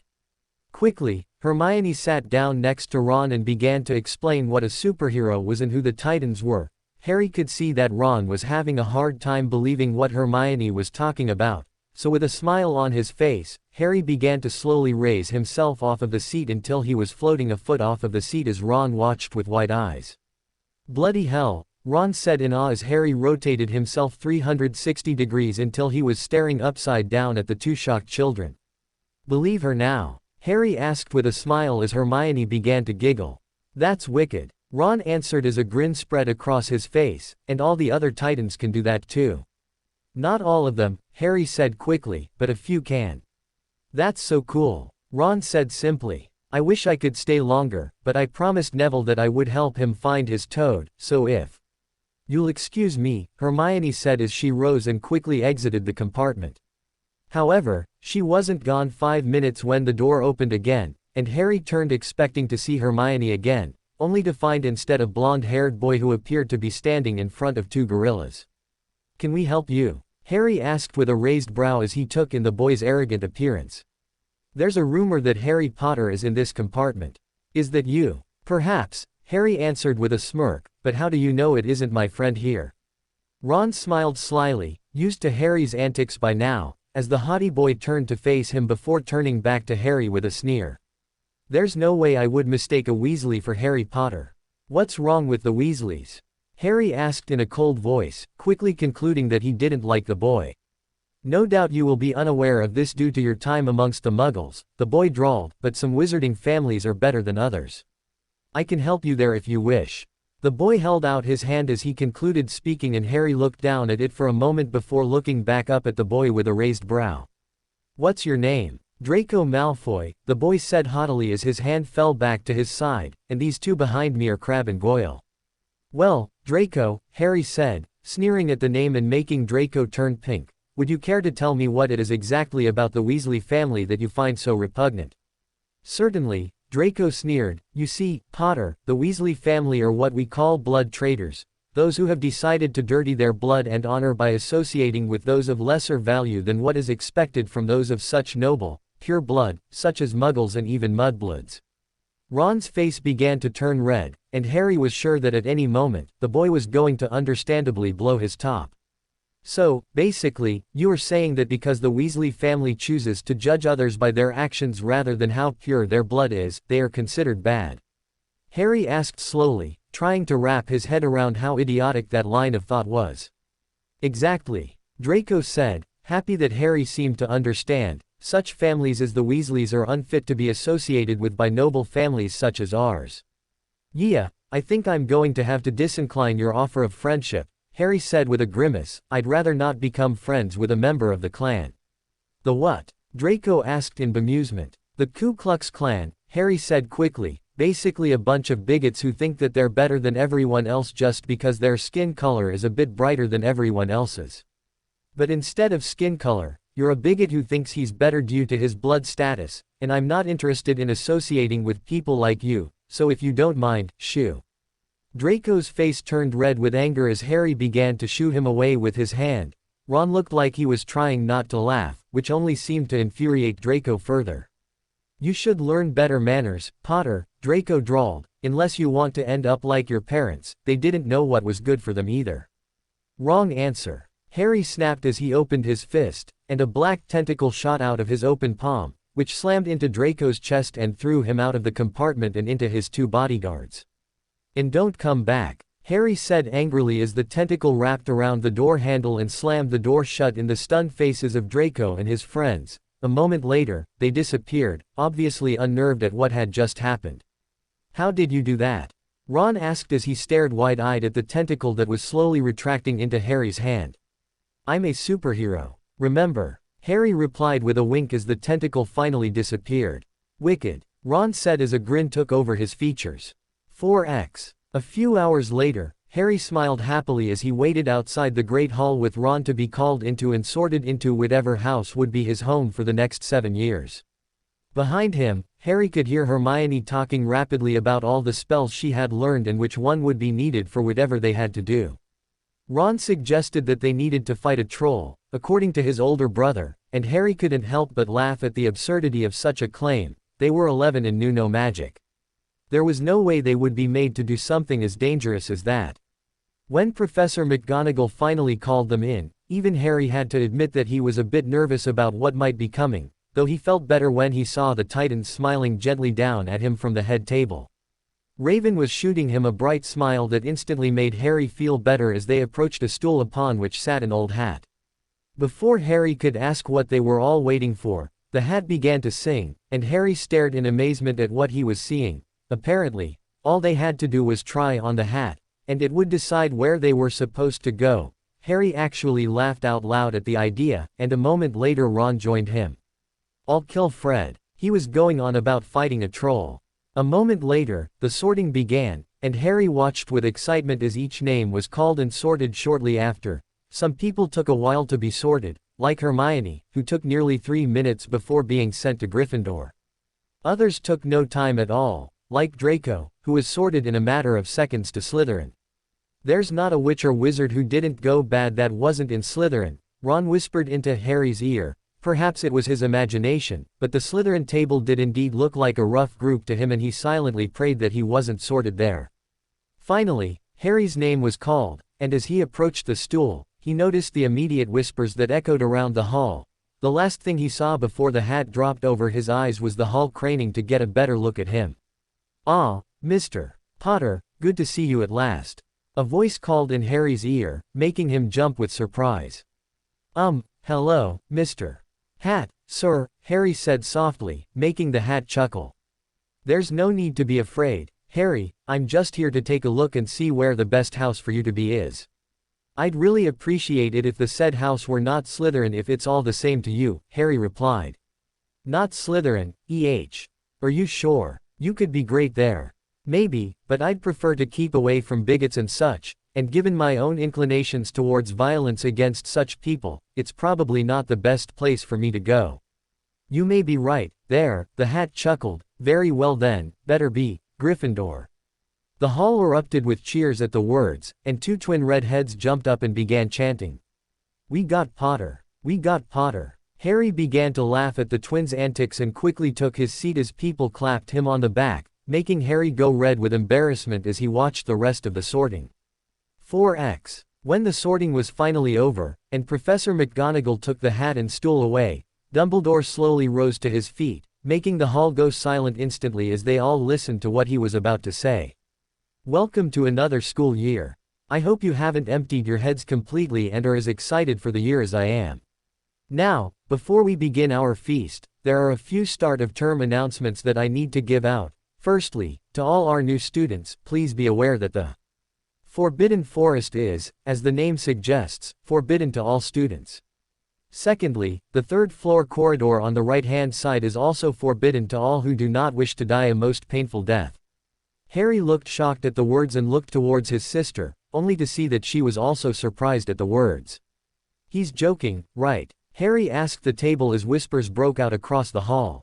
"I don't think he is," Ron's older brother, Percy, said quickly, though he usually gives the reason when something is banned. "The forest is full of monsters, so that's obvious, but why would the third floor be declared off limits?" Before anything else could be said, Dumbledore continued, and Harry noticed that he seemed annoyed for a moment before he managed to master himself. "Finally, we have a few new staff members joining us this year. Raven Potter will be acting as a teacher's aide to Professor Flitwick in babbling. Starfire will be aiding Professor Sinestra in astronomy, Beastboy will be aiding Professor Kettleburn in care of magical creatures, and lastly, Professor Robin will be taking over Muggle studies." The Titans quickly rose to their feet and bowed to the students who were eyeing them with surprise, and, in the case of Beastboy and Starfire, outright shock. The Muggle-born and half-bloods, however, were staring at them with astonishment, and Harry smiled as he heard the words, "superheroes," repeated over and over again. "Harry," Hermione hissed in shock, "why didn't you tell me that the Titans were going to be teaching here?" "I wanted it to be a surprise," Harry said with a grin. "Surprise?" Hermione growled something under her breath at him, making Harry grin even more as he looked back at the table and saw the Titans looking down at the awestruck students with what looked like humor. "Now, without further ado," Dumbledore said as he clapped his hands together, "let the feast begin." Harry's mouth dropped open in surprise as the table instantly filled itself with more food than he had ever seen in his life. As Harry quickly filled his plate, the only thought that came to his mind was, "This is going to be a great year." Whispers followed Harry from the moment he left his dormitory the next day. People lining up outside classrooms stood on tiptoe to look at him or doubled back to pass him in the corridors again, staring, much to Harry's continued annoyance. By the end of the day, Harry was so fed up with the staring and whispers that he used his abilities to conjure his protectors to keep his followers at bay. Now, anyone who got too close to him, besides Ron and Hermione, would receive a sharp slap from one of the 4 black tentacles that writhed around him. However, even this did nothing to stop the continued stares and whispers. In fact, it seemed to make it worse as the half-bloods and Muggleborns now knew he was a superhero, and seemed to stare at him even more in both awe. In contrast, the purebloods stared in curiosity and shock about what Harry could do, to Harry's continued aggravation.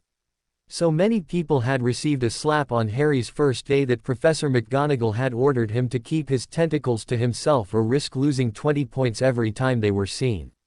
"I don't know what you expected, Harry," Hermione had said when Harry made his annoyance clear to her and Ron at breakfast the following day. "You have superpowers, and now everyone knows that you're the little brother of Raven, a very famous superhero. So it's no wonder those of Muggle descent would be in awe of you." "How did they figure that out?" Harry had asked with a raised eyebrow, making Hermione turn pink. "I may have accidentally let it slip after being accosted by a few of my dorm mates last night." Harry scowled at her for A moment, making the girl tear up a little. "I'm sorry," she cried, "they drug it out of me." Harry sighed in exasperation before shaking his head at her. "It's fine. It was bound to get out sooner or later, anyway. I don't blame you, Hermione." Hermione sniffled again, but a small smile crossed her face at that as Harry winked at her. "Malfoy is already making waves about it," Ron said, telling everyone that freaks like that don't belong at Hogwarts. Harry turned and glared at the Slytherin table at that, locking eyes with his rival and shooting him a death glare that was quickly returned before turning back to Ron. "Shows what he knows." Harry sniffed in agitation as he returned to his breakfast.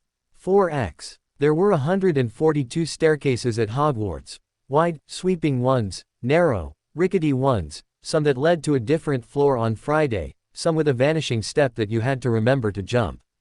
Then some doors wouldn't open unless you asked politely or tickled them in exactly the right spot, and doors that weren't really doors at all but solid walls pretending. It was also tough to remember where everything was because it all seemed to change without warning at any given moment. On the very first day, Harry and Ron discovered the bane of Hogwarts in the form of a poltergeist named Peeves, who seemed to enjoy nothing more than making the lives of students, and even teachers, a living hell with his constant pranks. Harry and Ron had been running late to their charms class when Peeves had pulled a rug out from under their feet as the two stopped to catch their breath. Because of Robin's training, Harry had managed to perform a flip and land safely at the bottom, but Ron had tumbled down the stairs and lay in a heap at the bottom while Peeves had hovered over them, cackling madly. Unfortunately, Professor Sinestra had shown up just as Harry had used some very colorful language at Peeves, resulting in the loss of 10 house points. Even worse than Peeves, if that was possible, was the caretaker, Argus Filch. Harry and Ron managed to get on the wrong side of him on their very first morning. Filch found them trying to force their way through a door that unluckily turned out to be the entrance to the out-of-bounds corridor on the 3rd floor. He wouldn't believe they were lost. He was sure they were trying to break into it on purpose and was threatening to lock them in the dungeons when they were rescued by Professor Corell, who was passing. Harry, who had been trained by Jinx and Raven since he was 9, was left disappointed when he realized that he already knew much of what the professors were teaching. The professors were soon calling him a prodigy, but the reality was that Harry was just bored having to relearn what he already knew.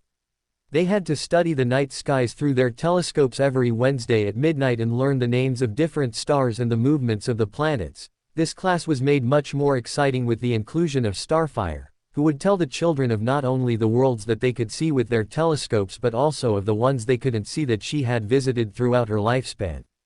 Frequently, students would beg to stay behind after class to hear more of the myriad of worlds that existed among the stars and often would find themselves dragging their exhausted bodies back to bed just before dawn. Then, 3 times a week, they went out to the greenhouses behind the castle to study herbology with a dumpy little witch called Professor Sprout, where they learned how to take care of all the strange plants and fungi, found out what they were used for. Easily the most boring class was History of Magic, which was the only one taught by a ghost. Professor Binns had been very old when he had fallen asleep in front of the staff room fire and got up the following day to teach, leaving his body behind him. Binns droned on and on while they scribbled down names and dates and got Emetic the Evil and Uric the Oddball mixed up. Even Harry, who loved learning anything new, could not pay attention to the professor's lessons for very long without falling asleep from sheer boredom, which Ron heckled Harry for to no end. When Raven heard how he was falling asleep in class, she threatened to break his game station if it happened again, and Beast Boy had begged Harry on his knees to stay awake if only to keep their very expensive game station from destruction. Charms was by far Harry's favorite class, with Transfiguration being a close second, even though Professor McGonagall had given a strict speech at the beginning of class that she would tolerate no horseplay and that anyone who did not pay attention would be asked to leave. However, Harry still found the class fascinating and had even gained a rare smile from McGonagall after managing to turn his beetle into a button after only 3 tries. Charms was taught by a tiny individual named Professor Flitwick, who seemed very excitable as he taught, helped by Raven, who glided among the students offering aid where it was needed. Harry knew he would be given no favoritism from his sister, but he still hoped he would be treated as just another student. Unfortunately, this was proven wrong as Raven seemed to expect more from him than anyone else, And when Professor Flitwick made the students write a foot of parchment of levitation spells, Raven told Harry she expected 2 feet instead. The class that Harry was most looking forward to, however, proved to be a colossal disappointment. After only one class of defense against the dark arts, Harry was left wondering how Professor Corell managed to become a teacher in the first place, as the poor man seemed to be terrified of his own subject and was the laughingstock of the school, as far as Harry could see. His turban, so he said, was a gift from an African princess, thanks for getting rid of a troublesome zombie, something that Harry questioned the veracity of, as every time someone would ask to hear the story, Professor Corell would blush and talk about something else. All in all, the class left Harry feeling very disappointed. 4x. Friday started out as a very good day for Harry and Ron. They didn't get lost once when they left Gryffindor Tower and strode into the Great Hall like heroes who had just won a great battle. Before they could take their seats, however, they were accosted by Ron's twin elder brothers. "Harry, we wish to thank you for your great donation to Hogwarts," Fred replied with a giant grin plastered to his face. "Indeed," George added, "we owe you one." "Huh?" Harry asked in bemusement. "I'm afraid I don't know what you mean." "Beast Boy," the twins chorused. "What about him?" Harry asked. "He's amazing, is what?" Fred answered ecstatically. "We just had a class yesterday on sphinxes, and Beast Boy actually turned into one to show us what they looked like. He's a great help to Professor Kettleburn, to be sure," George said, just as enthusiastically. "He's able to transform into almost everything that the professor asks for. It's amazing." "Oh, well, you're welcome," Harry replied as a smile began to form on his face. "Plus," George added in a hushed tone, "it's a lot of fun to watch as another person with shape-shifting abilities blushes at him during class." "Another?" Harry asked. "Who?" "Sorry, Harry, my lad," Fred said with a sly smile. "Can't say, but it's safe to say that Beast Boy has an admirer." "He's 17, Harry replied in shock, "and a teacher." "That's not allowed." "So is she," George replied with a wink. "And she won't be a student after this year, will she?" Fred added with a wink of his own. Harry's mouth dropped open in shock, but before he could say anything, the twins walked away, leaving a blushing Ron and Harry in their wake. Once the two regained their composure, they quickly strode to Gryffindor's table, both looking to see if they could spot the mystery girl the twins were speaking of. "What do you have today?" Harry asked as he took his seat and began shoveling food onto his plate. "Double potions with Slytherin," Hermione responded as she looked down at her schedule, making Harry grimace in distaste. "He was one of the professors that Dumbledore brought with him when he came to convince me to attend Hogwarts. If that one meeting is anything to go by, it's going to be a long 7 years. I hear he heavily favors Slytherin," Ron sneered. "One of my family members was in Slytherin," Harry replied sadly. "She told me that it's not a very good place for anyone who isn't pureblooded. Makes sense that Snape would be an asshat to anyone who isn't, as well." "Harry," Hermione said, scandalized. Harry had just started on his second plate of eggs when the day's mail arrived, and Hedwig landed on his shoulder carrying a letter. "Thanks, Hedwig," Harry replied warmly, offering a piece of bacon to his owl, who took it with a happy hoot and flew off a moment later. "Who's it from?" Ron asked. "It's from Jinx," Harry replied happily. "She's probably writing to see how I'm doing." "Jinx," Hermione said in shock, "the Queen of Misfortune. She's a villain." "Former villain," Harry replied with narrowed eyes. "She reformed and has been a hero for nearly 4 years now, and she's saved my life more times than I can count, so please don't disrespect her around me." Hermione turned pink with embarrassment and mumbled an apology as she returned to her breakfast while Harry glared at her for a moment longer before turning to his letter. "Dear Harry, it's been nearly 2 weeks since you wrote me, and that is unacceptable, young man. But not nearly as unacceptable as the fact that you were sorted into Gryffindor. I thought better of you than that. You should have, at least, been sorted into Ravenclaw, if not for your brain, then for the fact that your sister is literally named for the house. You had best not let those adrenaline-fueled nutcases try and convert you into one of them, or so help me, I'll make you watch the whole first 5 seasons of the Kardashians with me again. Anyway, I hope you're doing good and learning lots and making some good friends, and I expect to hear back from you soon, little brother. All my love, Jinx." Harry shuddered as he read about the punishment that Jinx had planned for him, causing Ron to look at him in confusion for a moment. Who are the Kardashians, and why are you so afraid of them? Harry quickly lunged forward and clamped a hand around Ron's mouth before looking around the hall in terror. We do not speak their name, Harry whispered, for to do so invites them down upon you, and trust me when I say you don't want that. Ron turned pale and nodded quickly before returning to his breakfast as Harry did the same. From the corner of his eyes, Harry saw Hermione grinning at him mischievously and quickly sent her a playful wink. 4x. When Harry and Ron made their way down to the dungeons where their potions class was to be held, Harry saw Draco and his 2 bodyguards all standing silently near the door apart from the rest of their classmates. As Draco caught sight of Harry, he sniffed in disdain. I thought I smelled something foul coming closer, Draco sneered, figures it would be you, Potter. Keep it up, and I'll make it so you can't smell anything at all, prick, Harry replied with a wink that made Draco pale with fury. Before anyone could say anything more, the door to the potions classroom suddenly opened, and Professor Snape strode out. He cast a quick eye over the students who fidgeted nervously under his gaze before stepping aside and saying one word in a cold voice. In a few minutes later, once everyone had taken their seats, Snape began a speech that Harry was sure the professor had given many times before. However, Snape spoke barely above a whisper. The students hung on every word as Professor Snape told them how he could teach them to bottle fame and brew glory. Harry was entranced with the words and sat up straighter, determined to do good in potions if only to spite Snape and make Raven proud.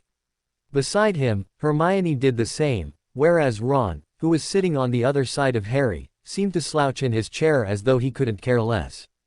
Professor Snape then began to take roll call, and Harry noticed that Professor Snape seemed to sneer at some of the names, as though Snape had already made up his mind about some of the students in his class. When Professor Snape came to Harry's name, Snape paused before a cold look came across his face.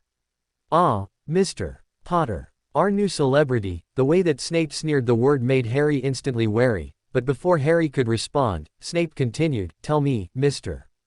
Potter, what would I get if I added powdered root of asphodel to an infusion of wormwood? Instantly, Hermione's hand shot up into the air, but Snape ignored her and simply stared at Harry with a raised eyebrow. I don't know, sir, Harry replied softly. He had skimmed his school books but hadn't really paid any attention to any of it, unfortunately. Let's try again, then, Snape sneered. Where would you go, Mr. Potter, if I told you to bring me a bazaar? Again, Hermione's hand shot into the air, and again Harry racked his brain and couldn't think of an answer. I don't know, sir, Harry replied through grit teeth. He knew what the professor was doing. This was payback for what Harry had done to him during the summer, and it was utterly unprofessional as far as Harry was concerned. Pity, Snape replied with a cruel smile. Shall we try one last time? What is the difference between monkswood and wolfsbane? Seeing Snape's sneer was bad enough. Seeing Draco laughing at him from the other side of the classroom made Harry turn pink with anger, and he looked at Snape, trying to convey every ounce of anger he felt. It's obvious that I don't know, Professor, Harry spat. Hermione does, though, it seems. Perhaps you should ask her. The classroom went dead silent at Harry's outburst as some looked at him like he was about to die, while others were smiling and trying not to laugh at Snape, who had gone so pale with rage that he looked like a ghost.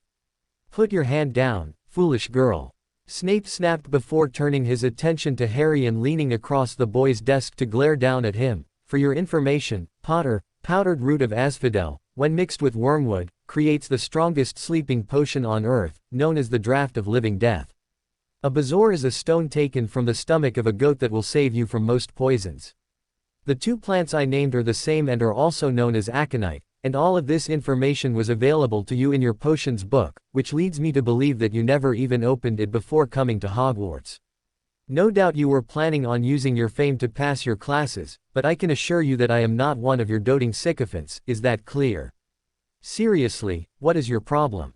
Harry demanded at the end of Snape's rant. You insulted my family, attacked my sister, and now try to belittle me for something that happened when I was a baby.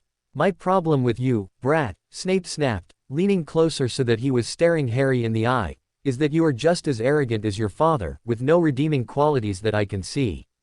Harry suddenly felt as though someone had dragged a feather across his brain, and his eyes widened in shock as he realized what Snape was doing.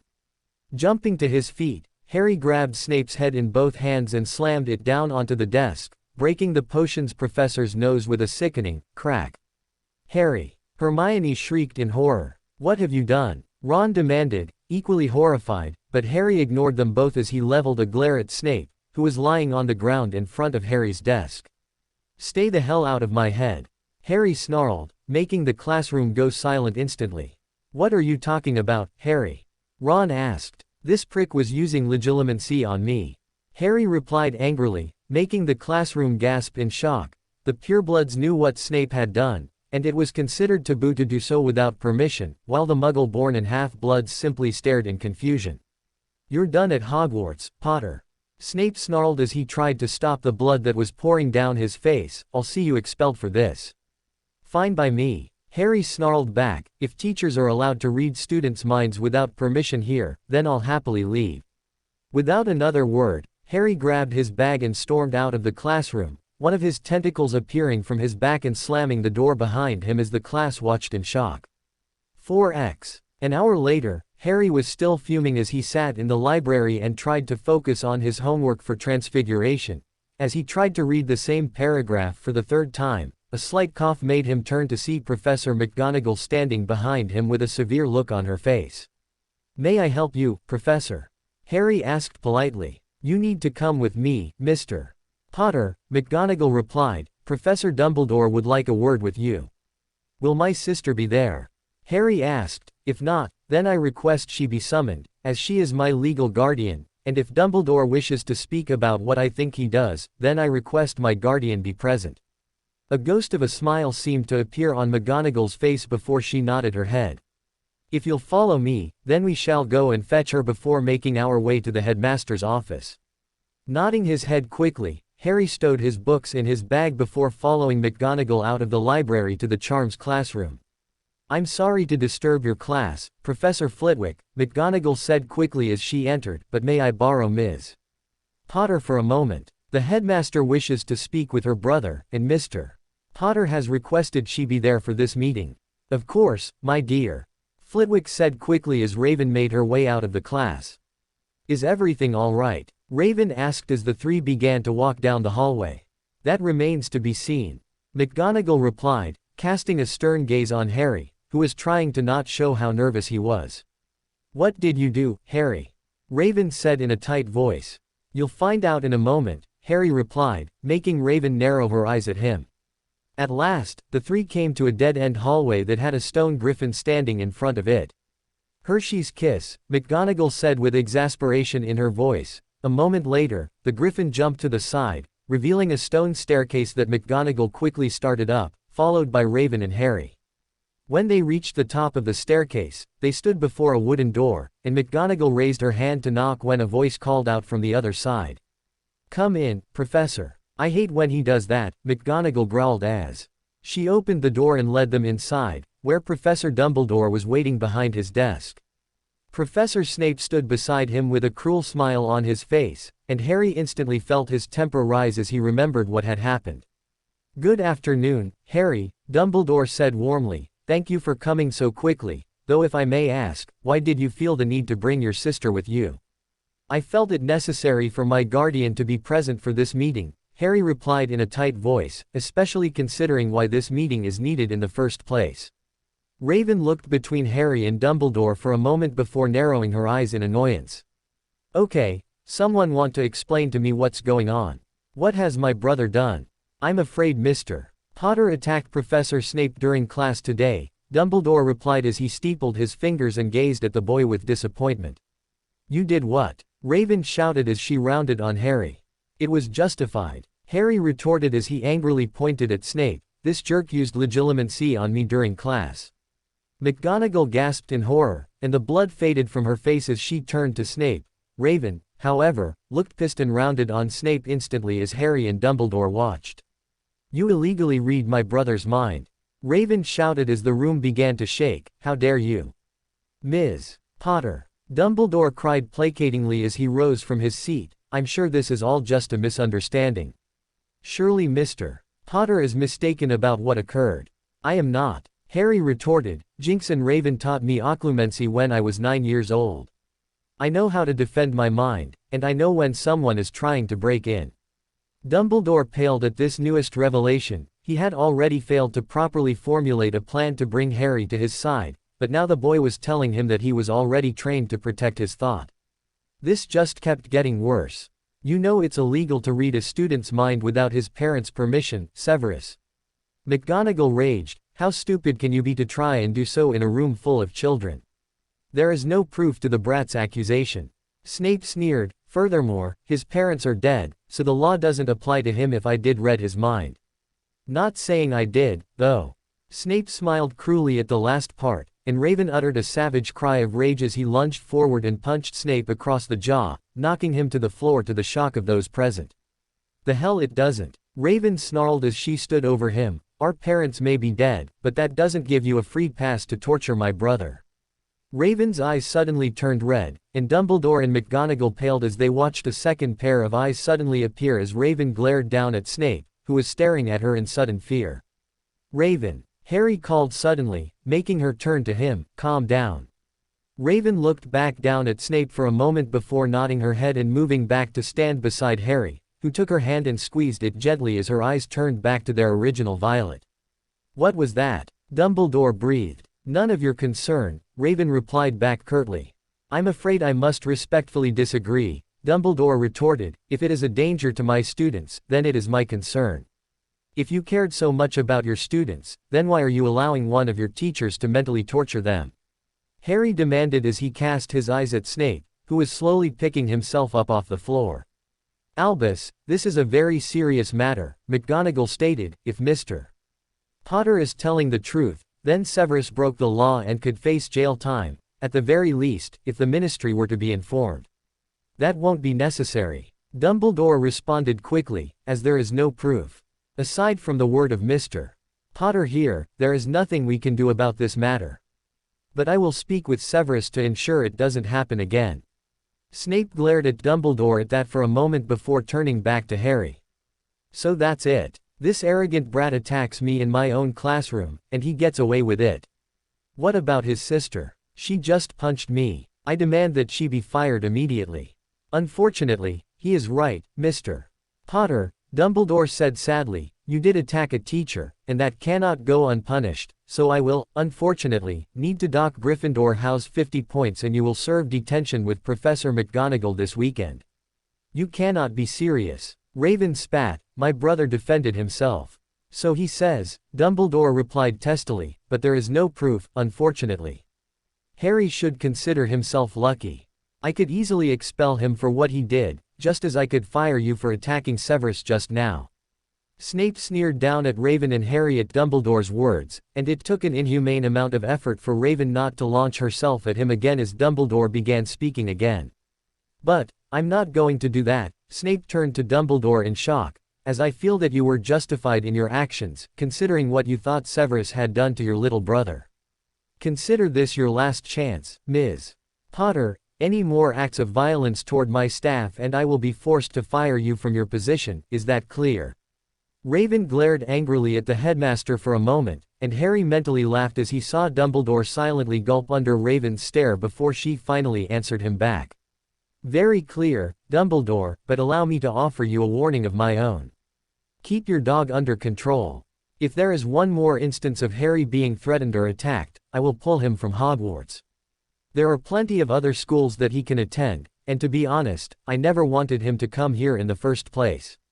So, consider this your final warning, old man. One more attack on my brother, and he and the rest of the Titans will leave England for good. Got it? Dumbledore paled significantly at Raven's words, and he seemed unable to respond, so instead simply nodded at her. Raven sniffed at the old man for a moment before turning on her heel and dragging Harry to the door, where they promptly vanished a second later.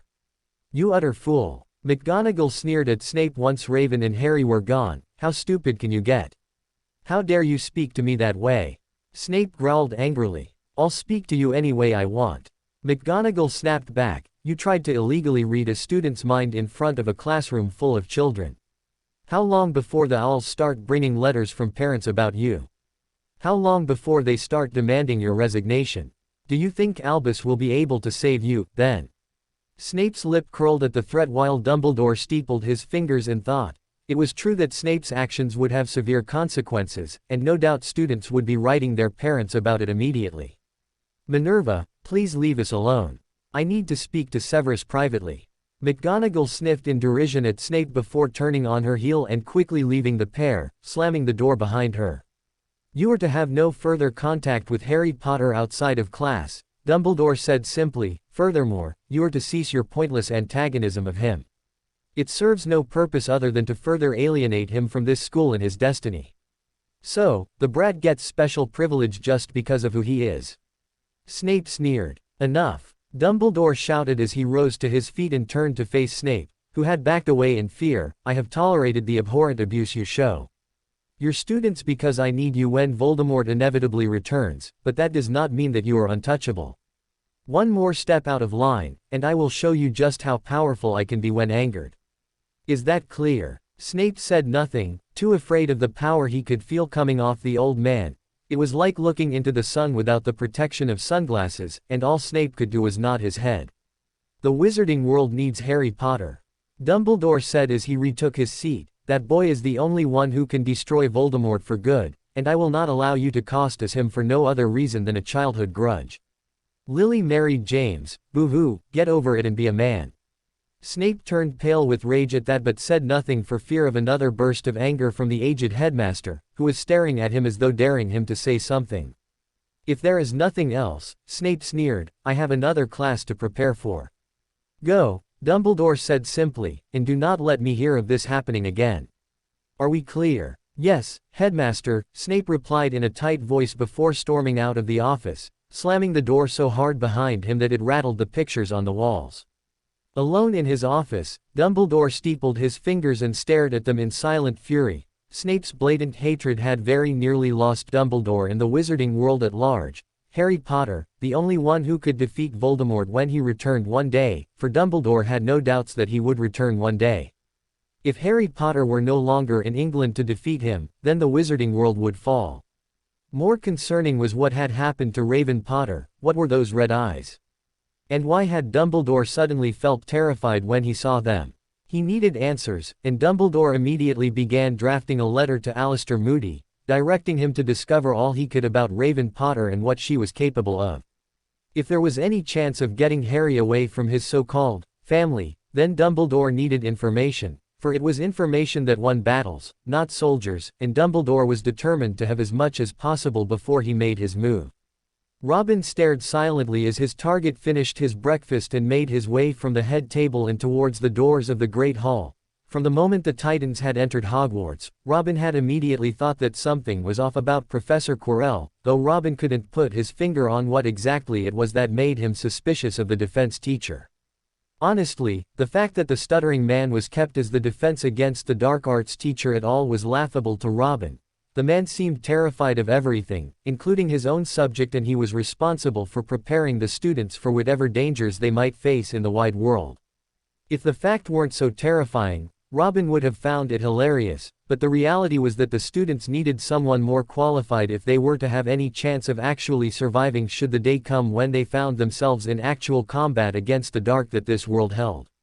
Robin's suspicions were intensified when, after silently stalking Corell one night, Robin saw him try and enter the forbidden third-floor corridor that Dumbledore had explicitly told both staff and student body alike to keep away from.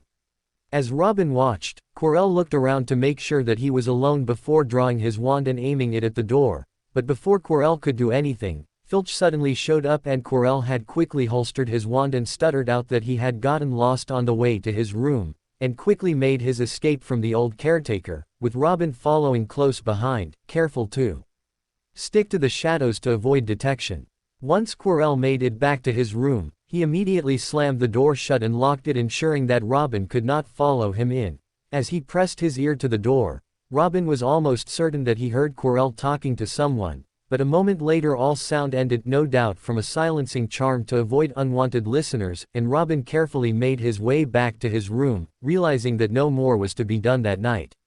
Since then, Robin had made sure to know where Corell was at all times, and when Robin wasn't teaching his classes, he was tailing the defense teacher, the class Robin had been assigned to teach had almost made the Titan bang his head against the wall at how out of date the students were on the Muggle world. They still believed that the dirigible was the most advanced piece of Muggle air travel, for Pete's sake. It had taken Robin almost a month to rectify all the damage that the previous Muggle studies teacher had done to the students of Hogwarts, but after a long drawn-out process, as well as several letters to Alfred to send as many history books as he could, Robin finally managed to bring the students up to date on what they needed to know about how far Muggles had come in the last few centuries. The class had been particularly horrified when Robin had told them the events of World War II. Originally, the class had only known that World War II was the Muggle equivalent of Grindelwald's War, but only 30,000 had died in Grindelwald's attempt to seize power, and when Robin told the students that over 50 million had died in the Muggle War, the class had been horrified and some had even called Robin a liar until he showed them proof, which left them shocked into silence. After a month at Hogwarts, Robin had fallen into a comfortable routine that allowed him to correct the mistakes of his predecessor and actually teach the students correctly, while at the same time, allowing Robin to study his fellow professors without them noticing. Robin knew how much Harry had wanted to come to Hogwarts, since Raven had told the kid about his parents and how much they had loved Hogwarts. It was all Harry talked about. But Robin also knew that Headmaster Dumbledore had an agenda, where Harry was concerned, and Robin was determined to discover what it was because he viewed Harry as a surrogate little brother and he would be damned if he allowed the boy to become a pawn in Dumbledore's manipulations. When Raven had told the other Titans that Professor Snape had tried to illegally read Harry's mind, Robin had been the only voice of reason as his fellow teammates had wanted to tear the potions professor limb from limb. Beast Boy had been especially vocal about showing Snape how much practice Beast Boy had at turning into magical animals, having hinted that it would be interesting to see how deep a unicorn horn could go into Snape's anal cavity, but Harry had managed to convince the others, with the help of Robin, that to do so would only land the Titans in trouble and most likely give Dumbledore the leverage he needed to take Harry away from Raven altogether. The Titans had agreed to leave Snape alone, but Robin had made it his mission to find out everything he could about the potions master and figure out why he hated Harry so much, yet another mystery added to Robin's growing list that needed solving. Most, if not all, of the Hogwarts staff seemed to be deep in Dumbledore's corner, and after a month of careful study and some light stalking, Robin had managed to mostly figure out which of the professors would be a problem should the day come when the Titans needed to get Harry away from Hogwarts and especially from the old headmaster that ran it. McGonagall was loyal to Dumbledore, which was not surprising of course, but that loyalty seemed to be slipping more towards Harry and Raven as far as Robin could see, and hopefully, if the time came, she would make the right choice. As Robin quickly rose to follow Corell, he grimaced as he realized that he had homework to grade and as such would be unable to follow the defense professor as he had planned. With a sigh of annoyance, Robin made his way to his classroom to get a jump of grading before class started. After some help from Jinx and Cyborg, Robin had managed to figure out how to get a television to work at Hogwarts and was looking forward to his students' reaction as they watched a history documentary on airplanes. As he exited the Great Hall, Robin cast one final look at Corell's back, before turning the other way and making his way toward his classroom. 4x. Dumbledore sighed with annoyance as he sucked on a sherbet lemon. Usually, the Muggle treat never failed to ameliorate his mood when he was having a bad day, but unfortunately, today was not one of those days. It had been a month since the confrontation between Professor Snape and Harry Potter, and in that time Dumbledore had had one headache after another without reprieve. A few days after Snape's mind attack, owls had swarmed Hogwarts, carrying missives and howlers from concerned parents demanding to know if what their children had told them was true, and if so, what was Dumbledore planning to do to punish the potions master. Dumbledore had been forced to use a great deal of the favors owed to him from years of political maneuvering to keep Snape from being arrested after Amelia Bones had come to Hogwarts to investigate the claims that had reached her office, but all the same, Dumbledore had been forced to punish the potions master if only for appearance's sake. Dumbledore couldn't very well fire his spy, not when he still needed Snape when Voldemort would eventually return, so with no other alternatives, Dumbledore had been forced to suspend Professor Snape until the start of the new term. Severus had been livid when Dumbledore had told him and looked ready to murder Harry Potter, who he held personally responsible for his suspension. It was only after Dumbledore explained that Snape now had the Department of Magical Law Enforcement watching him very closely that Snape relented his vow to kill that spoiled brat, and accept the punishment that Dumbledore had given him, before storming from the headmaster's office to collect his things and leave Hogwarts to begin his suspension. That had been 3 days ago, now, and Dumbledore had thought that that would be the end of the interminable stress that seemed to have befallen him. But unfortunately, he was not that lucky, or perhaps his years of bad karma were simply finally catching up to him. After a month of careful investigation, Alastor Moody had finally written to Dumbledore concerning his findings about Raven Potter. Whatever Alastor had discovered had scared the aged Auror beyond anything that he had experienced before, which immediately made alarms go off for Dumbledore, for he had never known Alastor Moody to be afraid of anything. Despite Dumbledore's persistent requests for information, all Alastor would say is that if Dumbledore valued his life and sanity, he would leave the girl alone, and if Dumbledore ignored his advice, then Alastor would be sure to bring fresh flowers when he attended Dumbledore's funeral. Dumbledore had attempted to find out more about Raven on his own, but all attempts had stagnated as it seemed that all information regarding the girl from before she was adopted by the Potters was non-existent, no matter how hard Dumbledore looked. The only information that Dumbledore could discover was that Raven was considered a hero around the world, just like the rest of the Titans, and that she and the rest of the Titans had, supposedly, saved the world 4 years prior when a demon named Trigon had attempted to force his way through to this world and conquer it. Dumbledore had paled at that as demons were designated a Class 6X magical monster and the penalty for summoning one was immediate death without exception. If the Titans had managed to defeat one, then they were especially powerful, making the situation much more complicated and the need to handle it delicately even more necessary. With another annoyed sigh, Dumbledore picked up his quill again and tried to think of who he might offer the position of potions professor to until the next term began and Snape would return. There was only one logical choice, and Dumbledore groaned as he thought of what he would have to offer to entice the aged potions master to return to Hogwarts.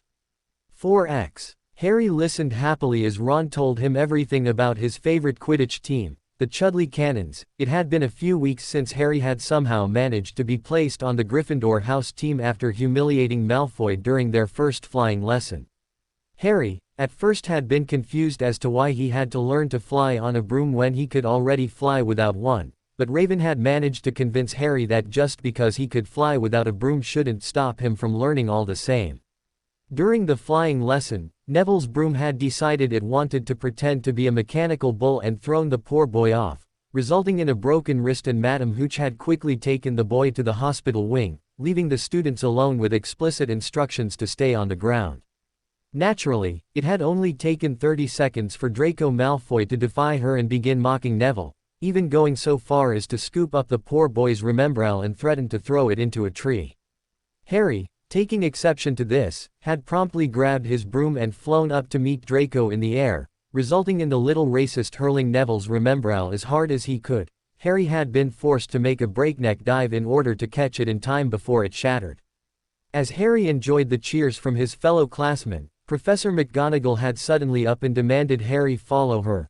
Harry had assumed that he was being taken to Dumbledore where he would be expelled for defying Madame Hooch's order to not fly, but was instead pleasantly surprised when he was instead taken to a boy named Wood and told that he would be the new seeker for Gryffindor's Quidditch team. Thankful that he was not being punished, Harry had immediately sought out Ron and asked, what in the hell was Quidditch, and more importantly, what is a seeker? This resulted in a crash course in the sport, and after reading everything he could about it, Harry found himself looking forward to playing. This was made even more prominent when Raven found out that Harry had been put on the team and had told him tearfully that their dad would be proud of him, as James Potter had also been on the Gryffindor Quidditch team. As a reward for making the team in his first year, Raven had used Hedwig to place a special order, and Harry soon found himself the owner of a brand new Nimbus 2000 broomstick. Ron had been gobsmacked when Harry let him have the first ride on it, and Harry was sure he had made a forever friend by doing so. The rest of the Titans also congratulated him and were also looking forward to seeing Harry play, and Harry found himself torn between being excited about his first game and scared that he would let everyone down. Once he began practicing with the rest of the Gryffindor team, he realized just how much work it took to fly with a broomstick, and yet Harry found himself loving it just as much as flying without one. Another strange thing that happened in the months since Harry had gotten Snape suspended was how many people stopped to thank Harry for a job well done, all except for Slytherin House, that is. The House of the Snakes seemed to glare at Harry whenever they saw him, and on more than one occasion, Harry's tentacles narrowly managed to save him when a curse or hex was thrown his way by persons unseen, which only made Harry sneer at the cowards who, in his opinion, didn't dare to attack him openly. As Halloween rolled around, Harry found himself sitting in charms looking forward to the first major feast of Hogwarts and eagerly imagined all the food and sweets that awaited him that evening when he noticed Ron and Hermione arguing with each other a few rows down from him. The two had seemed to get along fairly well so long as Harry was around, but when they were alone it seemed they fought like cats and dogs, much to Harry's annoyance, and today seemed like no exception. From what Harry could see, Hermione was trying to help Ron levitate his feather, and Ron was annoyed by his lack of progress. With almost effortless ease, Hermione managed to make her feather rise a good 4 feet off of the desk while Ron watched with a dark expression on his face. When class ended and the Gryffindors were heading to their next class, Ron angrily castigated Hermione as a know-it-all. Unfortunately, none of them saw how close Hermione was, and before Harry could tell Ron off for his cruel comments, Hermione had heard him and pushed past the group with tears running down her face. Harry had angrily scolded Ron, who looked suitably abashed, and demanded he go and apologize to her immediately, which Ron agreed to do when he saw her next. But to everyone's surprise, Hermione didn't show up for their next class. In fact, she was not seen again for the remainder of the day. When the Gryffindors appeared in the Great Hall for dinner and there was still no sign of Hermione, Harry began to grow alarmed, and when Neville let slip that he had heard that Hermione was crying in the girls' bathroom, Harry had stared pointedly at Ron, who looked ashamed of himself.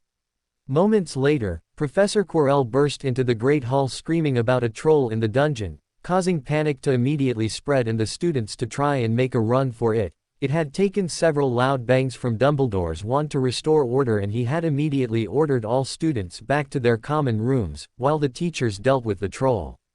As the students made their way to the Gryffindor common room, an alarming thought suddenly struck Harry and he grabbed Ron's arm, causing the boy to turn to him in bemusement.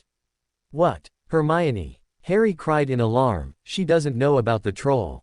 "Oh no," Ron whispered as the blood raced from his face. "Come on," Harry hissed as he turned and raced back down the hall to where the girls' bathroom lay. "Can you smell something?" Harry sniffed, and a foul stench reached his nostrils, a mixture of old socks and the kind of public toilet no one seems to clean.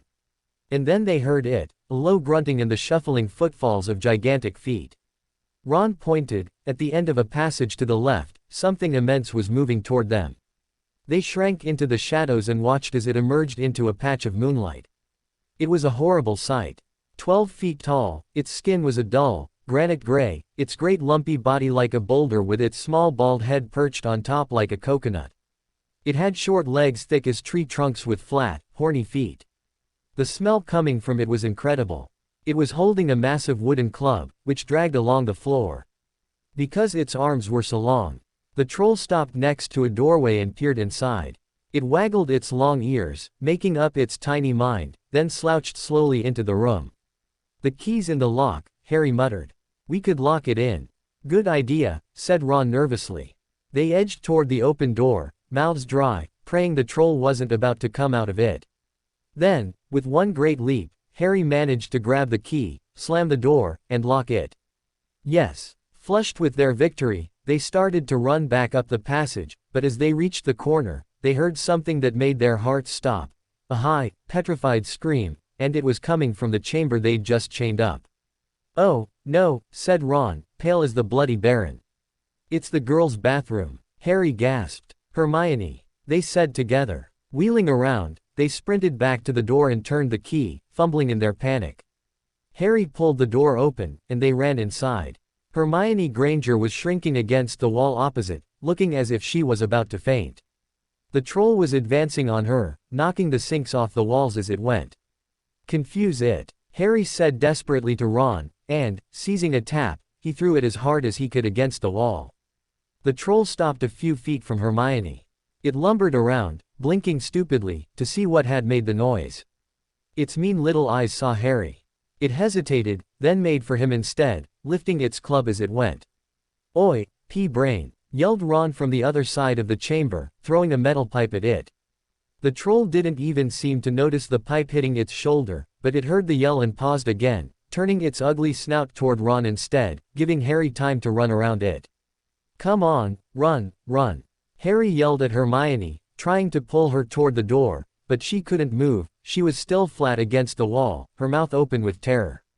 The shouting and the echoes seemed to be driving the troll berserk. It roared again and started toward Ron, who was nearest and had no way to escape. "Get the hell away from him!" Harry snarled as he unleashed his tentacles on the troll, which began to batter it repeatedly from all angles, making the troll roar in rage. A moment later, the door to the girls' bathroom ripped open to reveal Raven, who quickly took in what was happening and turned her attention onto the troll before her.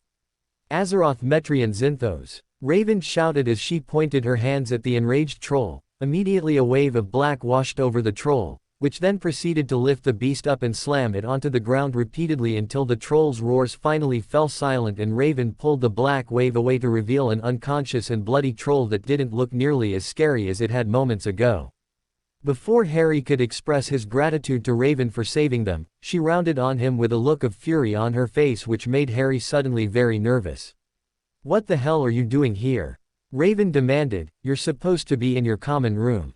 If I hadn't used my powers to track down the troll, you could have been killed." I. Harry stuttered, trying to make his brain formulate words. Before Raven could begin another angry tirade, a sudden slamming and loud footsteps made the three of them look up. They hadn't realized what racket they had been making, but someone downstairs must have heard the crashes and the troll's roars. A moment later, Professor McGonagall had come bursting into the room, closely followed by Flitwick, with Corell bringing up the rear. Corell took one look at the troll, let out a faint whimper, and sat quickly down on a toilet, clutching his heart. Flitwick bent over the troll. Professor McGonagall was looking at Ron and Harry. Harry had never seen her look so angry. Her lips were white. Hopes of winning 50 points for Gryffindor faded quickly from Harry's mind. "What on earth were you thinking of?" said Professor McGonagall, with cold fury in her voice. "You're lucky you weren't killed. Why aren't you in your dormitory?" "That's precisely what I want to know as well," Raven added angrily as she glared at Harry, who suddenly felt as though he had lost his ability to speak. Then a small voice came out of the shadows. "Please, Professor McGonagall, they were looking for me." "Miss Granger," McGonagall replied in shock. Hermione had managed to get to her feet at last. "I went looking for the troll because I thought I could deal with it on my own, because I've read all about them. If they hadn't found me, I'd be dead now. They didn't have time to come and fetch anyone. It was about to finish me off when they arrived." "What happened to it?" Flitwick asked as he gazed down at the bloody body of the troll. "That would be me, Professor," Raven replied quickly. "I saw that the troll was about to finish off my brother and his friends, so I took the initiative."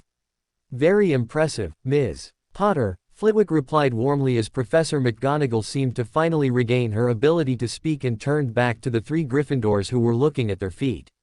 "Well, in that case," said Professor McGonagall, desperately trying to regain her composure as she stared at the three of them. "Miss Granger, you foolish girl, how could you think of tackling a mountain troll on your own?"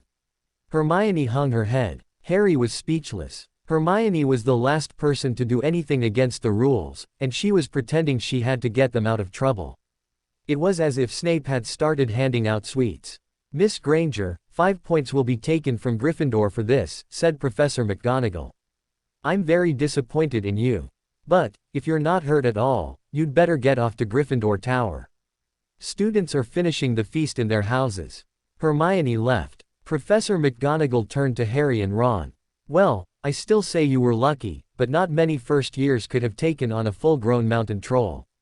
So, you each win Gryffindor 5 points. Professor Dumbledore will be informed of this. You may go." As Harry and Ron left the bathroom, Raven followed them out. "Mr. Weasley, kindly return to Gryffindor common room. I wish to speak to my brother alone for a moment." As Ron nodded and hurried away, Raven rounded on Harry with a dark expression on her face. Now, what really happened? Too afraid of his sister's fury to even attempt to lie, Harry quickly told her what had transpired that day and how he and Ron had come to be in the girls' bathroom confronting a troll. By the time he was done, Raven had her eyes closed and was pinching the bridge of her nose in annoyance. So let me get this straight, Raven said slowly, instead of telling your prefect or a teacher, you decided to do it yourself and almost got 2 other students seriously hurt in the process. I had it under control. Harry defended, the troll had nothing on Cinderblock, and I've beaten him countless times.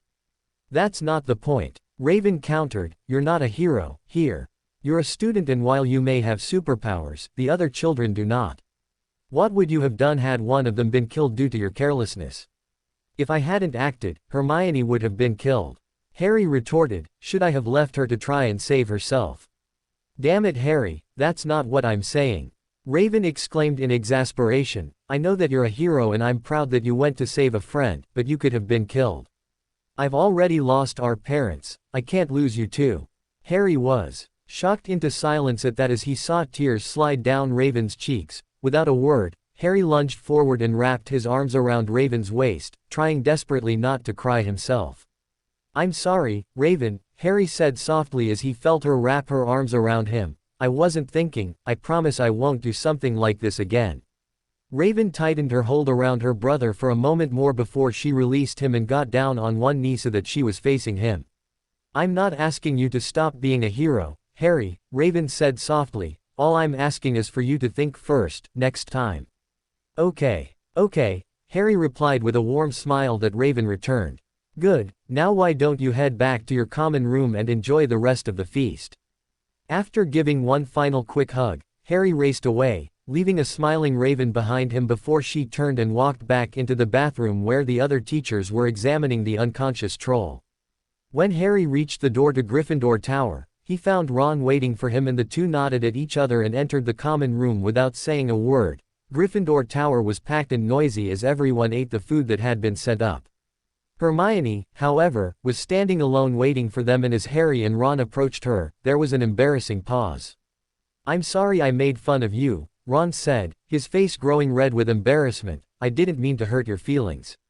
I accept your apology, Hermione said with a warm smile. Would you like to get some food? Yeah, Ron said happily as the three made their way over to the table where said food lay. As the three hungrily dug in, Harry couldn't help but smile. It had been a pretty good Halloween, all things considered. 4x. So what did you want to talk about? Beast Boy asked from where he sat as he munched on a caramel apple. Robin had asked all the Titans to meet him in an empty classroom not long after the troll had been dealt with and the children returned to their respective common rooms. Corell, Robin stated simply. What about him? Starfire asked in bemusement. He is a strange teacher, but otherwise harmless. I don't think that's the case, Robin replied as he leaned against the desk and crossed his arms. I think he's actually much more dangerous than he lets on. What do you mean? Raven asked with a raised brow. After he collapsed in the Great Hall, and all the teachers raced off to the dungeons to fight the troll, I hung back to see what would happen, Robin explained. As soon as everyone was gone, Corell got up and raced to the 3rd floor. You mean the floor that we're not supposed to go to? Beast Boy asked with a smirk. That'd be the one, Robin replied with a smirk of his own. Corell got the door open and went inside. What happened next? Starfire asked quickly. I was about to go in after him when there was a gigantic roar from the other side and Corell came bursting out and slammed the door behind him, looking terrified. And then what? Beast Boy prodded as the others listened with bated breath. After he managed to collect himself, he left and made his way to the dungeons, Robin replied. This makes no sense, Raven said as she put her thumb under her chin. Why would Corell go to the 3rd floor that Dumbledore specifically told everyone to avoid, instead of going to the dungeons and helping the other teachers deal with the troll?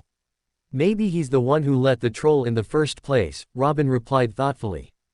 But for what purpose? Starfire asked. I heard Professor Flitwick say that whatever is on the 3rd floor is incredibly valuable, Beast Boy said softly as the others turned to him. Apparently someone asked Dumbledore to hide it here because they were afraid that someone was trying to steal it.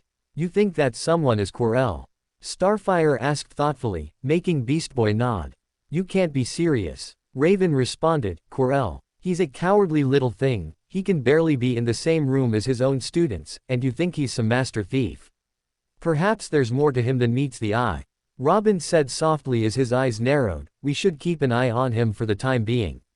As the Titans contemplated all that had transpired that night, Raven vowed to get to the bottom of whatever was going on at Hogwarts, and if it put her brother in danger, there would be hell to pay. Nymphadora, God, how she hated that name. Tonks desperately tried to concentrate as Professor Kettleburn began the day's lesson on griffins. Truth be told, Tonks didn't even have to be here, seeing as it was her last year at Hogwarts, and she didn't really need a NEWT and care of magical creatures to pursue her goal of becoming an Auror. But Tonks had signed up for the class anyway, at the last minute, after seeing the new teachers who would be joining the staff at the start of term feast. They were an odd bunch, the whole lot of them, and Tonks couldn't help but wonder if Dumbledore had finally lost his mind as she viewed them for the first time. Tonks was a metamorphagus, which meant she could change her appearance whenever she so chose, an amazing ability as it was rare in the wizarding world, and for the longest time, Tonks thought that she was alone in the world.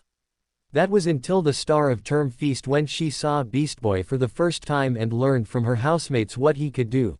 According to those of Muggle descent, he was not only a superhero, something that she was familiar with thanks to her own Muggle-born father. But he also was a shapeshifter like her. Granted, he could only turn into animals, but still, for the first time, Tonks dared to hope that perhaps she wasn't alone and immediately signed up for his class, for no other reason than to see if what they claimed was genuine. Tonks still remembered how shocked and amazed she had been when the claims turned out to be entirely accurate. Beast Boy had been asked to transform into a sphinx by Professor Kettleburn, and most of the class had laughed out loud at what Beast Boy had claimed to be able to do. Those sneers were almost instantly transformed into gasps of shock as Beast Boy grinned mischievously for a moment before spinning on the spot and changing into a giant green sphinx as the Muggle-born students cheered wildly.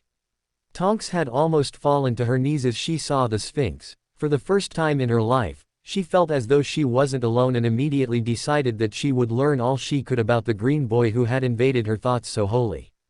She'd tried a few times to talk to him either after class or in the halls, but each time, he'd flashed her that mischievous grin, and she seemed to have lost the ability to speak until he had passed her by.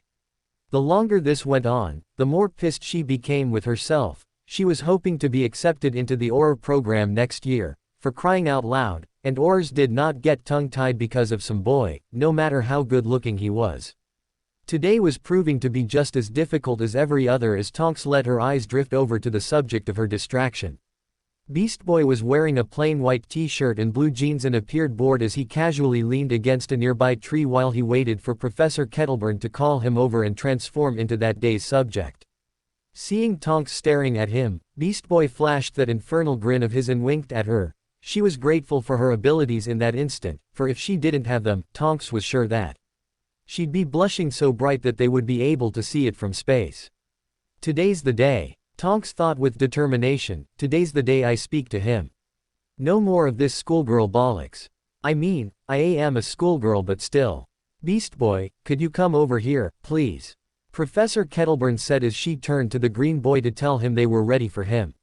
Sure thing, Professor. Beast Boy called as he swaggered over. Behind her, Tonks heard a girl sigh softly, and Tonks had to fight back a growl at the sound. Don't even think about it, hussy. Tonks thought quickly, he's mine. Now, as Beast Boy shows us what a griffin looks like, I want you all to pay attention to his claws. Professor Kettleburn thunders, that's the part of the griffin you need to watch out for. Giving him a nod, Professor Kettleburn took a step back as Beast Boy spun on the spot and transformed into a large, ferocious-looking griffin that left Tonks momentarily stunned with awe. The rest of the day's lesson was a blur to her as Tonks barely registered what the professor was saying, Tonks' sole attention being on the green creature that stood proudly in the center of their class. When the class was finally dismissed, Tonks nervously shifted from foot to foot as she waited for the rest of her class to head back to the castle so she could speak to Beast Boy, who was talking to Professor Kettleburn about the next class that would be arriving soon. With a final nod, Professor Kettleburn turned and strode away, leaving Beast Boy and Tonks alone. As he turned around, Beast Boy looked at Tonks in surprise for a moment before that damned grin appeared again. Hey, Nymphadora, right? Yeah, but please don't call me that, Tonks said in annoyance. I don't know what my mum was thinking when she chose my name. It's my belief that the pain potions were a contributing factor in my name choice. Beast Boy laughed at that, and Tonks felt herself blush, which was thankfully hidden by her abilities. Could be worse, Beast Boy said when he finally stopped laughing. You could be named Garfield. Oof, Tonks said in sympathy, guess both our parents had it in for us. Suppose so, Beast Boy chirped, so what can I do for you? Well, you see, I was wondering if you'd like to hang out sometime after class, I mean. Beast Boy looked at Tonks for a moment in surprise before a wary look came over his face, making Tonks suddenly nervous. I don't mean any disrespect, but I don't think that's a good idea, Beast Boy said at last. I'm a teacher's aide here, and you're a student. People might get the wrong impression. I'm not asking you on a date. Tonks scoffed, rolling her eyes to sell the ruse. I want to hang out, maybe get to know you if you're alright with it. You see, I'm a metamorphagus. A what? Beast Boy asked as he cocks his head in confusion. A metamorphagus, Tonks said again slowly, it means I can change my appearance at will. That's so cool. Beast Boy replied enthusiastically, making Tonks cheer internally as his response. She had been worried he would react differently, and to be shown otherwise made her almost giddy. Yeah, and it's a really rare ability, Tonks continued. I think I'm the only one in all of Britain, and then you show up, and you've got abilities like mine, albeit a bit different, but still, I'd like to get to know you a bit better if you're alright with that. Beast Boy ran a hand through his hair and sighed for a moment, making Tonks mentally frown as she prepared for him to decline again. After a moment of tense silence, Beast Boy finally flashed another of those infernal grins that she's come to love. Sure, why not, Beast Boy said warmly, as long as it's just as friends, deal. Deal, Tonks replied, desperately, trying not to show how deliriously happy she was. So, I'll see you around, then. Without another word, Tonks turned around and hurried away. Once she was safely back in the castle, she issued a screech of excitement as she jumped toward the ceiling, eliciting looks of alarm from those who passed her by. Still, she paid them no notice. She got what she wanted. XXXX. Raven's knee bounced nervously as she sat in the stands with the rest of Gryffindor House and waited for the game to begin. Harry's first Quidditch game against Slytherin was set to start in 5 minutes, and though she had told him that he would do great, she couldn't help but worry. As the two teams made their way onto the field, Raven winced as the stands came alive with shouts and cheers. The boys of Harry's dorm had used one of the sheets Ron's rat had ruined to create a large sign that read, "Potter for President." Hermione had then used an impressive bit of magic to make the words change color, and seeing it seemed to calm Raven if only a little bit. As the two team captains shook hands, Raven glanced over at Beast Boy and noticed that he had a very mischievous grin on his face, the same one that he wore whenever he and Harry would pull some prank, and Raven internally groaned as she tried to figure out what the two of them had planned this time. Her answer comes almost immediately after the game begins. Harry suddenly stands up as if he's riding a skateboard instead of a flying broomstick and seems to snap his fingers. For a moment, nothing happened, and Raven wondered if whatever Harry had planned didn't work. Seconds later, music began filling the stands, and Raven noticed what looked like speakers strategically placed through the stadium where they would have the best output. Turning to Beast Boy, Raven stared at him with a raised eyebrow for a moment, making her fellow Titan's grin grow even more prominent. Took Harry and me all night to get it set up, Beast Boy said simply as the bass grew in intensity while the stadium roared with cheers. How? Raven asked. Electricity shouldn't work at Hogwarts, and unless I missed my guess, a stereo works on electricity. Cyborg and Jinx figured it out, Beast Boy replied happily. Took them forever, but I think the result speaks for itself, wouldn't you? Raven smiled and shook her head as she turned back to the game and her little brother, who was standing on his broom and waving his arms as though conducting a symphony as the stadium rang out with music and cheers in equal measure. XXXX. Harry felt like his face was going to break as he stood on his broom and smiled. His plan had worked, his first game, and already he was sure that the whole school would be talking about it for years. As the lyrics began, Harry began soaring around the stadium, standing straight up as though he were riding a skateboard. Unknown to anyone else, his tentacles had come out of the bottom of his pants and were wrapped around his ankles and holding him to the broomstick. Still, it looked like he was standing on it effortlessly to everyone else. Stand up and be counted. For what you are about to receive. We are the dealers. We'll give you everything you need. Harry did a barrel roll as the lyrics echoed throughout the stadium. As he swung by one of the Weasley twins, who was beaming at Harry's prank, Harry raised his hand and gave a passing high five before performing a 360 spin that caused more than a few people to gasp in fear that he might fall off. Hail! Hail to the good times! 'Cause rock has got the right of way. We ain't no legend, ain't no cause, we're just living for today.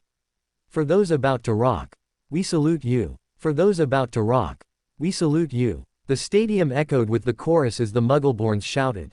It as loud as they could, while those who didn't know the song copied what was being said by those close to them. Only the Slytherins seemed to find the whole thing ridiculous, and Harry laughed as he passed them, their boos appearing so silent compared to the rest of the stadium. We rock at dawn, on the front line. Like a bolt right out of the blue. The sky's alight with the guitar bite. Heads will rock and roll tonight. For those about to rock, we salute you. For those about to rock, we salute you. By now, the whole stadium was echoing with the chorus minus the Slytherins, of course, and Harry couldn't help but laugh with happiness at how well his prank had gone. Truth be told, he had been terrified as the day of his first game approached, though he would have died before he admitted it. He knew that his dad had been on the Gryffindor house team and had been amazing if what his professors had told him was anything to go on. The thought that he couldn't measure up to James Potter's image made Harry more than a little nervous. Deciding that it was time to stop fooling about, Harry had his tentacles release their hold on his broomstick before performing a backflip that made the stadium gasp in awe and landing comfortably on it. As the song finally ended, Harry gripped the broomstick tight with one hand and raised his fist into the air, eliciting a roar of approval from the crowd before tearing off across the stadium in search of the snitch. XXXX. Raven shook her head in exasperation, even as she fought the grin that was trying to spread across her face. Around her, the Gryffindors around her screamed out their exultations for her little brother, and Raven couldn't help but agree that James Potter would have very much approved of the way his son had begun his first ever Quidditch game. As a bludger sent from one of the Weasley twins slammed into a Slytherin chaser, Robin let out an audible groan of disbelief. I can't believe that this game is allowed to exist. This is an emergency room's wet dream. When magic can heal you in literal seconds, you don't really have to worry about things like getting too badly hurt, Raven replied, wincing as another bludger was sent from one of the twins at the same chaser, who luckily managed to dodge it this time. I find it quite enjoyable. Starfire cried enthusiastically as she jumped up and down in her seat. Yeah, dude, Beast Boy added, this is awesome. I think Harry's spotted the snitch. Hermione shouted excitedly, causing many to cast their gaze toward the sight of Harry and the Slytherin Seeker racing side by side toward the ground at breakneck speed. At the same time, Raven watched and nervously chewed her lip. A moment later, a groan echoed throughout the stadium as the Slytherin captain, Marcus Flint, cut Harry off just as he was about to capture the snitch, causing Harry's broom to spin out of control. Foul! Screamed the Gryffindors. Cheating prick! Beast Boy shouted, that can't be legal. It's not. Ron barked, but what else do you expect from a Slytherin? Madam Hooch spoke angrily to Flint and then ordered a free shot at the goalposts for Gryffindor. But in all the confusion, the snitch was lost. Down in the stands, Dean Thomas was yelling. Send him off, ref. Red card. This isn't football, Dean, Ron reminded him, and what's a red card? As Dean explained, Raven watched her brother with narrowed eyes. Something was wrong. Harry's broomstick was behaving oddly, jerking erratically, and from the look on Harry's face, it was not him doing it. As Raven watched, the broom suddenly began to buck like a wild horse as Harry held on for dear life. What the hell's going on? Raven cried as the crowd watched in horror. Did something happen when Flint blocked him? Seamus asked. Can't have, Hagrid said, his voice shaking, can't nothing interfere with a broomstick except powerful dark magic. No kid could do that to a Nimbus 2000. At these words, Raven tore her gaze away from her little brother and began scanning the crowd with laser focus, searching for anyone who might be the cause of what was happening to her brother's broomstick. Suddenly, Raven's eyes landed on Professor Corell, who she saw looked muttering while staring at Harry with an almost obsessed intensity. Looking over at Robin, Raven saw that he too was staring at Corell, and he quickly nodded at her before turning and disappearing into the crowd. XXXX. What the hell is wrong with this thing? Harry snarled as his broom rolled and bucked interminably to throw him off. It had been fine a few moments ago, but now it seemed to have gone completely out of control and was beginning to piss Harry off. As the broom performed another barrel roll, Harry saw below him the glint of gold. The snitch was hovering 100 feet beneath him, there for the taking. Screw this. Harry snarled as he let go of his broom handle and dove out into the open air. Screams echoed around him instantly, and Harry had to fight not to laugh as he realized that no one knew he could fly and probably thought his broomstick had finally thrown him off. As the air rushed past him, Harry flattened himself out so that he looked like an arrow and dove straight toward the snitch. As the ground grew closer and closer, Harry could hear screams echoing around him and couldn't help but smile. At the last possible second, as his fingers closed around the object of his attention, Harry felt someone grab hold of his robe and jerk him back, momentarily choking him before the two crashed into the ground hard and rolled several feet. As Harry lay gasping on his back, he turned his head to see that it had been Katie Bell, one of his teammates who had grabbed him and was now sporting what looked like a broken leg and arm while her broom lay several feet away. "Are you okay?" Harry gasped out, causing Katie to laugh weakly before gritting her teeth in pain. "Am I okay? You just fell about 100 feet. Are you okay is the real question." "I'm fine," Harry replied, though he felt anything but. "Takes a lot more than that to kill me." "Good for you," Katie replied sarcastically as the rest of the Gryffindor team descended upon them.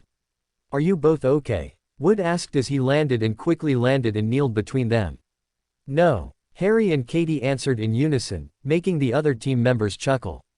"That was brilliant, Harry," Fred cried out. "Never seen anything like it." George added. "Harry James Potter, what the hell were you thinking?" Raven roared as she descended on her brother, who winced slightly. "You could have been killed. Why the hell did you jump off of your broom? The stupid thing was about to throw me off." Harry defended. "I couldn't hold on much longer, and in case you forgot, I can fly."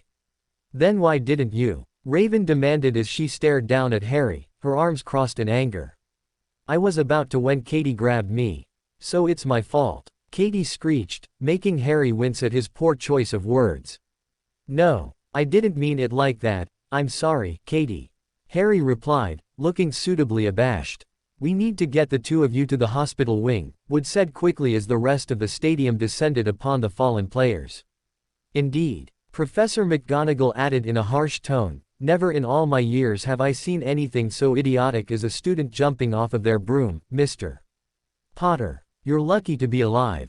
You and I are going to be having a very in-depth discussion later," Raven growled, making Harry gulp slightly as Professor McGonagall raised her wand and began to levitate Harry and Katie toward the castle. Once they were gone, Raven turned towards Robin, who had just managed to fight his way through the crowd to her. "Guess you didn't make it in time," Raven snapped. "He was gone by the time I got there," Robin growled back. "Must have taken off when Harry jumped from his broom." "Then let's get after him," Beast Boy snapped, his eyes turning into feline-like slits. "Dumbledore will never believe us," Robin retorted. "He can barely stand us as is.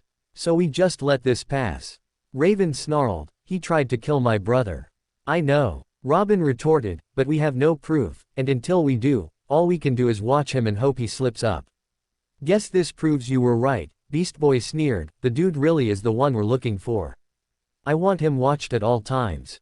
Raven growled. "If he so much as looks in my brother's direction in a way that feels threatening, his ass is mine." "I'm next in line after you," Beast Boy growled as the group made their way towards the castle. The next few weeks were some of the best that Harry could remember. With a single game, Harry had established himself not only as a fantastic Quidditch player but also as a master prankster. Harry's reputation was further elevated when, to prove his claims that he could in fact fly without the aid of a broom, Harry led a group of Hogwarts students to the top of the tallest tower and promptly leapt off of it to the horror of his assorted audience.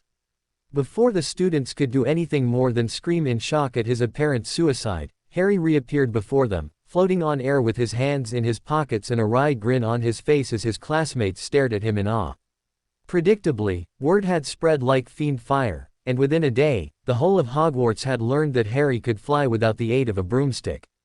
Naturally, the only ones who didn't seem to be in awe of Harry's abilities was the Slytherin house, who seemed to hold Harry in even greater disdain. They still hadn't forgiven them for getting Snape suspended, something Harry found amusing as the new potions professor, a man named Slughorn, was not only a better instructor but also more temperate of mood, as far as Harry was concerned. It was during breakfast that Harry learned just how much Slytherin house hated him, or at least how much one Slytherin in particular did. Harry was just finishing up his breakfast when he felt someone approach him. Turning to see who it was, Harry found himself staring at the sneering face of Draco Malfoy, who was flanked by his two bodyguards, Crabbe and Goyle. "Something I can do for you, Draco?" Harry asked in his most innocent voice. "You think you're so special, don't you?" Draco sneered, causing Harry to raise an eyebrow at him. "Not particularly," Harry replied in a bored voice. "You know who's special? Chris Angel. I saw him in Vegas once, dude was phenomenal." "What?" Draco asked in confusion as a few Muggleborns around Harry snickered in amusement. Realizing that he was losing momentum, Draco turned red with embarrassment for a moment before snapping angrily. "You're just a freak, Potter. Like the rest of your family. You and the rest of them should be driven from Hogwarts. There's no place here for your abnormality." "Ah, Draco," Harry said in a mock-sad voice, "does this mean we aren't friends anymore? You know, if I thought you weren't my friend, I just don't think I could bear it." The table burst into laughter at that, and Draco turned red with embarrassment and anger in equal measure as Harry looked at him with a sad expression that seemed to make his housemates laugh even harder. "How dare you mock me, Potter? My father will," Draco began before Harry cut him off. "You know, I've noticed something about you, Draco," Harry said with a smile. "And what is that?" Draco spat back. "You only act tough when you're with your bodyguards." Harry replied with a wry grin, "Without your two gorillas, I doubt you'd have the balls to talk to anyone the way you do." Instantly, the temperature of the table seemed to drop 10 degrees, and everyone seemed to hold their breath as they waited for Draco to respond. "I'll take you on any time, Potter. In fact, I challenge you to a wizard's duel." "What's the matter? Never heard of it." "Of course, he has," Ron replied before Harry could respond. "I'm his second." "Who's yours?" Draco turned to his bodyguards and seemed to be sizing them up for a moment, before turning back to Harry and Ron. "Crabbe," Draco replied coolly. "We'll meet tonight at midnight in the trophy room that's always unlocked." "See you there, dear Draco," Harry replied with a wink that seemed to make Draco even angrier. Without another word, Draco spun on his heel and stomped back to the Slytherin table as Harry turned back to his food. "You're not seriously going to meet him, are you?" Hermione demanded as Harry reached over and pulled more food onto his plate. "Of course not," Harry replied through a mouthful of bacon. "Prick probably won't even show up, and I'll most likely end up in detention for being out of the dorm past curfew. And on the off chance that he does show up, I already know I can beat him. I have nothing to gain by dueling him and far too much to lose, so there's no profit in it for me and, therefore, no reason to acquiesce to his demands." Hermione nodded in agreement before returning to her book as the rest of Gryffindor House grinned at Harry. "So, you basically just set him up," Fred stated with a laugh. "Either he shows up and gets caught, or he doesn't show up, thinking he just got you in trouble, which he hasn't. Either way, it's his loss." "Exactly, my red-headed friend," Harry replied with a wink that caused the twins to burst into laughter. "Blimey, I'd hate to be your enemy, Harry," George said with a grin. "You're a devious one." "Ah, you're going to make me cry if you keep flattering me like that," Harry said as he pretended to sniffle, causing his housemates to laugh even harder. 4x. As the weeks passed, Harry's fame gradually faded as the students began preparing for Christmas break. The Titans had decided to remain at Hogwarts for Christmas due to Cyborg going to visit his dad and Jinx paying a visit to an old friend, thus leaving Titans Tower empty for the holidays. To Harry's delight, Ron would be staying for the holidays as well, due to his parents visiting his older brother, Charlie, in Romania. With no classes and unlimited time to goof off alongside his friends, Harry found that he was looking forward to the break. The day that Christmas break began, Harry was tightly hugged by Hermione, who was about to leave with the others going home for Christmas break. "Now, remember to stay out of trouble," Hermione scolded as she released Harry from her hug. "I know that's difficult for you, but I do wish that you would try all the same. I give you my sworn oath." Harry replied back, snapping to attention, and giving her a mock salute that made her shake her head in exasperation. "I just hope Hogwarts is still standing when I come back," Hermione replied with a slight grin. "I'll keep 1 or 2 towers up for you, how's that sound?" Harry replied with a wink. That would be greatly appreciated, Hermione replied with a smile before turning on her heel and following the rest of the school to the train station. Once those who were leaving had done so, Harry joined Ron in a game of gobstones. The common room was surprisingly empty, and Harry found that he quite missed his housemates, though this was quickly remedied when the twins decided to unleash their supply of fireworks, which turned the common room into a veritable battleground as everyone ducked for cover from the tiny missiles. Once it was safe to come out again, the twins found themselves forced to run for safety as Percy Weasley and Professor McGonagall chased them out of Gryffindor Tower while Harry and Ron watched and tried to breathe through their laughter.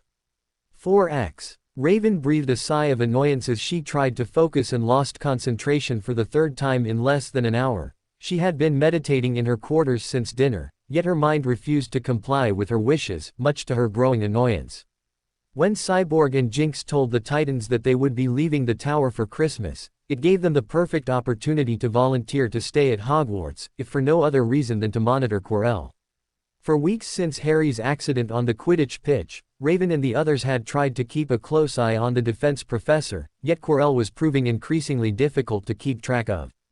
Raven had attempted to use her abilities to keep an eye on him, only to discover that for some reason, whenever she attempted to focus on Corell, she would draw a blank, as if the professor was somehow able to hide himself from her gaze.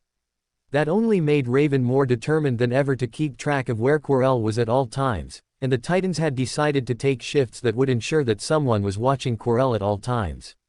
To everyone's aggravation, it seemed that Corell was aware that he was being watched. However, it appeared he was unaware of who it might be and had taken to spending hours by himself, locked in his chambers with anti-listening wards surrounding it, thereby ensuring that the Titans had no idea what was going on in there. Having decided that whatever Corell was up to involved whatever was on the third floor, Robin had paid a visit to the room in question with Beast Boy a few days after Christmas break had begun. When they returned a few hours later, Raven was ready to wring Dumbledore's neck. According to Robin and Beast Boy, the third floor held a maze of one danger after another, ending in a seemingly empty chamber that Robin and Beast Boy had scoured, only to come back empty-handed. Why would Dumbledore put such dangerous traps on the third floor and yet have nothing at the end worth guarding? Starfire had asked once Robin and Beast Boy had returned from their investigation. Maybe he hasn't put the thing in there yet, Beast Boy replied, could be that he plans to put it in there later. What the hell will he be placing in there that needs such protection? Raven had demanded as she imagined the three-headed monstrosity Robin had described as being the first of the traps he and Beast Boy had encountered. Whatever it is, it's gotta be valuable to warrant such protections, Robin replied grimly. We should keep a careful eye on the third floor and be ready when Dumbledore finally does put whatever it is he's guarding up there. How will we know when he finally does, though? Beast Boy had asked. When Corell makes his move, Robin replied grimly, that's when we'll make ours as well. Since then, the Titans had ensured that one of them knew where Corell was at all times, yet Raven couldn't help but feel as though she were missing something important.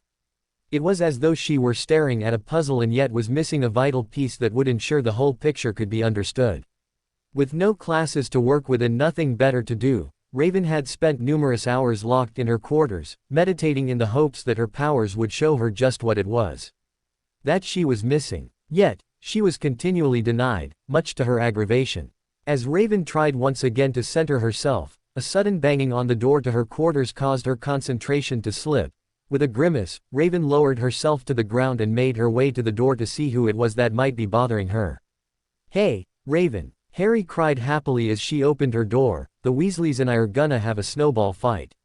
Wanna come? Raven couldn't help but smile at her little brother's genuine happiness. Since coming to Hogwarts, Raven had watched happily as Harry seemed to open up more now that he had friends who he could be completely honest with about his abilities and powers. Sure, sounds fun, Raven replied, smiling as she saw Harry's smile grow tenfold. Did you invite the rest of the Titans? Yup, they're getting ready and are going to meet us outside in 15. Harry cried happily, it's gonna be epic. I'm sure it will be, Raven replied with a gentle laugh, just don't blame me when you lose. Oh, it is on. Harry retorted happily as the two made their way outside. After a furious snowball war that left everyone frozen and dripping, and in which Harry and the Weasleys lost spectacularly due to Raven creating giant snowballs that easily overcame the Weasleys' defenses. The Titans and Weasleys made their way to the Great Hall for some well-earned hot chocolate before going to bed. The last thought Harry had before he succumbed to his exhaustion was that this was probably the best Christmas he had ever had. For the first time, he had friends that he could be totally open with and who didn't see him as a freak or gawk at him. To his new friends, he was just Harry, and though that might seem odd to others, to Harry it meant the world. 4x. Christmas morning, Harry was awoken by an ear-shattering scream of joy, followed almost immediately by someone launching themselves upon Harry, causing him to awaken with a painful oomph. As Harry finally managed to extricate himself from his attacker, before promptly falling out of his bed and onto the floor, Harry saw that it was Ron who had dive-bombed him and was enthusiastically jumping on Harry's bed with a wide grin on his face. "Have you gone mad?" Harry demanded as he slowly rose from where he lay and rubbed the sleep out of his eyes. "It's Christmas," Ron shouted happily, "and you took too long to get up. Just because it's Christmas doesn't mean you should violently attack someone in their sleep." Harry retorted, "What if I had accidentally attacked you?" Ron paused in his jumping at that, before shaking his head nervously and leaping to the floor. "You wouldn't have hurt me. I trust you, Harry." Harry blushed at the comment and was about to reply when the door to his dorm opened up, and Raven walked in with a wry grin on her face. "Oh good, you're awake. I was about to wake you myself, but I see Ron had first dibs." Harry stuck his tongue at her, causing Raven to smile and gently rub his head for a moment before he shoved her hand away. "I moved everyone's presents to the common room. We're opening them there so that everyone can be together," Raven said warmly. "Everyone is waiting on you too, so hurry up." Without another word, Raven turned on her heel and quickly walked out of the dorm. Ron and Harry promptly turned to each other and seemed to register Raven's words at the same time before huge smiles appeared on their faces, and they shouted in unison. "Presents." A moment later, Harry and Ron were tumbling down the stairs to the enjoyment of the onlookers before landing in a heap at the bottom of the staircase. As Harry groaningly got to his feet, he saw a massive pile of presents with his name on them, waiting for him to open them, and he immediately began to tear into them with all the happiness that a child could express. For the next hour, Harry, the Titans, and the Weasleys opened the mountain of presents each had received. Harry, with Raven's knowledge and consent, had spared no expense in his purchases for the Weasleys, now that he knew how wealthy he and Raven were. Ron had received a brand new Nimbus 2000 and had immediately tackled Harry in a hug as he repeatedly said how grateful he was. For the twins, Harry had purchased a trunk and stuffed it with enough prank material to keep them both occupied for at least a year, if not more. The twins had been almost beside themselves with glee at the present and had promptly adopted Harry into the Weasley clan in gratitude, baptizing him by pouring a cup of butterbeer over his head, which left him sputtering but laughing all the same. Knowing how studious he was, Harry's gift to Percy had been a voucher to Flourish and Blots, worth 500 galleons, to be used as he saw fit. Percy had been beside himself at Harry's present and had thanked him profusely as he carefully tucked the voucher away for safekeeping. Harry had sent the same gift to Hermione and was waiting on the return owl that would surely come, expressing her thanks. When it came time for the Titans to open their presents, Harry could hardly sit still as he watched with bated breath, hoping they would like what he had bought them. Robin had received an autographed poster from his favorite band, Queen. Harry had to spend a fortune to get it, seeing as the lead singer was dead, but the shocked look on Robin's face was worth it in the end, at least to him anyway. Starfire had received a season pass to Hershey Park. Due to her excessive love of chocolate, Harry knew that she would love her gift and was happily rewarded with a bone-crushing hug from Starfire once she had stopped squealing in pleasure. Beast Boy's gift had left the green changeling speechless as he looked down at the receipt for the next top-of-the-line VR game station that was set to come out next year. It was supposed to be stupidly expensive, and Beast Boy had planned to wait until the price dropped, but Harry had decided to buy it for him immediately, which resulted in another bone-crushing hug of gratitude. As Raven opened her gift, she felt her breath catch in her throat as her eyes began to water with unshed tears. Harry had spared no expense with his elder sister's gift, and seeing her expression now, he knew it had been worth it. For his big sister, Harry had bought a clasp for her robe, made of pure silver and shaped like a raven in flight, For an extra price, the silversmith that Harry had hired had managed to enchant the clap to actually flap its wings as though it were a real bird. "Oh, Harry," Raven whispered in reverence, "it's so beautiful, thank you." Harry beamed at his friends as he saw the joy in their eyes. A moment later, he was tearing into his own presents with reckless abandon and marveling at what he had received, which included a book on Quidditch from Hermione, a dozen chocolate frogs from Ron, a crate of fireworks from the twins which was promptly confiscated by Raven, new self-writing quill from Robin, a few new CDs from Beast Boy, a new telescope from Starfire, and finally a brand new Gibson Les Paul electric guitar from Raven that would be waiting for him when they got home for the summer. But as Harry opened the last present, he heard Raven gasp in shock. "It can't be," Raven whispered as she walked over to him and stared at the cloak in Harry's hands. "What?" Harry asked in confusion as he held it up. "It's just a cloak." "That's not just a cloak, Harry," Raven whispered in awe as tears went down her cheeks. "It's Dad's invisibility cloak."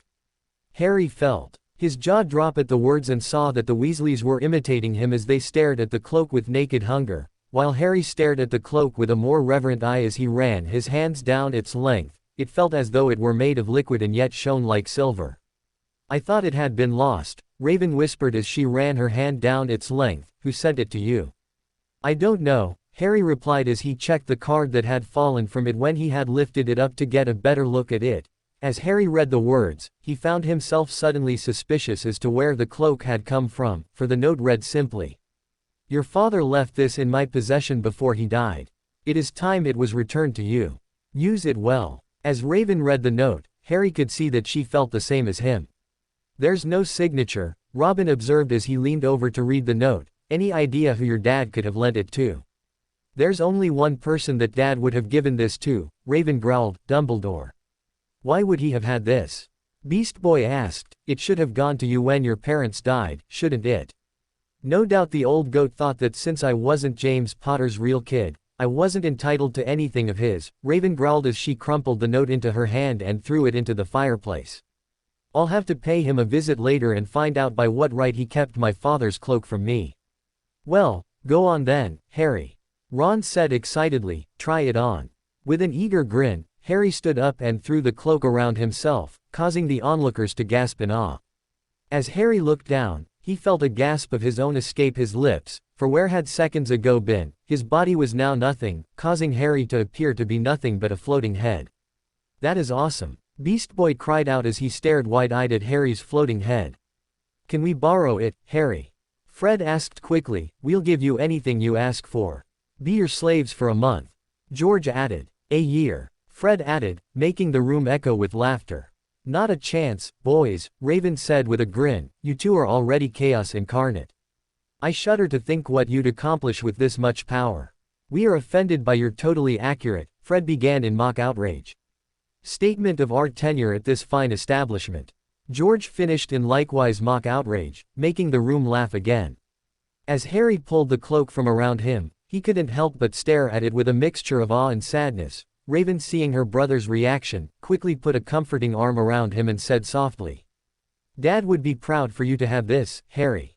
Just make sure that you don't abuse it too much, or I'll be forced to take it from you until you learn to be responsible with it, deal?" "Deal," Harry cried happily as he wrapped his arms around Raven's waist and hugged her for all he was worth. "Well, looks like we're out of presents," Robin said with a grin. "What say we put our hoard away and head down to breakfast?" There was a cheer of agreement as everyone quickly grabbed their gifts and began to make their way to the dorm to put them away. Before Harry followed, he turned back to Raven with a sad expression that worried Raven. "Raven, are you sure you don't mind me keeping Dad's cloak? You're the eldest. It should go to you." Raven felt her eyes water at the comment and had to quickly blink them away before kneeling down in front of her little brother and placing a comforting hand on his shoulder. "Dad would have wanted you to have it, Harry. More so than me, I'm sure." "But," Harry began before he was cut off. "But nothing. It's your birthright, Harry. So do as the note said and make sure you use it well." Raven finished with a wink that made Harry smile happily before he turned on his heel and ran up to his dorm, with his presents tucked under his arms as the Titans watched with smiles. Once he was gone, Raven's smile dropped, and a scowl took its place, which was mirrored on Robin's face as well. If he had your dad's cloak, I wonder what else he may have taken from your family, Robin said in a low voice.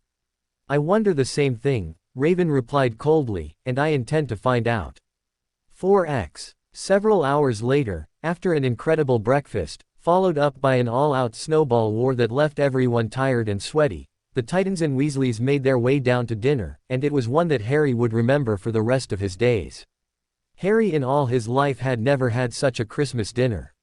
100 fat, roasted turkeys, mountains of roast and boiled potatoes, platters of chipolatas, tureens of buttered peas, silver boats of thick, rich gravy and cranberry sauce, and stacks of wizard crackers every few feet along the table. These fantastic party favors were nothing like the feeble muggle ones that Harry and the rest of the Titans usually bought for Christmas before, with their little plastic toys and flimsy paper hats inside. Harry pulled a wizard cracker with Fred, and it didn't just bang, it went off like a cannon that sent Beast Boy tumbling off his seat and engulfed them all in a cloud of blue smoke, while from inside exploded a rear admiral's hat and several live, white mice. Up at the high table, Dumbledore had swapped his pointed hat for a flowered bonnet and was chuckling merrily at a joke Professor Flitwick had just told him. Flaming Christmas puddings followed the turkey. Robin nearly broke his teeth on a silver sickle embedded in his slice. Harry watched Hagrid getting redder and redder in the face as he called for more wine, finally kissing Professor McGonagall on the cheek, who, to Harry and Raven's amazement, giggled and blushed, her top hat lopsided. When Harry finally left the table, he was laden down with a stack of things that had come from the crackers, including a pack of non-explodable luminous balloons, a grow-your-own-warts kit, and his own new wizard's chess set. The white mice had disappeared, and Harry had a nasty feeling that they would end up as Mrs. Norris's Christmas dinner. After dinner, the Titans and the Weasleys retired to the Gryffindor common room, where Harry broke in his new chess set by losing spectacularly to Ron. However, Harry suspected that he wouldn't have lost so badly if not for Percy trying to help him so much. Afterward, Robin asked if he could play against Ron, and the match proved to be surprisingly even, with Robin barely managing to win. Surprisingly, Ron wasn't depressed about his loss, rather, he seemed overjoyed to finally find a worthy opponent and asked Robin if they could play again sometime, to which Robin happily agreed. After a final treat of hot cocoa and s'mores, everyone was too tired to do anything else and decided it was time for bed. It had been Harry's best Christmas ever, yet something had been nagging at the back of his mind all day. Not until he climbed into bed was he free to think about it, the invisibility cloak and whoever had sent it. Ron, full of turkey and cake and with nothing mysterious to bother him, had fallen asleep almost as soon as he'd drawn the curtains of his four-poster. Harry leaned over the side and pulled his cloak from under it. His father's. This had been his father's. He let the material flow over his hands, smoother than silk, light as air. Use it well. That's what both Raven and the note had said.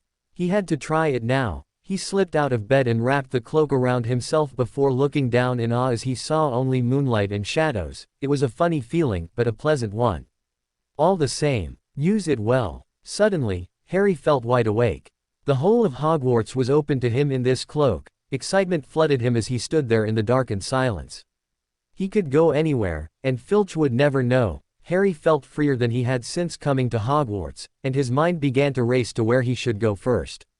Ron grunted in his sleep, causing Harry to turn to stare at him, should Harry wake him. Something held him back. This cloak had belonged to Harry's father, and he felt that he wanted to use it alone this time, the first time. As quietly as he could, Harry crept out of the dormitory, down the stairs, across the common room, and climbed out of the portrait hole. Who's there? The fat lady squawked, causing Harry to quickly walk down the corridor. Where should he go? He stopped, his heart racing, and began to think, who cares? The whole of Hogwarts was open to him. With a laugh, Harry drew the cloak around him and set off to see what mysteries he could explore. 4x. Raven had just finished getting ready for bed when she felt it. Something was wrong. She didn't know what, but something was about to happen that would put her little brother in danger, which was odd because he should be in the tower at this time of night. With a groan, Raven remembered that her brother had their father's cloak, which meant that he could be anywhere, and with Hogwarts being so big, it could take her hours to find him. With a frustrated sigh, Raven rose from her bed and sat cross-legged on the floor as she closed her eyes and opened herself to her powers. As Raven began to rise into the air, her mind spread out, searching for her little brother. As she suspected, Harry was not in his bed and Raven sighed in exasperation at how much Harry was like their dad. According to Lily, James would often be caught out of bed after curfew as well, he and his band of merry pranksters. Letting her magic guide her, Raven found herself being drawn to a room on the 5th floor that held great power within it. As Raven zeroed in on it, she heard a sound that made her heart wrench. Harry was sobbing in utter despair. Something in the room had caused her brother such pain that she could feel it even from here, and the pain Raven felt made her almost weep before she managed to pull back from the link and close off her mind. Quickly, Raven lowered herself to the ground and exited her chambers. Whatever trouble her brother had gotten himself into was causing him terrible pain, and Raven needed to save him from it. Then, with a slight tremor of fear for Harry, Raven began to fly as fast as she could for the room she had seen, hoping she wouldn't be too late. 4x. Harry was having a blast. He'd spent the last hour exploring Hogwarts with wanton abandon, before finally ending up in the restricted section of the Hogwarts library. Harry knew he shouldn't be here, but the urge to read some of the juicy stuff students weren't allowed was almost too tempting to resist. The library was pitch black and very eerie. Harry lit a lamp to see his way along the row of books, causing the lamp to look as though it were floating along in midair. Even though Harry could feel his arms supporting it, the sight gave him the creeps. The restricted section was right at the back of the library. Stepping over the rope that separated these books from the rest of the library, Harry held up the lamp to read the titles. This didn't help him much as many of the books were spelled in languages that Harry couldn't understand, their peeling, faded gold letters glistening against the light of Harry's lamp. Some had no title at all, and one book had stains on it that looked horribly like dried blood. As Harry continued looking along the rows, the hairs on the back of his neck began to prickle. Maybe he was imagining it, maybe not, but he thought a faint whispering was coming from the books, as though they knew that someone was there who shouldn't be. Deciding that he had to start somewhere, Harry carefully set the lamp on the floor and pulled out a large black and silver book that caught his eye. It took him a moment to pull it out due to how heavy it was, but as he balanced it on his knee and let it fall open, it issued a blood-curdling shriek. Instantly, Harry snapped the book shut, but the shriek went on, in one endless unbroken ear-splitting note. Stumbling backward, Harry dropped the book and knocked over the lamp, which went out at once with a shattering echo. Panicking, Harry quickly stuffed the still shrieking book back onto the bookshelf, the blood running from his face as he heard footsteps closing in on him. Then, quickly wrapping the cloak around himself, Harry ran for it, turning a corner and narrowly avoiding colliding with Filch, who had just entered the library and was sweeping his head back and forth, looking for the one responsible for the noise. Narrowly avoiding Filch's outstretched hand, Harry streaked off up the corridor, the book's shrieks still echoing in his ears. He came to a sudden halt in front of a tall armor suit and leaned against it as he tried to catch his breath. He'd been so desperate to escape that he hadn't paid attention to where he was going. Perhaps because it was dark, he didn't recognize where he was at all. There was a suit of armor near the kitchens, but he must surely be 5 floors above that. As Harry struggled to control his breathing, he heard something that made the blood rush from his face. "You asked me to come directly to you, Professor. If anyone was wandering around at night, and there's been somebody in the restricted section of the library, Filch must have known a shortcut because his soft greasy voice was getting closer." To his horror, Professor Corell responded, though his voice sounded much colder than usual, and to Harry's surprise, the defense professor seemed not to be stuttering. "The restricted section. Well, they can't have gotten far, we'll catch them." Harry stood rooted to the spot as Filch and Corell came around the corner. They couldn't see him, of course, but it was a narrow corridor, and if they came much nearer, they'd knock right into him. The cloak didn't stop him from being solid. As quickly and quietly as he could, Harry backed up. There was a door standing ajar to his left, and as the two adults drew closer, he realized it was his only hope of escape. Holding his breath, Harry squeezed through the open door, praying that the adults wouldn't see him. To his relief, Filch and Corell walked right past him, and Harry leaned against the wall as he heard their voices grow farther away. That had been entirely too close for comfort, so focused on slowing down his racing heart that it was a few minutes before Harry noticed anything about the room he was hiding in. It looked like an unused classroom. The dark shapes of desks and chairs were piled against the wall, and there was an upturned wastebasket sitting on top of a large pile. but the strangest thing about the classroom was a large mirror that was propped against the far wall that seemed to be calling to Harry. It was a magnificent mirror, as high as the ceiling, with an ornate gold frame, standing on 2 clawed feet. Carved across the top of the mirror was a strange inscription that Harry couldn't make heads or tails of: Erised straw eru oit tube kafru oyt on washi. His panic fading now that there was no sound of Corell or Filch, Harry moved closer to the mirror, wanting to look at himself but see no reflection. As Harry stepped in front of it, he had to clap his hands over his mouth to stop himself from screaming. He whirled around, his heart pounding far more furiously than when the book had screamed, for he had not seen only himself in the mirror, but 3 other people as well, standing right behind him, but the room was empty, and Harry found himself alone. Breathing very fast, Harry turned back to the mirror and saw himself reflected in it, pale and scared, but there behind him were 3 others smiling back at him. "Raven?" Harry asked as he recognized his elder sister smiling back at him from the mirror. Looking over his shoulder, Harry saw that he was still alone in the classroom. Was that the trick of the mirror? To show invisible people? "Raven, if you're there, this isn't funny." Harry whispered furiously, "You nearly gave me a heart attack." Silence met his words, and Harry suddenly found himself afraid again as he looked back at the mirror and saw the 2 other people who were standing next to Raven. A woman was standing right behind his reflection and smiling at him. Slowly, Harry reached out a hand and felt the air behind him. If she was really there, then he'd be able to touch her, their reflections being so close together, but he felt only air. She and the others existed only in the mirror. She was a beautiful woman. She had dark red hair in her eyes. Her eyes are just like mine, Harry thought, edging closer to the glass. Bright green, precisely the same shape, but then he noticed that she was smiling but crying simultaneously. The tall, thin, black-haired man standing beside her put his arm around her. He wore glasses, and his hair was very untidy. It stuck up at the back, just as Harry's did. Harry was so close to the mirror now that his nose was nearly touching that of his reflection. "Mom," he whispered. "Dad." They didn't respond, just smiled at him, and James Potter threw an arm around Raven's shoulder, pulling her against him with a laugh as Harry stared with a sick feeling in his heart. The Potters smiled and waved at Harry, and he stared hungrily back at them, his hands pressed flat against the glass as though he was hoping to fall right through it and reach them. But, instead, he had a powerful ache inside him, half joy, half terrible sadness.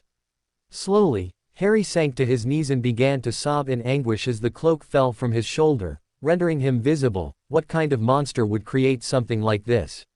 His parents were right there, he could see them, yet he couldn't touch them, something that he wanted more than anything. "Harry!" A voice behind him called, causing Harry to whip around in panic, only to see Raven standing at the doorway and looking at him with a worried look on her face. "Harry, what's wrong? Why aren't you in your dorm?" "Raven," as tears ran down his face, Harry replied in a broken voice, "They're here, Raven. They're right here." "Harry, what are you talking about?" Raven said quickly as she dashed across the room and embraced her brother. "Who's here?" "Mom and Dad." Harry sobbed, making Raven's eyes widen in alarm. "Look in the mirror. They're right there." Tearing her eyes away from her little brother, Raven looked into the mirror and gasped in horror. Standing there smiling at her was Lily and James Potter, looking the same as they did the night Raven had lost them. "Mom, Dad?" Raven asked in a small voice as a tear began to roll down her face. "It's them, Raven," Harry cried. "They're here." "No," as anger replaced her awe, Raven replied, "It is not them, Harry. It's some sort of trick." Wrapping her arms tighter around her brother, Raven turned away from the mirror, pulling her brother with her, a difficult thing to do as Harry struggled in her arms to look again. "Don't look, Harry." As Harry struggled to look at the mirror again, Raven said, "It's not real." "Unfortunate, but true," a voice said, causing both Harry and Raven to turn to see who had spoken, only for them to gasp at the sight of Albus Dumbledore staring at them from the doorway with a sad look on his face. "What the hell is this thing?" Raven demanded as she rose to her feet, holding Harry tightly to keep him from looking into the mirror again. "And why the hell does it show our parents?" Dumbledore sighed sadly before taking a step forward, his gaze fixed on the mirror behind them. "The Mirror of Erised is perhaps one of the most dangerous magical objects ever created," Dumbledore said in a hollow voice. "It shows us nothing more or less than the deepest and most desperate desires of our hearts. For example, the happiest man on earth would look into the mirror and see himself just as he is.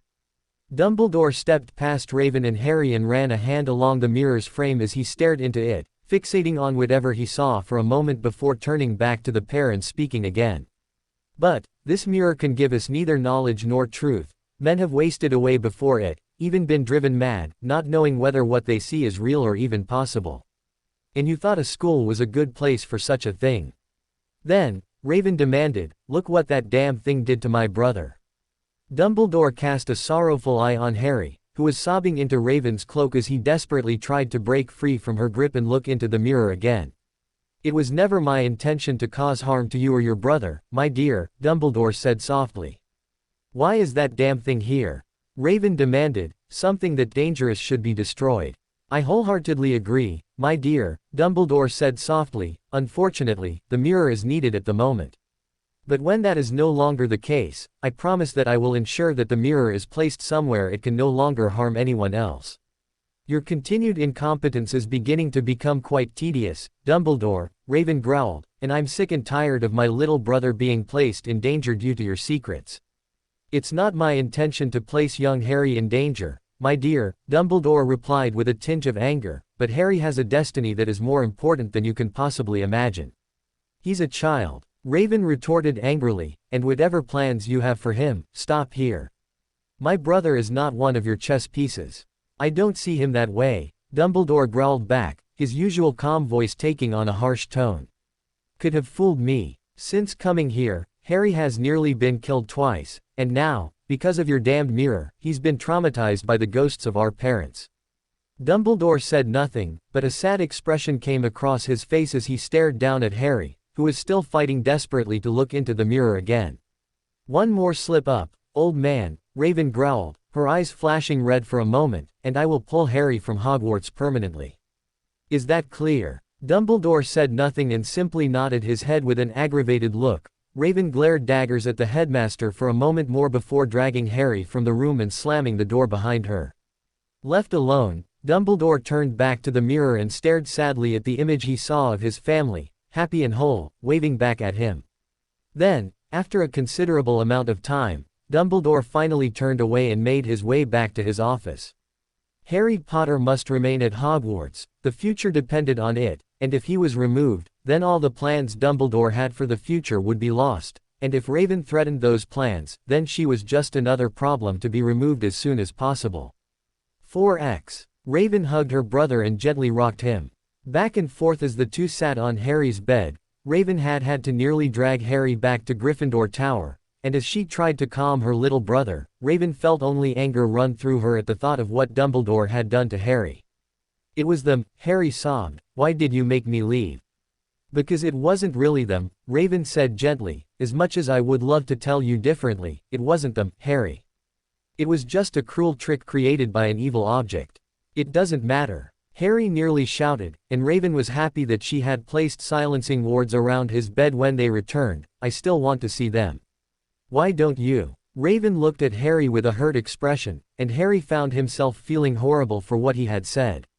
I'm sorry, Raven," Harry said quickly. "I didn't mean that, I swear."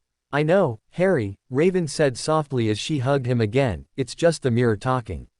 I want more than anything to see Mom and Dad again, but they wouldn't want us to risk our sanity just for the chance to see them again." "I'm sorry, Raven," Harry said in a small voice, "I just wanted to see them again." "I know, kid, I do too. Will you stay with me tonight?" Harry asked softly. "I don't want to be alone tonight." "Of course, I will," Raven said gently, causing Harry to smile happily as he laid down, scooting over to make room for her. A few moments later, the two of them were asleep, holding each other tight. Harry was almost glad when Christmas break ended, and everyone returned. Raven had taken to sleeping with Harry as he had been having nightmares since his run-in with the mirror, where he would see his parents smiling at him, only for them to disappear moments later in a violent flash of green, followed by a high cruel laugh that Harry found eerily familiar yet could not place. As Harry had expected, Hermione had immediately tackled him and proclaimed her thanks for his fantastic Christmas present, with the assurance that she would soon be putting it to good use. Once term had resumed, Harry was too preoccupied with the astronomical amount of classwork, homework and Quidditch practice that he soon found himself into worry about the mirror or the nightmares anymore. So he was grateful when they finally began to pass. Oliver Wood, the Gryffindor Quidditch team captain, returned to Hogwarts as a man obsessed. He had the team practicing 5 nights a week, and Harry was happy that he had Hermione as a friend, as he didn't think that he would be able to keep up with his schoolwork without her. The only downside to the end of Christmas break was that it meant the return of Professor Snape from his suspension, and his hatred of Harry seemed to have been exacerbated in his time away. In Harry's first potions class of the term, Snape deducted 25 points for Harry's distracting hair color black, with streaks of red and gold to signify Gryffindor, and demanded that Harry go and wash it out immediately, to which Harry had respectively declined, which earned him another 25 points lost. Since then, Snape seemed to find fault in everything Harry did and seemed determined to take away as many points as he could, for whatever reason he could come up with. Harry had lost 10 points for wearing his raven earring in class, for not being able to answer a question that he wouldn't learn the answer to until his 3rd year, and for many other reasons. Ron and Hermione would constantly argue that Harry should tell Professor McGonagall or the headmaster about Snape's clearly unfair treatment, but Harry refused outright every time, refusing to be labeled as a child who could not fight his own battles and had to run to others for help. As the weeks went on, Snape's treatment worsened as he seemed unable to get a reaction out of Harry that would allow Snape to further punish the boy. The final straw came when Snape decided that if he couldn't get a reaction out of Harry by tormenting him, perhaps tormenting Harry's friends would yield the desired result. Harry had been sitting in class, attempting to make a calming draft, when Neville Longbottom had accidentally added the wrong ingredient, causing the poor boy's cauldron to explode and douse those nearest to him in a foul-smelling concoction. Those who had been doused immediately began to swell like balloons, adding to the general chaos of the classroom as Snape tried to restore order. "Silence!" Snape roared, his voice echoing off the dungeon walls and causing instant silence. "All those who came into contact with Longbottom's idiotic concoction will immediately go to the hospital wing to receive treatment." As the class began to disperse, Snape held up his hand to stop Hermione, who had been sitting to Neville's immediate right. Hermione had taken some of Neville's potion to her face, and as a result, her nose and front teeth had swelled considerably, giving her a beaver-like appearance. "And where do you think you are going, Ms. Granger?" Snape asked with a sneer. To the hospital wing, Professor," Hermione said, her words slurring a bit due to the swelling of her nose and teeth. "Why? I see no difference in your appearance," Snape said nastily, causing Hermione's eyes to immediately fill with tears. With a sob, Hermione dashed from the dungeon as Ron and Harry began to shout obscenities at the sneering potions master. It was perhaps fortuitous that Snape couldn't understand what Ron and Harry were saying due to them both shouting at the same time, as no doubt Snape would have docked 50 points at the minimum if he had been able to understand what Harry had called him. "Silence!" Snape snarled again, "as there are now too many students missing to continue the class, you are all dismissed." As the remaining class began to file out, Snape called out after Ron and Harry in a sneering voice. "And 25 points will be taken from Gryffindor for yelling at a teacher." Ron opened his mouth to retort when Harry quickly grabbed him and dragged him out, using one of his tentacles to slam the door shut behind the two. "What did you do that for?" Ron demanded as the two stood outside the potions classroom. "He was looking for a reason to punish us more," Harry replied curtly as he began to drag Ron down the hall. "But he insulted Hermione," Ron argued. "How can we call ourselves her friends if we let that stand?" "We're not going to," Harry growled back, coming to a stop, and turning to face Ron, "but getting a detention and losing a couple of dozen points isn't going to help anyone." "So what do we do?" Ron asked. "We're going to make that greasy prick wish that he had never returned to Hogwarts." Harry growled back as a Grinch-like smile spread across his face, "But we're going to be smart about it." Ron's eyes twinkled gleefully at Harry's words, and a similar smile began to spread across the redhead's face as the two began to walk to their next class, whispering conspiringly to each other as to how they would make Snape's life as miserable as possible.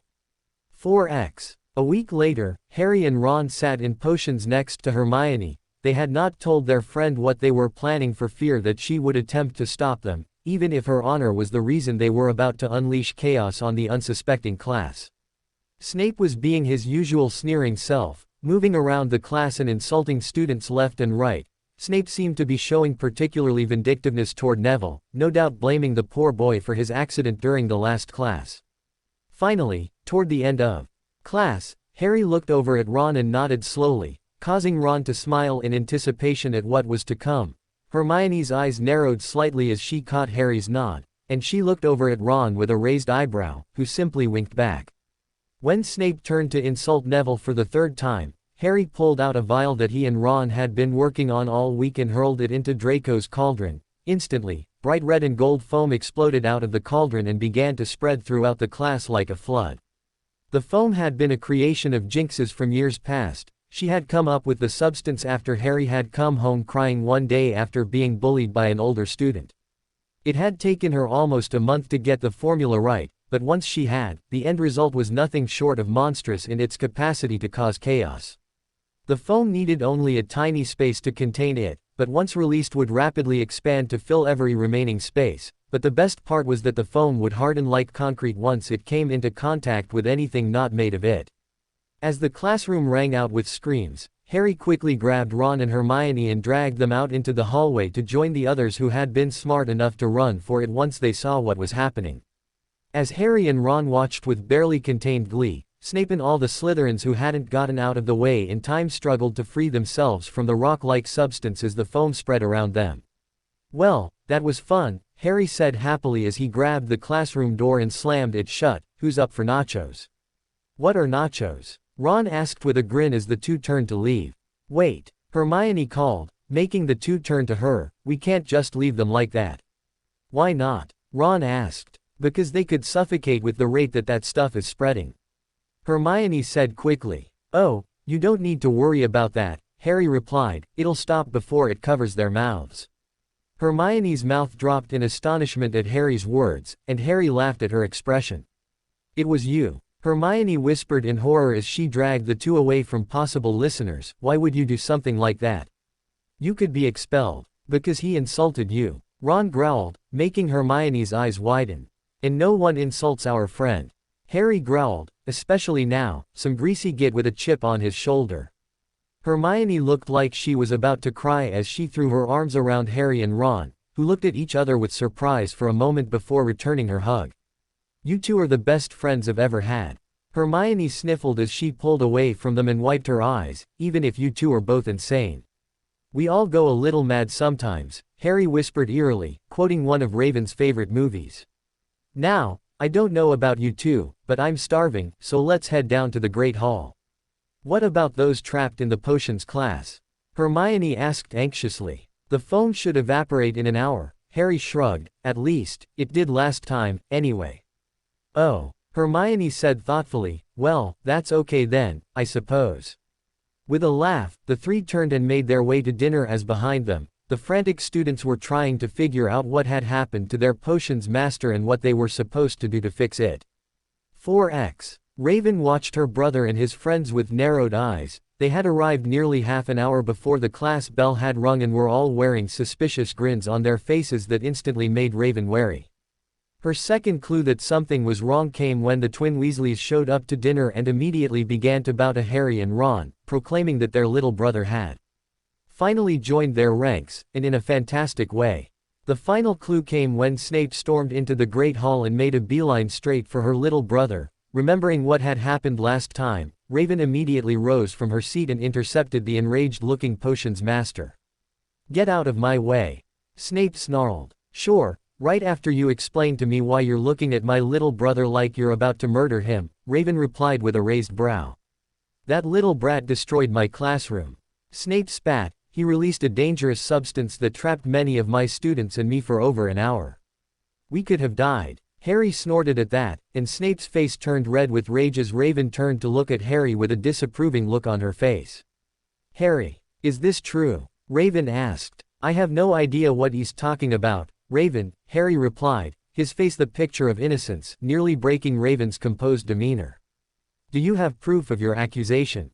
Raven asked as she turned back to the incandescent professor as the rest of the Slytherins who had been trapped began to stumble into the Great Hall. "I know that little brat did it. He's just like his bastard of a father."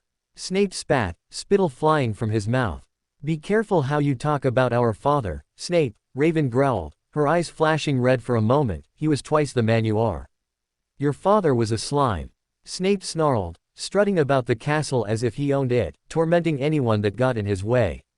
You jerk, Harry yelled as he jumped up from his seat, only for Raven to hold her hand up at him to stop.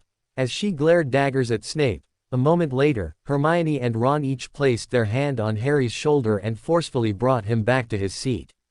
You're pathetic, Raven stated as she dropped her arm back to her side, holding onto a grudge for more than 3 decades against a man who's been dead for 10 years. A vein began to pulse in Snape's temple as Raven continued in a voice as cold as ice. Yes, my father made mistakes in his youth, as we all do, but he was a decent and kind man who eventually grew up. On the other hand, you are still the same cruel, angry little boy you were as a student, hating a dead man for no other reason than because my mother chose him over you. So tell me, Snape, why did my mother decide to end her friendship with you again? The color drained from Snape's face at Raven's words, and for a moment, he was rendered speechless as the entire Great Hall watched with bated breath to see how he would respond. Harry looked ready to physically attack the potions professor. Only Ron and Hermione's hand on his shoulders was keeping him in his seat. I know what you did, Snape. Raven hissed as her eyes flashed red again. Aunt Minnie gave me my mother's diary not long ago, and it tells in great detail the reason why my mother ended her friendship with you. Because you're a bigot, Lily Potter saw you for what you are. Snape had gone deathly pale by the end of Raven's speech, and his hands seemed to twitch involuntarily, as though he was about to go for his wand. Seeing this, a small smile began to spread across Raven's face and she slowly crossed her arms over her chest as she stared Snape down. Do it, I beg you. Snape's hand twitched again, and it seemed as though he was going to actually try when suddenly Dumbledore appeared and placed a calming hand on Snape's shoulder. I believe your classroom requires your attention more than Ms. Potter, Severus. So the brat just gets away with it. Snape spat, he nearly killed me. I already told you that I didn't do it. Harry shot back, and you've no proof to say otherwise. Do you have some proof, Severus? Dumbledore asked with a raised eyebrow. Snape's face turned red with barely contained rage as he glared first at Harry, then at Raven, who smirked at him. Careful, Snape, Raven said softly, you've already been suspended. Next time you might not be so lucky. Snape's eye twitched for a moment before he spun on his heel and stormed from the Great Hall, growling obscenities under his breath. Once he was gone, Dumbledore turned back to Harry and Raven and gave both a knowing smirk, his eyes twinkling madly. While I admire seeing your father's love of pranks was passed down to you, my boy, Dumbledore said warmly, perhaps in the future, you could ensure that you do not destroy an entire classroom when you perform a prank. Not saying I did it, sir, Harry replied with a grin, but theoretically, if I did, and once again, I'm not saying I did, I'll endeavor to keep my pranks from causing total destruction in the future. I appreciate that, my boy, Dumbledore chuckled before turning away and striding back to the head table. Okay, Harry, Raven said softly as she turned to look at her little brother, who was suddenly sporting a sheepish expression, let's go have a chat. 4x. After a long lecture from his sister, in which it was made crystal clear that while she had no problem with Harry continuing their father's legacy of pranks and general mayhem, Raven expected Harry not to antagonize Snape any further without due cause. Harry made his way back to Gryffindor Common Room to find Ron and Hermione waiting for him, with bright smiles plastered across their faces. So, how did the little chat with your sister go? Ron asked with a smirk. About as good as you would expect, Harry laughed. She understands my need to protect my friends, though she respectfully asks that in the future, we keep our pranks from causing complete devastation. I think we can manage that, Ron said with a laugh as Hermione shook her head with a smirk. Now, Harry said as he slapped his hands together, how about we have some fun? What did you have in mind? Ron asked with a raised eyebrow. Quidditch. I've got a better idea, Harry replied happily. You guys want to watch a movie? A what? Ron asked in confusion. We can't, Hermione replied. Technology doesn't work at Hogwarts. I think my stereo setup shows that to be fiction, Harry smirked. How did you do that, by the way? Hermione asked. It shouldn't have been possible. Well, it took a lot of experimentation and setbacks, but eventually, my friends Cyborg and Jinx managed to create a system that doesn't fail when it comes in contact with magic but rather works alongside it. Yes, but how? Hermione asked in annoyance. Trade secrets, I'm afraid, Harry replied with a wink that seemed to annoy Hermione more than ever. Now, you all wait here, and I'll be right back, Harry said before rushing up to his dorm where his bottomless trunk lay. After quickly popping it open, Harry grabbed his laptop, the movie he had chosen for tonight's entertainment, and a bag of potato chips and salsa. Rushing back downstairs, Harry quickly placed the laptop onto the table in front of the couch, popped the DVD into it, and pressed play before tearing open the bag of chips and offering one to Ron, who had sat down on the couch next to him, with Hermione taking the other side. Hey Harry, what's this? Fred asked as he and George sat on the arms of the couch. Rocky Horror Picture Show, Harry said as he bit into a chip, it's a classic. The Weasleys watched in silence for a few moments, wholly absorbed in the film as Harry and Hermione enjoyed the chips. What's that? Ron asked after a moment. A car, Harry answered with a smile. What's happening? Fred asked. Their car broke down, and they need to use a phone to call for help, Hermione explained. What's a phone? George asked. I'll tell you later, Hermione responded. Why are they singing? Ron asked. Because it's a musical, Harry replied. What's a musical? George asked. A movie with songs built into it, Hermione replied quickly. What about? George began before he was cut off. Would you all shut up and watch the damn movie? Oliver Wood commanded from behind them. Neither had noticed the older student walk in, too engrossed in the movie playing out in front of them. As they laughed at the movie, more and more Gryffindors started filtering in, interested to see what all the commotion was about.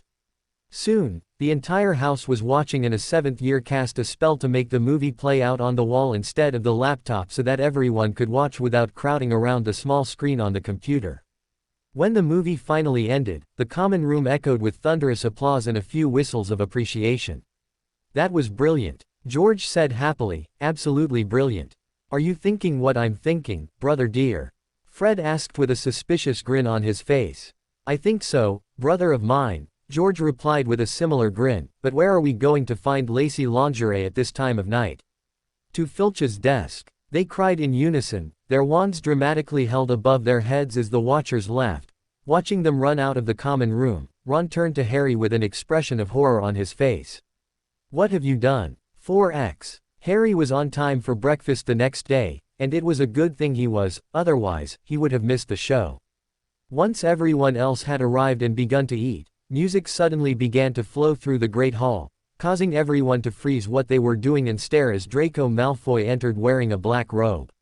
For a moment, Draco simply stood in the center of the Great Hall with a glazed look on his face. Then, to the horror of the Slytherins, the pureblood wizard threw open his black cape, revealing lacy lingerie, and began to sing. How do you do? I see you've met my faithful handyman. He was just a little brought down because when you knocked, he thought you were the Candyman. Jaws dropped as Draco Malfoy belted out the lyrics to Sweet Transvestite, complete with choreography. To everyone's surprise, Fred and George took up the lines of Brad and Janet, making it clear that they were the ones responsible. As Harry wiped the tears of laughter from his eyes, he had to admit that he was impressed. Draco managed the role quite well. Sure, he was a little small in certain areas for the lingerie that Fred and George had picked out for him, but he sure could sing. When the song finally ended, the spell Draco was under came to an end, and Draco regained his senses. He was stuck between horror, embarrassment, and complete outrage. It was only made worse when he noticed that the entire Great Hall seemed to be laughing at him. Even the teachers at the head table could not control themselves, and Beast Boy had promptly collapsed to the floor as he held his sides and tried to breathe through his laughter, while Robin and Starfire leaned against one another and shook with laughter. Draco turned to look at the twins with pure hatred and rage in his eyes. Luckily, he had nowhere to keep his wand in his current outfit, and turned on his heel and ran out, his face an ugly shade of red from embarrassment and rage. As the twins jumped on top of the Gryffindor table and took a bow, Harry clapped alongside the rest of the Great Hall. Only the Slytherin table refrained, choosing instead to glare daggers at the ones responsible for their housemates' humiliation. Do you guys do birthdays? Harry yelled as the twins took one final bow and leapt from the Tabletop to the floor. If we ever do, Fred began. We'll make sure to offer you a discount for showing us such a great piece of art. George concluded, making Harry laugh again before turning back to his food. 4x. We must accelerate our plans, Voldemort hissed. But Master, we are not ready. Corell replied quickly, we still don't know how to get past Hagrid's damned beast. Then find out. Voldemort snarled, sending a wave of pain through Corell's skull to emphasize his point. The boy and his allies cannot be allowed to forestall my return. I grow weaker by the day. What would you have me do, Master? Corell asked meekly. The Potter brat's friends are keeping a close eye on me. It seems wherever I look, one of them is following me. Hagrid has loose lips when drunk, Voldemort hissed. Ply him with copious amounts of alcohol and find out how to get past that damned dog, then get me my stone. Fail me again, and I will show you the true price of those who displease me.